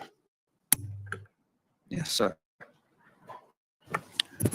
Senator Hawley, I recognize for your questions, and thank you for deferring to some of our colleagues here. That was very kind. Absolutely. Thank you, Mr. Chairman. Mr. DeJoy, good to see you. Let me ask you about the regional transportation optimization plan. A couple of my colleagues had questions about this. Now, and maybe you can clear up some things for me. My understanding is that this plan will eliminate end-of-day collection at post offices that are located more than 50 miles from a hub. Is that basically correct? Eliminate end-of-day collection from post offices that are located more than 50 miles from a hub. Is that basically right? Most likely in most places. Okay. Could you speak into your microphone, Mr. DeJoy, a little bit there? That way we can hear each other better. Great. So, okay. It's going to eliminate end-of-day collection at most post offices located more than 50 miles from one of the hubs. Now, in Missouri, we've got 926 post offices. 754 of them are more than 50 miles from a hub. And that accounts for 50% of my state's population. And I understand that under your own agency's projections, 68% of rural single-piece first-class mail will get downgraded under this plan. That's going to be half my state. Can you walk me through that? Yeah. So I would have to look at what we're saying in terms of local cancellation, because I think in Missouri we decided to keep another local cancellation plan, but it'll be one or two plans. So to some certain extent, you're right that there's a bunch of offices that are outside the that would get the what we say is the plus 1 day, where we would send a truck out when we deliver mail and take it back, which is an obvious cure for an inefficient process. We will then accelerate within the reach of the plant that it goes to. We will accelerate through the system, so we'll pick up time there, and across the country we'll pick up time because we will deploy operating practices that get us on the road about 4 hours early, right? So that's going to get us further. With regard to the impact, the 68%, it's not that much. It's single piece mail outbound only. So all mail with 88% of mail originates from within a 50-mile radius, and all that delivery will be picked up by that 4-hour process moving through the system. So all delivery to all your constituents everywhere will be better in terms of the delivery side. It's only the outbound collections that come and go through this, that get the extra day, that within the 1, 2, 3, 4, and 5 day span that we have right now, okay, a 2 day may go to 3 day, a 3 day may go to 4 day, a 4 day may go to 5 day, but nothing's going beyond 5 days. And that's going to save, we have tens of thousands of trucks running around with nothing in them. I have to, that is a big reason, to make the change. So I think, within, on a single piece mail, and I'm not diminishing its importance, but somebody mailing a letter to, a card or something like that may get a day later within the 5 day constraint. Yeah, my concern is, thank you for confirming that. My concern is that that's going to affect half of my state, 754 of my state's post offices. This is on top of downgrades that happened in late 2021. I mean, this is, as you can understand, I'm sure, this is why the Missouri Farm Bureau has written to you opposing this. All of my rural electric cooperatives are opposed to this. This is disproportionate impact on rural folks. I understand that some urban areas will also experience downgrades, but to them, your own estimates say it'll be a third of their volume. It's 2/3, more than 2/3 of the rural volume. I mean, why the disproportionate impact on rural folks? It actually has more of an impact on urban areas. The impact is like 60% urban, 40% rural. Urban areas have sprouted up. Postal system was built, 30s and 40s, and we have different, the geography has greatly changed. So there are urban areas. I need to get cost out. And this is extremely, I don't believe that this is a punitive way. We focus on delivery. We're delivering to 167 million delivery points every day. We set the constraints around the 5 day service. It only affects single piece, so all their deliveries, everything that's going to them is going to be timely. The local cancellation reach, I can get back to you as to what that reach is going to be from the 1 or 2 plants, so that'll take that out of the delivery, out of the impact zone. But at the end of the day, this is a change we need to make to get the cost out. We're chasing $3.7 billion. And this is all about rural America, Senator. If we, Well, you're reducing the deliveries, you're reducing the volume to rural America. I mean, you're slowing it down. They're getting the downgrades. 68% of their mail is going to get downgraded. Significantly more volume gets delivered to people in rural America, in every place, than they actually mail out. Significant. So it's disproportional inbound than outbound. But you don't dispute the fact that 68% of their single piece first class mail is going to get downgraded. You just told me that it would get downgraded. And listen, I think I understand you. You're trying to cut costs. I'm just telling you. I understand your position, Mr. DeJoy, but I need you to understand mine. I represent a state that's majority rural.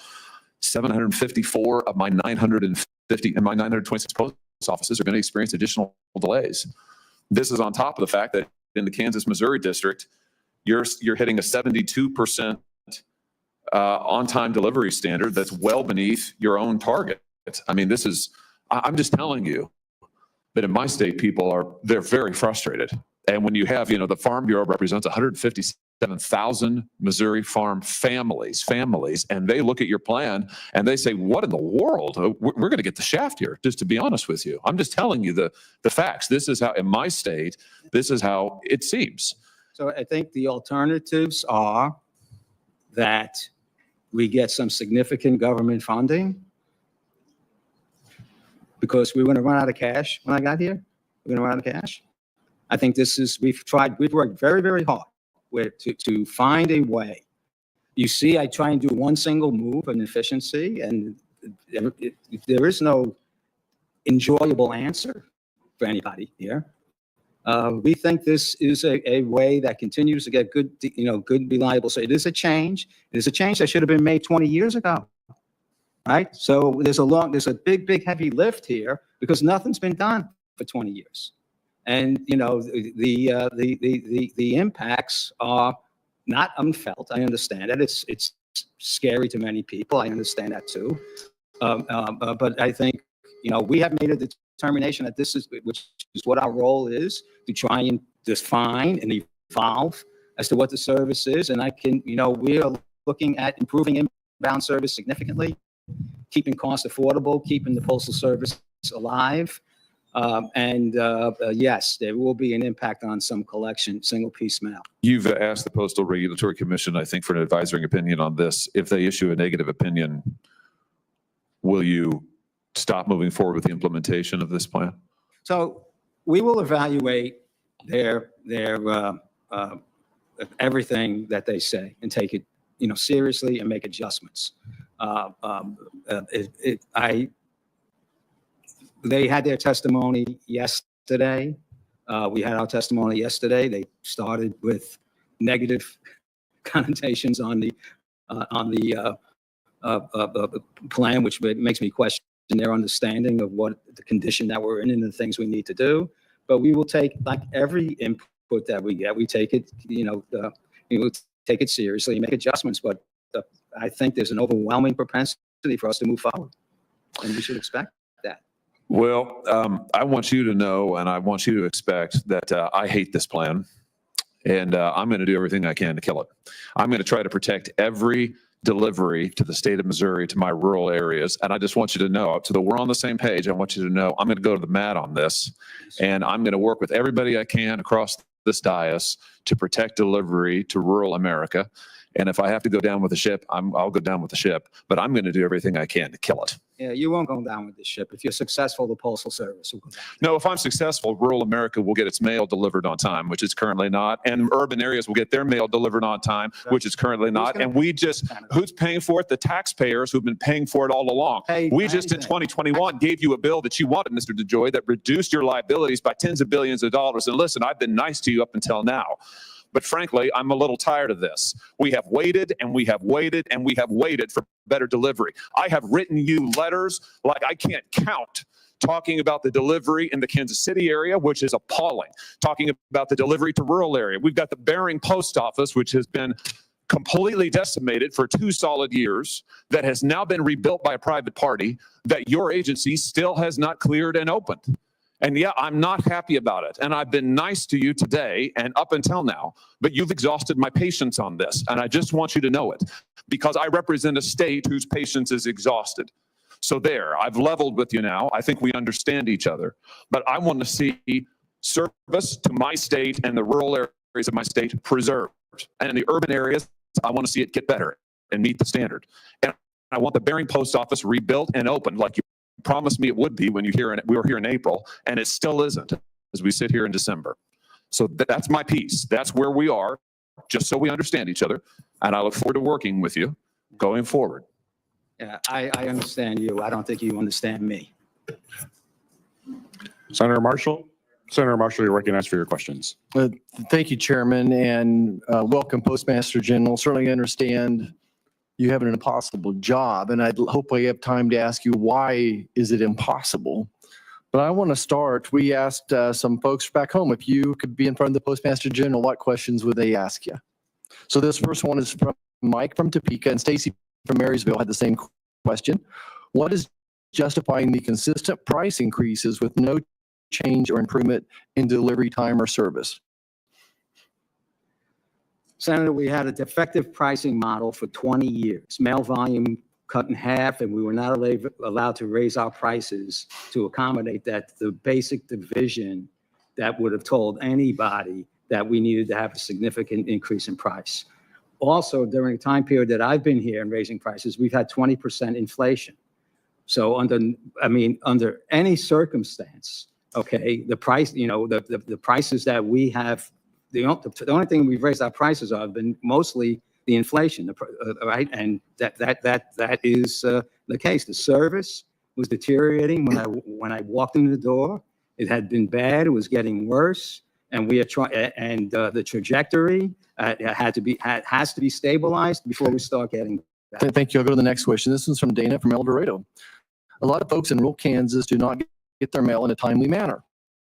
First class mail used to get anywhere in the United States in 2 to 3 days. What changed? The standard. The It's standard. 5 days now. The standard is It's 2 to why? 5 2. So why was the standard changed? Because the operational cost because mail volume had declined 50%, over 50%. We were flying, we spent $3.5 billion flying mail around the country to meet the 3-day standard when I got here. And we're running 50,000 trucks a day empty, right? So I don't own planes. We canceled those contracts that were flying all the stuff. We put everything on truck. And that's our on a ground service. And that is our big initiative. Has that project been successful? Yes, we've taken $1.5 billion out of our transportation budget. We got service up to in the 90s across the board until we started making these physical distribution changes, which are painful. Okay, next, we sent a poll out to over 400,000 Kansans this week. Everybody was not a push poll. And over half of the Kansans said their mail delivery services are unreliable. So over half of Kansans said the mail delivery services are unreliable, and nearly 70% said they have personally experienced delays in the past year. How do you measure success? Certainly, you're not going to call that success, I would assume. No, we have issues in Kansas. I'm aware of the service issues in Kansas. And we are working on a the plant there is old. It's a 3-story building. There are other operational issues that we have in Kansas, and I am working a strategy specifically to enhance the service in Kansas. That is not a result of anything in the plan, right? It's a result of operational issues that we have in Kansas, and I recognize it's there, and we're going to fix it. So how would you measure success? In Kansas? I mean, I assume there's some metric that says the average number of days. Are you meeting the 5-day standard, I guess? How do you follow that? I still think when you look at Kansas, 50% of market dominant mail and packages get to where they're supposed to be a day in advance of the standard. We have, in your case, you said 77, so we might be 77% on time, but the next day, we're within 90, we're in the 90s. Right now, with all the transitions of the traffic coming in and out that we need to make, I think that is part of the consequence of the damage that has been done to the organization over the past 2 decades. Okay, my next question. Postmaster General, the city of Winchester, Kansas has been without a post office building since October 2020. City officials have been provided with a draft lease from the USPS, but have not received a signed, finalized lease allowing them to begin constructing a new building. Can I get your commitment today that a finalized lease will be returned to the city of Winchester by the end of this year? By the end of this year? I can check. I know that's in process. I'll check out what the timing. What's a reasonable time then if it's not by the end of this year? Sure, I will. Let me get back to you. I'll go check on that when we get back to the office. I am trying to accelerate all our leasing practices. It is a laborious. It's Winchester, Kansas. Okay. Yeah. I think you kind of alluded to this audit by the Inspector General in the Kansas City region. Mm-hmm.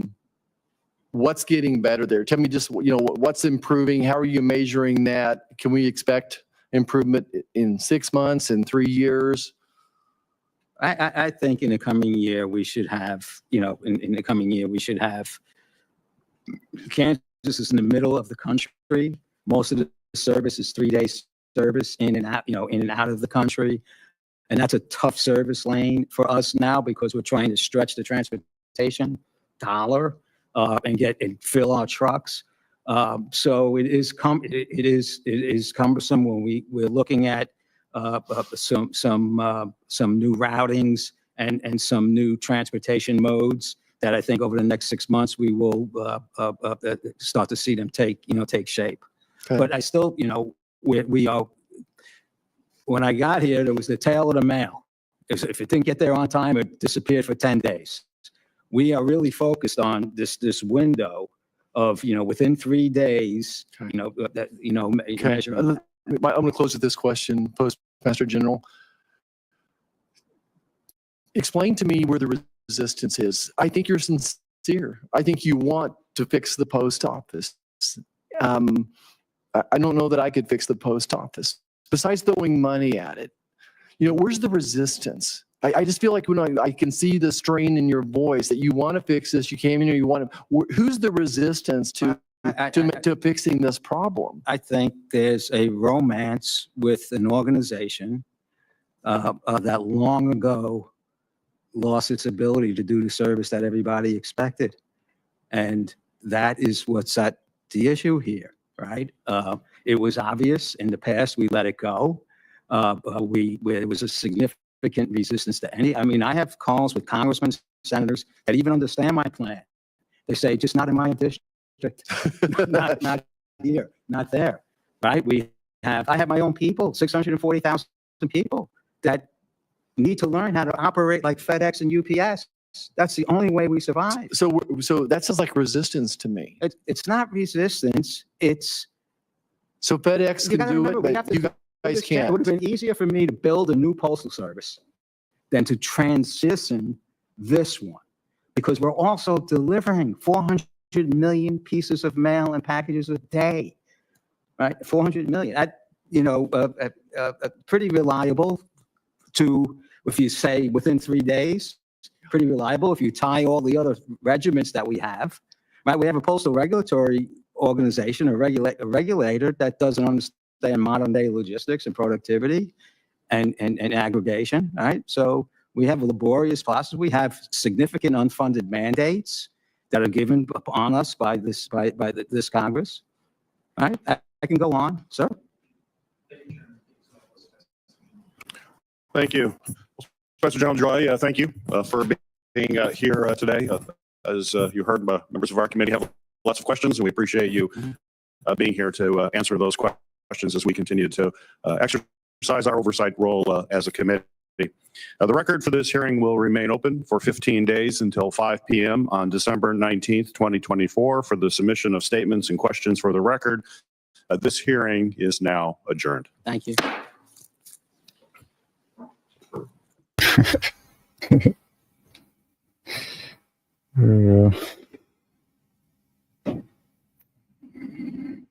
Shows they have no connection to actual costs that the airlines are bearing. Fee revenue, in fact, is skyrocketing, and these consumers feel it.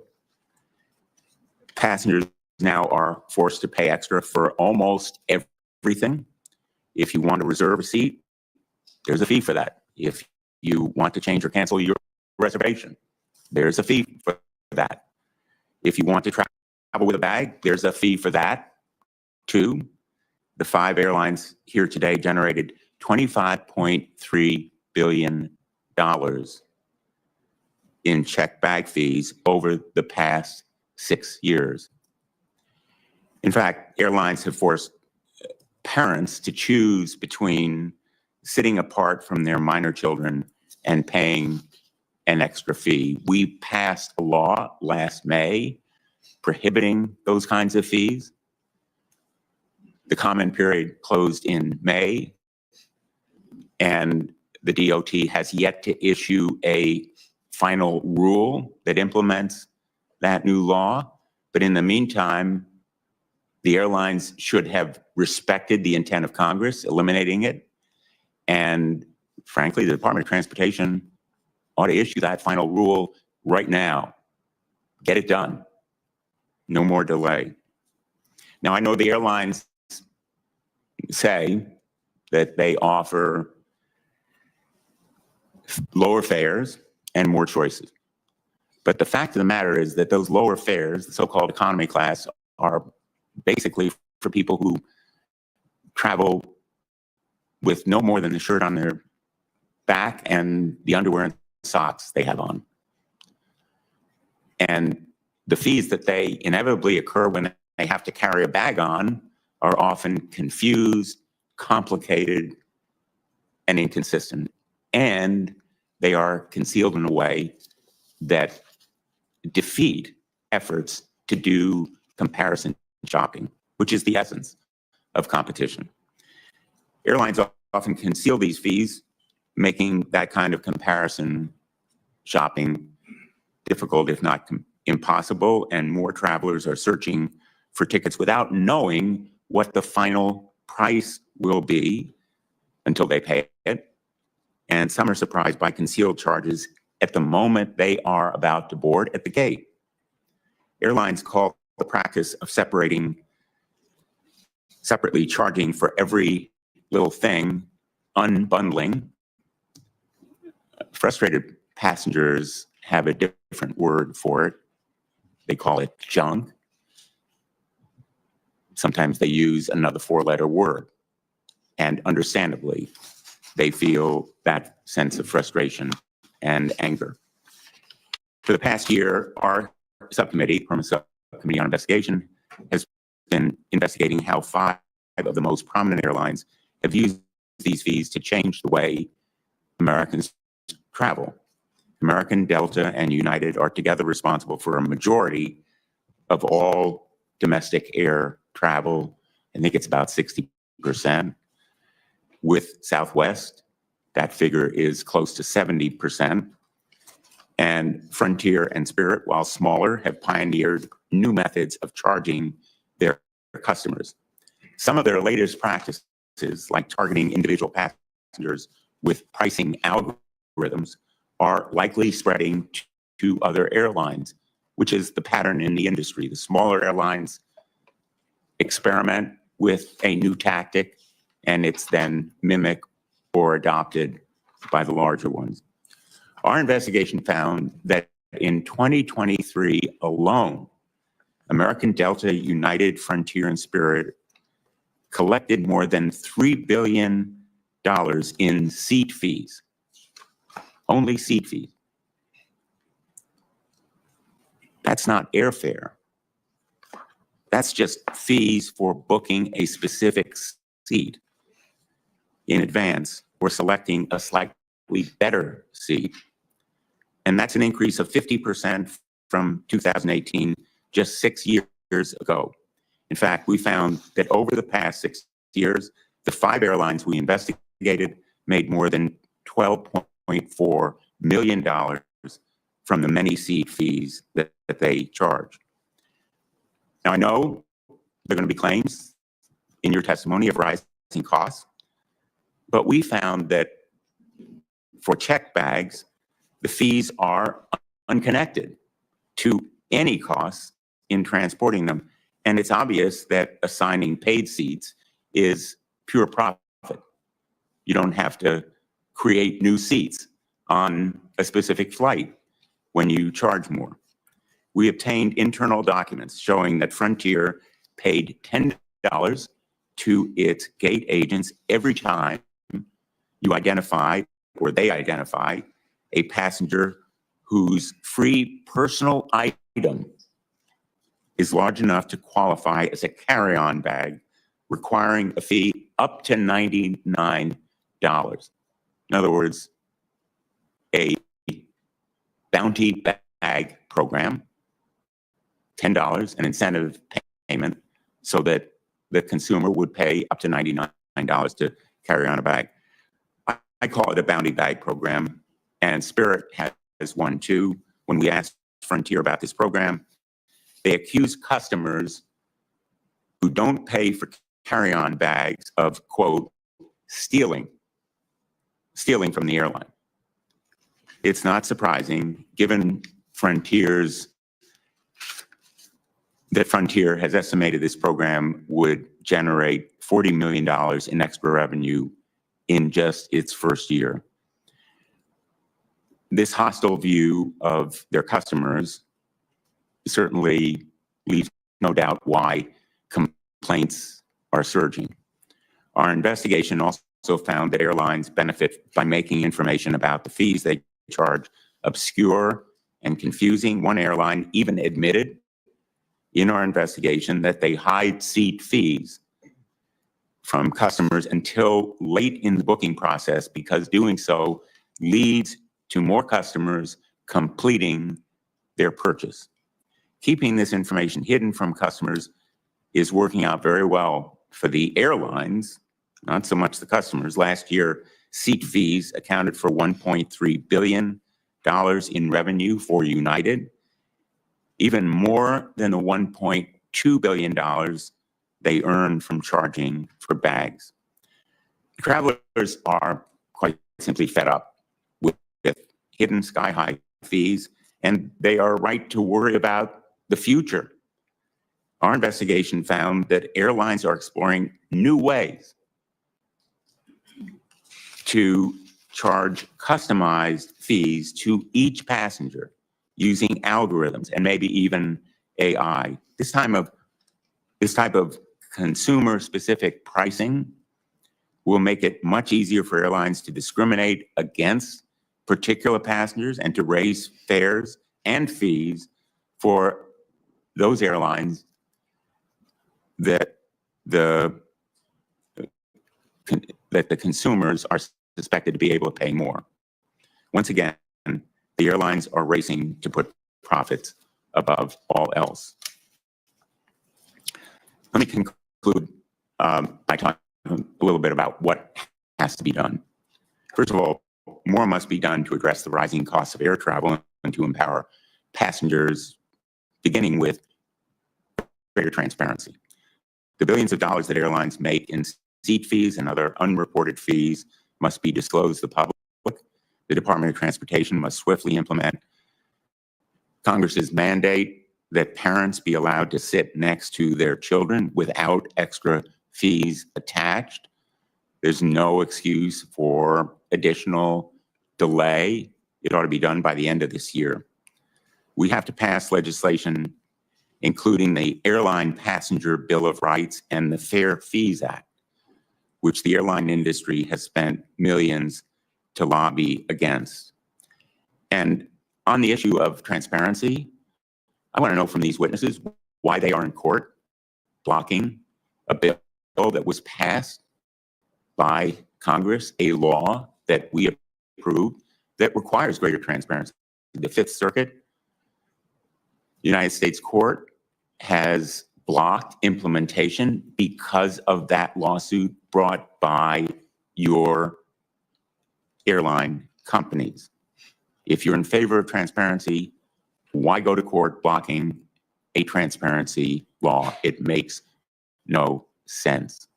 And I hope that our witnesses will address those efforts and, in fact, commit to lift the lawsuit's injunction. We also have to continue to investigate the deceptive and potentially illegal conduct that our investigation has revealed, and I hope that we'll have a prompt response from the Secretaries of Treasury and Transportation to my request for investigation. Finally, at the root of the problem is a lack of competition. I've opposed some of these consolidations, the acquisitions and mergers that have occurred. Airlines charge these fees because they can. Consolidation has enabled 4 airlines to control nearly 70% of the market. Major carriers march in lockstep on these fees.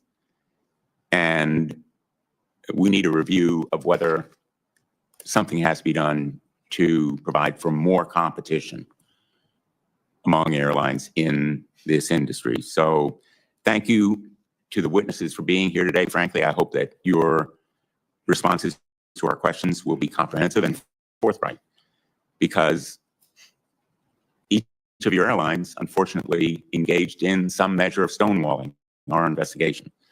And I hope that you understand the public deserves answers, and I hope that you will provide them. Thank you, and I'll turn to Senator Marshall. Well, thank you, Chairman Blumenthal. I appreciate you holding this hearing, and once again, your efforts to protect hardworking Americans. I'm going to save my remarks till after I hear the testimony and get on with this hearing. Thank you. I will now introduce the witnesses and swear them in.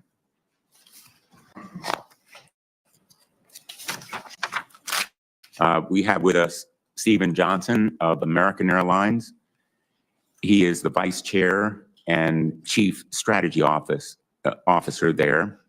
He's been at the airline since 1995 and currently oversees American Eagle and American Airlines Cargo. Robert Schroeder of Frontier Airlines is the Senior Vice President and Chief Commercial Officer. He is responsible for Frontier's commercial teams, including pricing and revenue management and network planning and marketing. Peter Carter of Delta Airlines is the Chief External Affairs Officer. He oversees international, legal, regulatory, governmental affairs, and he served as Delta's Chief Legal Officer since 2015. Matthew Klein of Spirit Airlines is the Executive Vice President and Chief Commercial Officer. He oversees the airline's marketing, pricing, and revenue management, network planning and scheduling, and commercial and operational analytics. Andrew Nocella of United Airlines is the Executive Vice President and Chief Commercial Officer. Among his responsibilities, he oversees commercial strategies, product design, revenue management, and Mileage Plus. It is our custom, as you no doubt know, to swear in the witnesses before their testimony. I'd ask you, please rise and raise your right hand. Do you swear that the testimony you're about to give is the truth, the whole truth, and nothing but the truth, so help you God? Thank you. I'll ask the witnesses now to give their testimony, hopefully within approximately a 5-minute limit. Thank you. Mr. Johnson. Thank you, Mr. Chairman. Chairman Blumenthal, Ranking Member Marshall, members of the subcommittee, thank you for the opportunity to testify. My name is Stephen Johnson, and I'm the Vice Chair and Chief Strategy Officer at American Airlines. I'm pleased to be here today at the request of the subcommittee, and I will answer your questions to the best of my ability. This hearing occurs at a very important time in the airline industry, when we are more focused than ever on gaining the long-term loyalty of our customers. And it has never been more affordable to fly. Over time, overall airfares have gone down, both in inflation-adjusted terms and, since the pandemic, in nominal terms. It's especially noteworthy that flying has become more affordable because that is in stark contrast to the higher prices consumers have been paying on so many other goods and services over the last few years. Also, the airline industry is competing on customer experience in a way that we never have before. Indeed, and the chairman mentioned this, we're proud of the service that American and the industry provided over Thanksgiving, and we look forward to providing our customers with the same level of excellence over the winter holidays and into the new year. Our mission at American is to provide safe, reliable, customer-friendly air travel, supported by a broad range of products and services, options for our customers that they value and use every day. Our ultimate goal is to serve our customers, every one of them, and our business benefits when our customers feel valued, informed, and supported. To that end, American Airlines flies to 350 destinations around the world. That includes 228 airports in the United States, almost half of which are in small communities. Last year, we served 211 million passengers. So it's no surprise that not every passenger wants exactly the same thing. In response, we have very deliberately designed product offerings and pricing to offer choices to our customers so they can decide what is valuable to them. For our most price-sensitive customers, we offer low fares, very low fares, fares that offer air travel at the lowest possible cost. And those fares allow us to compete for those customers' business with airlines that have much lower cost structures than ours. At the same time, other customers expect a wider variety of services, so we offer that too. Our approach maximizes customer choice while offering historically low prices for air travel. Today's hearing topic is about airline ancillary fees. We are proud of the customer-friendly, transparent, and voluntary nature of our fee structure. Any American passenger can fly on any of our flights at any time without paying any fees at all. Also, American customers don't have to pay some of the fees that are the subject of the subcommittee's inquiry. For instance, American does not charge for carrying on a bag or a personal item. We don't charge customers for sitting next to their children or with their families. And we don't charge customers for changing a reservation originating in the United States more than 24 hours in advance of a flight. If passengers do select an ancillary product, we clearly disclose any fees in advance of booking. Our website and app, where the vast majority of our customers book their flights, are clear and easily navigable. That is by design. Everyone wins when our customers know exactly what we are offering and exactly what they are buying. The fact that air travel has become more affordable has democratized flying. More Americans than ever before are able to travel by air. We believe that our strategy for unbundling our products, presenting customers with a wide variety of choices, and offering our customers the lowest possible fares has contributed significantly to that important result. Again, thank you for the opportunity to testify today. I welcome any questions that you may have. Thanks, Mr. Johnson. Mr. Schroeder. Chairman Blumenthal, Ranking Member Marshall, and distinguished members of the subcommittee. My name is Bobby Schroeder, and I am the Senior Vice President and Chief Commercial Officer at Frontier Airlines. Frontier Airlines is an ultra-low fare carrier, or ULFC, that caters to price-sensitive customers and offers unbundled services, enabling customers to pay only for the services they use. This transparent model enables Frontier to keep its base airfares extremely low for the benefit of consumers, 77% lower on average than the legacy carriers, and 64% lower even when ancillary fees are included, providing significant benefits for consumers. Every day, Frontier works to make air travel more accessible. In addition to our ultra-low fares and unbundled optional services, we are one of only 4 major U.S. airlines to commit to fee-free family seating, and one of 3 acknowledged to significant support of service members and their families as recognized by the Department of Transportation. Frontier's unbundled model has democratized air travel and made flying affordable for millions of families, individuals, and small businesses who might have not otherwise been able to travel. It has also driven competition, prompting other airlines to lower fares and create new cost-effective options. ULFC innovation benefits not only customers, but competition as well, aligning with the intent of the Airline Deregulation Act. It is indisputable that unbundling has lowered the cost of flying for customers.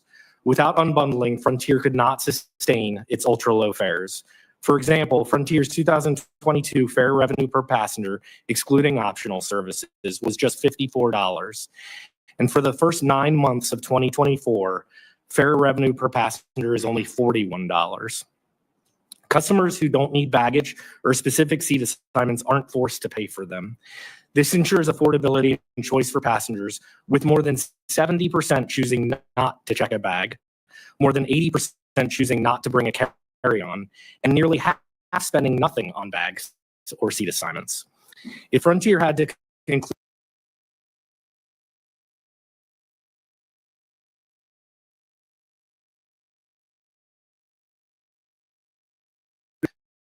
by contrast, on a bundled carrier, every customer pays for the true cost of so-called free checked bags, regardless of whether they check a bag or not, albeit with such costs baked into the airfare.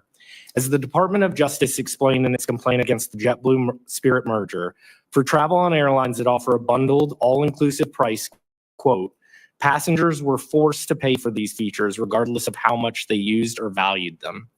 The complaint also highlighted the significant benefits of ULFCs on fares for price-sensitive consumers and the significant consumer-friendly innovation in passenger air transportation that ULFCs have brought to the industry. Among other things, the Department of Justice noted the carriers that have unbundled these features, quote, empower cost-conscious travelers to prioritize the aspects of the flying experience they valued the most, and have enabled such carriers to offer low fares that are particularly attractive to cost-conscious travelers who want the least expensive way to get to their destination. Our ancillary fees support the availability of optional services and ensure that customers who don't need these services aren't subsidizing others. Frontier is transparent, clearly disclosing all product, service, and price options throughout the booking process, consistent with DOT regulations. To this point, DOT data shows that complaints about baggage fees are extremely rare, just 1 per 2.5 million passengers. One final topic I would like to address. Much has been made and distorted about Frontier's program to offer customer service agents commissions for certain ancillary products such as gate checks bags. This program is meant to enhance compliance by passengers with Frontier's carry-on bag policy. This in turn enhances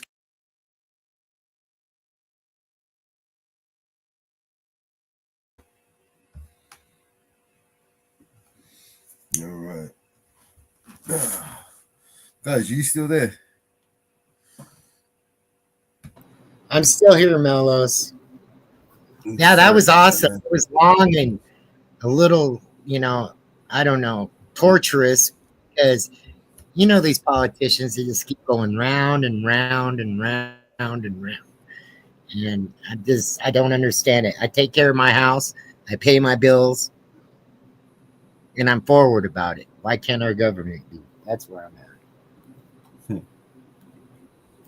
So I guess it here has ran off. Wait, so guess. They like spending our money.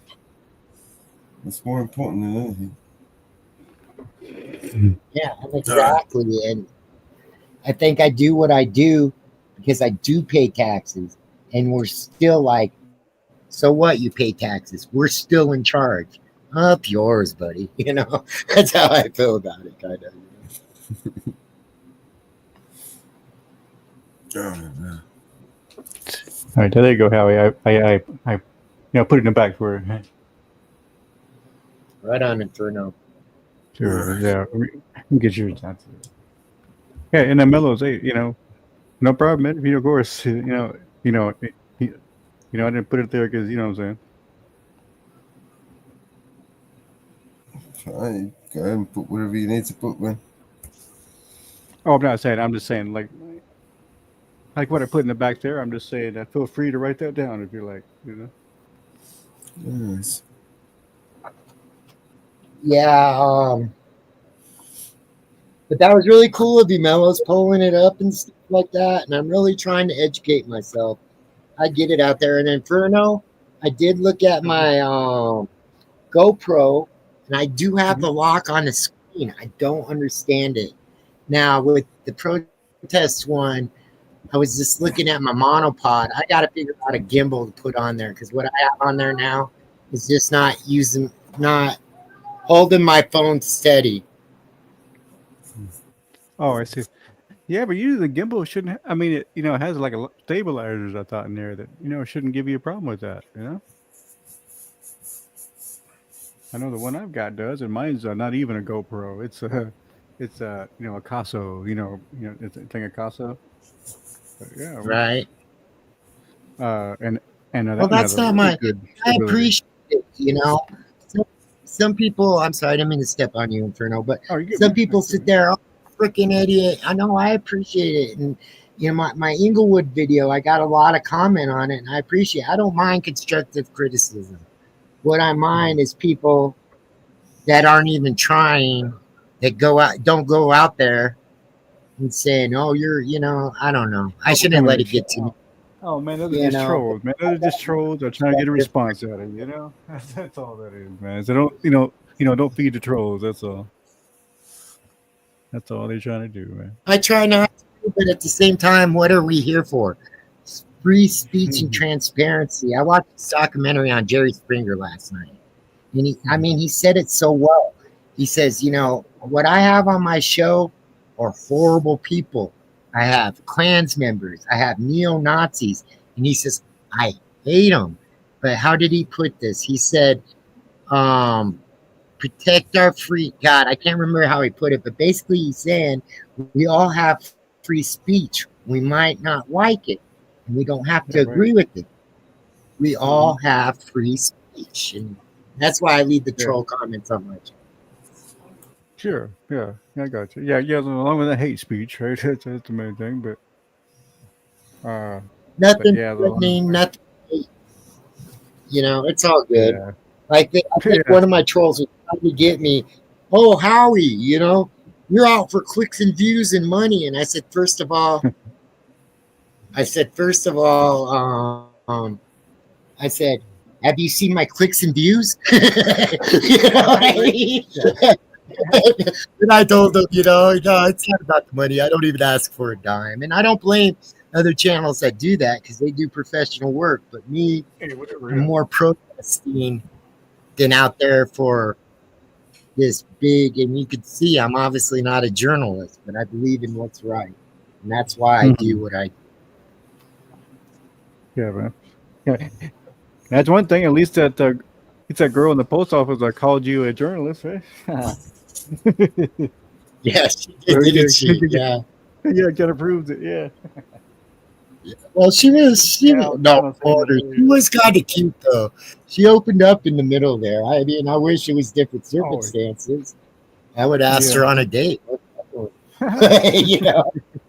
There you go. That'd be good. Two professionals, eh? Two, Yeah, after this, you want to forget about all. We'll have some dinner. Yeah. Yeah. And that was the thing about the post office. I mean, I'm not gonna lie, guys. I was nervous as hell, but at the same time, I've watched these videos, and thanks to those bigger channels out there, I mean, really, thanks to them. And I know they're not lawyers; we're just all people trying to figure it out. But if I would have went in a post office without that education, could you imagine how south that went? Because right away she told me, we don't post or something. And boom, I went there. And that was a good thing you pointed out. I should have looked at the date on it for sure. But I didn't. I didn't really, again. Oh, yeah. But yeah, it's funny. Yeah, when I heard that, like, we don't talk to you, like, what? Yeah. You what? He said, are you journalists? I was like, there you go. The kid called you a journalist. Yeah, reporters. I said reporters. Reporters. I should have. That's it. I knew it was reporters. Yeah. Yes, sir. That's it. Yeah, reporters. And there's always things, and I remember them as I go back out. I wish I would have told her, though, to make it even, because I try to kill them with kindness. I wish I would have told her, hey, at least can you come out and smile for the world? That's smile keeps the world beautiful. Be a peace sign. Yeah. I'm on my way. You know what I mean? Yeah, kind of butter up a little bit, right? Could have, should have, would have, Yeah. Yeah, he's like, driving so crazy with those things. So yeah, I can't worry about the coulda, woulda, shouldas, So you guys, hey, we have birthday cake going on here. Mellows, I appreciate you. Mama Beth, appreciate you. Inferno, I really appreciate you guys. And keep rocking in the free world, man. Right on, you too, brother. It was good to see you. Thank you. Yeah, and happy birthday to and who was it again? I'm sorry. Miss Fawn, my daughter. Yeah, it's my daughter. Okay, okay. 20 went out with me. Yeah, it's her birthday. She's 22, man. That child's growing up on me. All of them is growing up. But, it goes by quick. Every day now, when I was a father, when they were young, like they're never gonna grow up. Now they're growing up, and I'm like, fuck, I'm old. So now there's like 1,000 people that would love. I mean, there's millions of people that that would love to be your age. So I always remember that. Yeah, I know. But it's just God. It's been a long road, but I'm blessed, man. I'm most definitely at it better than other single fathers in the world, and I appreciate that one as well. Right on, brother. Okay, guys. Again, thank you, Mellows. All right, man. Thank you so much. It's appreciated. And we'll catch you guys on the next one. Peace. Yeah. Okay. Okay, Howie. All right. Take care, brother. All right, man. Yeah, I'm sure Mellows had to step away for a sec. I'm sure. Otherwise, he would have been there. Sorry, man. I was just in the toilet. Take care, Howie. Thanks, man. Well, it's coming up to that time there, Inferno. Okay, yeah. All right, man. Time for me is 3:30 a.m. Okay, yeah. So you're gonna, about the time for brother. All right, cool, right on, man. Good to see you, man. That's good. It gives them normal sleep. Or it gives them, sleeping more like a Yeah, like regular a person. human. If you were Like a human being. like a human being. Yeah. Yeah. All right. Well, thank you everybody for sticking with us and staying tuned in. We will definitely catch you on the next one. Thank you, Inferno. Thank you, Howie. Thank you everybody for jumping up and getting this going. And yeah. All right. Peace, everybody. All right. Take care, everybody. Oh, let me just move this over. Oh, good. All right. Good night, everybody.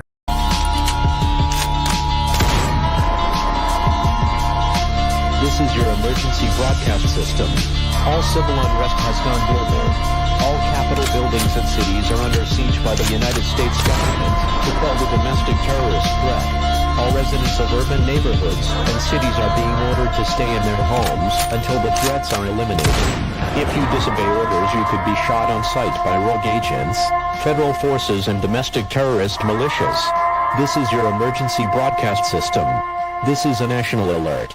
Imminent threat is nationwide. You must stay in sight of your homes or risk being shot on sight. The conspiracy is upon you. Your conspiracy friends were right all along. Now you must learn to survive. If you hear this, you are the resistance. This is your emergency broadcast system. End of broadcast.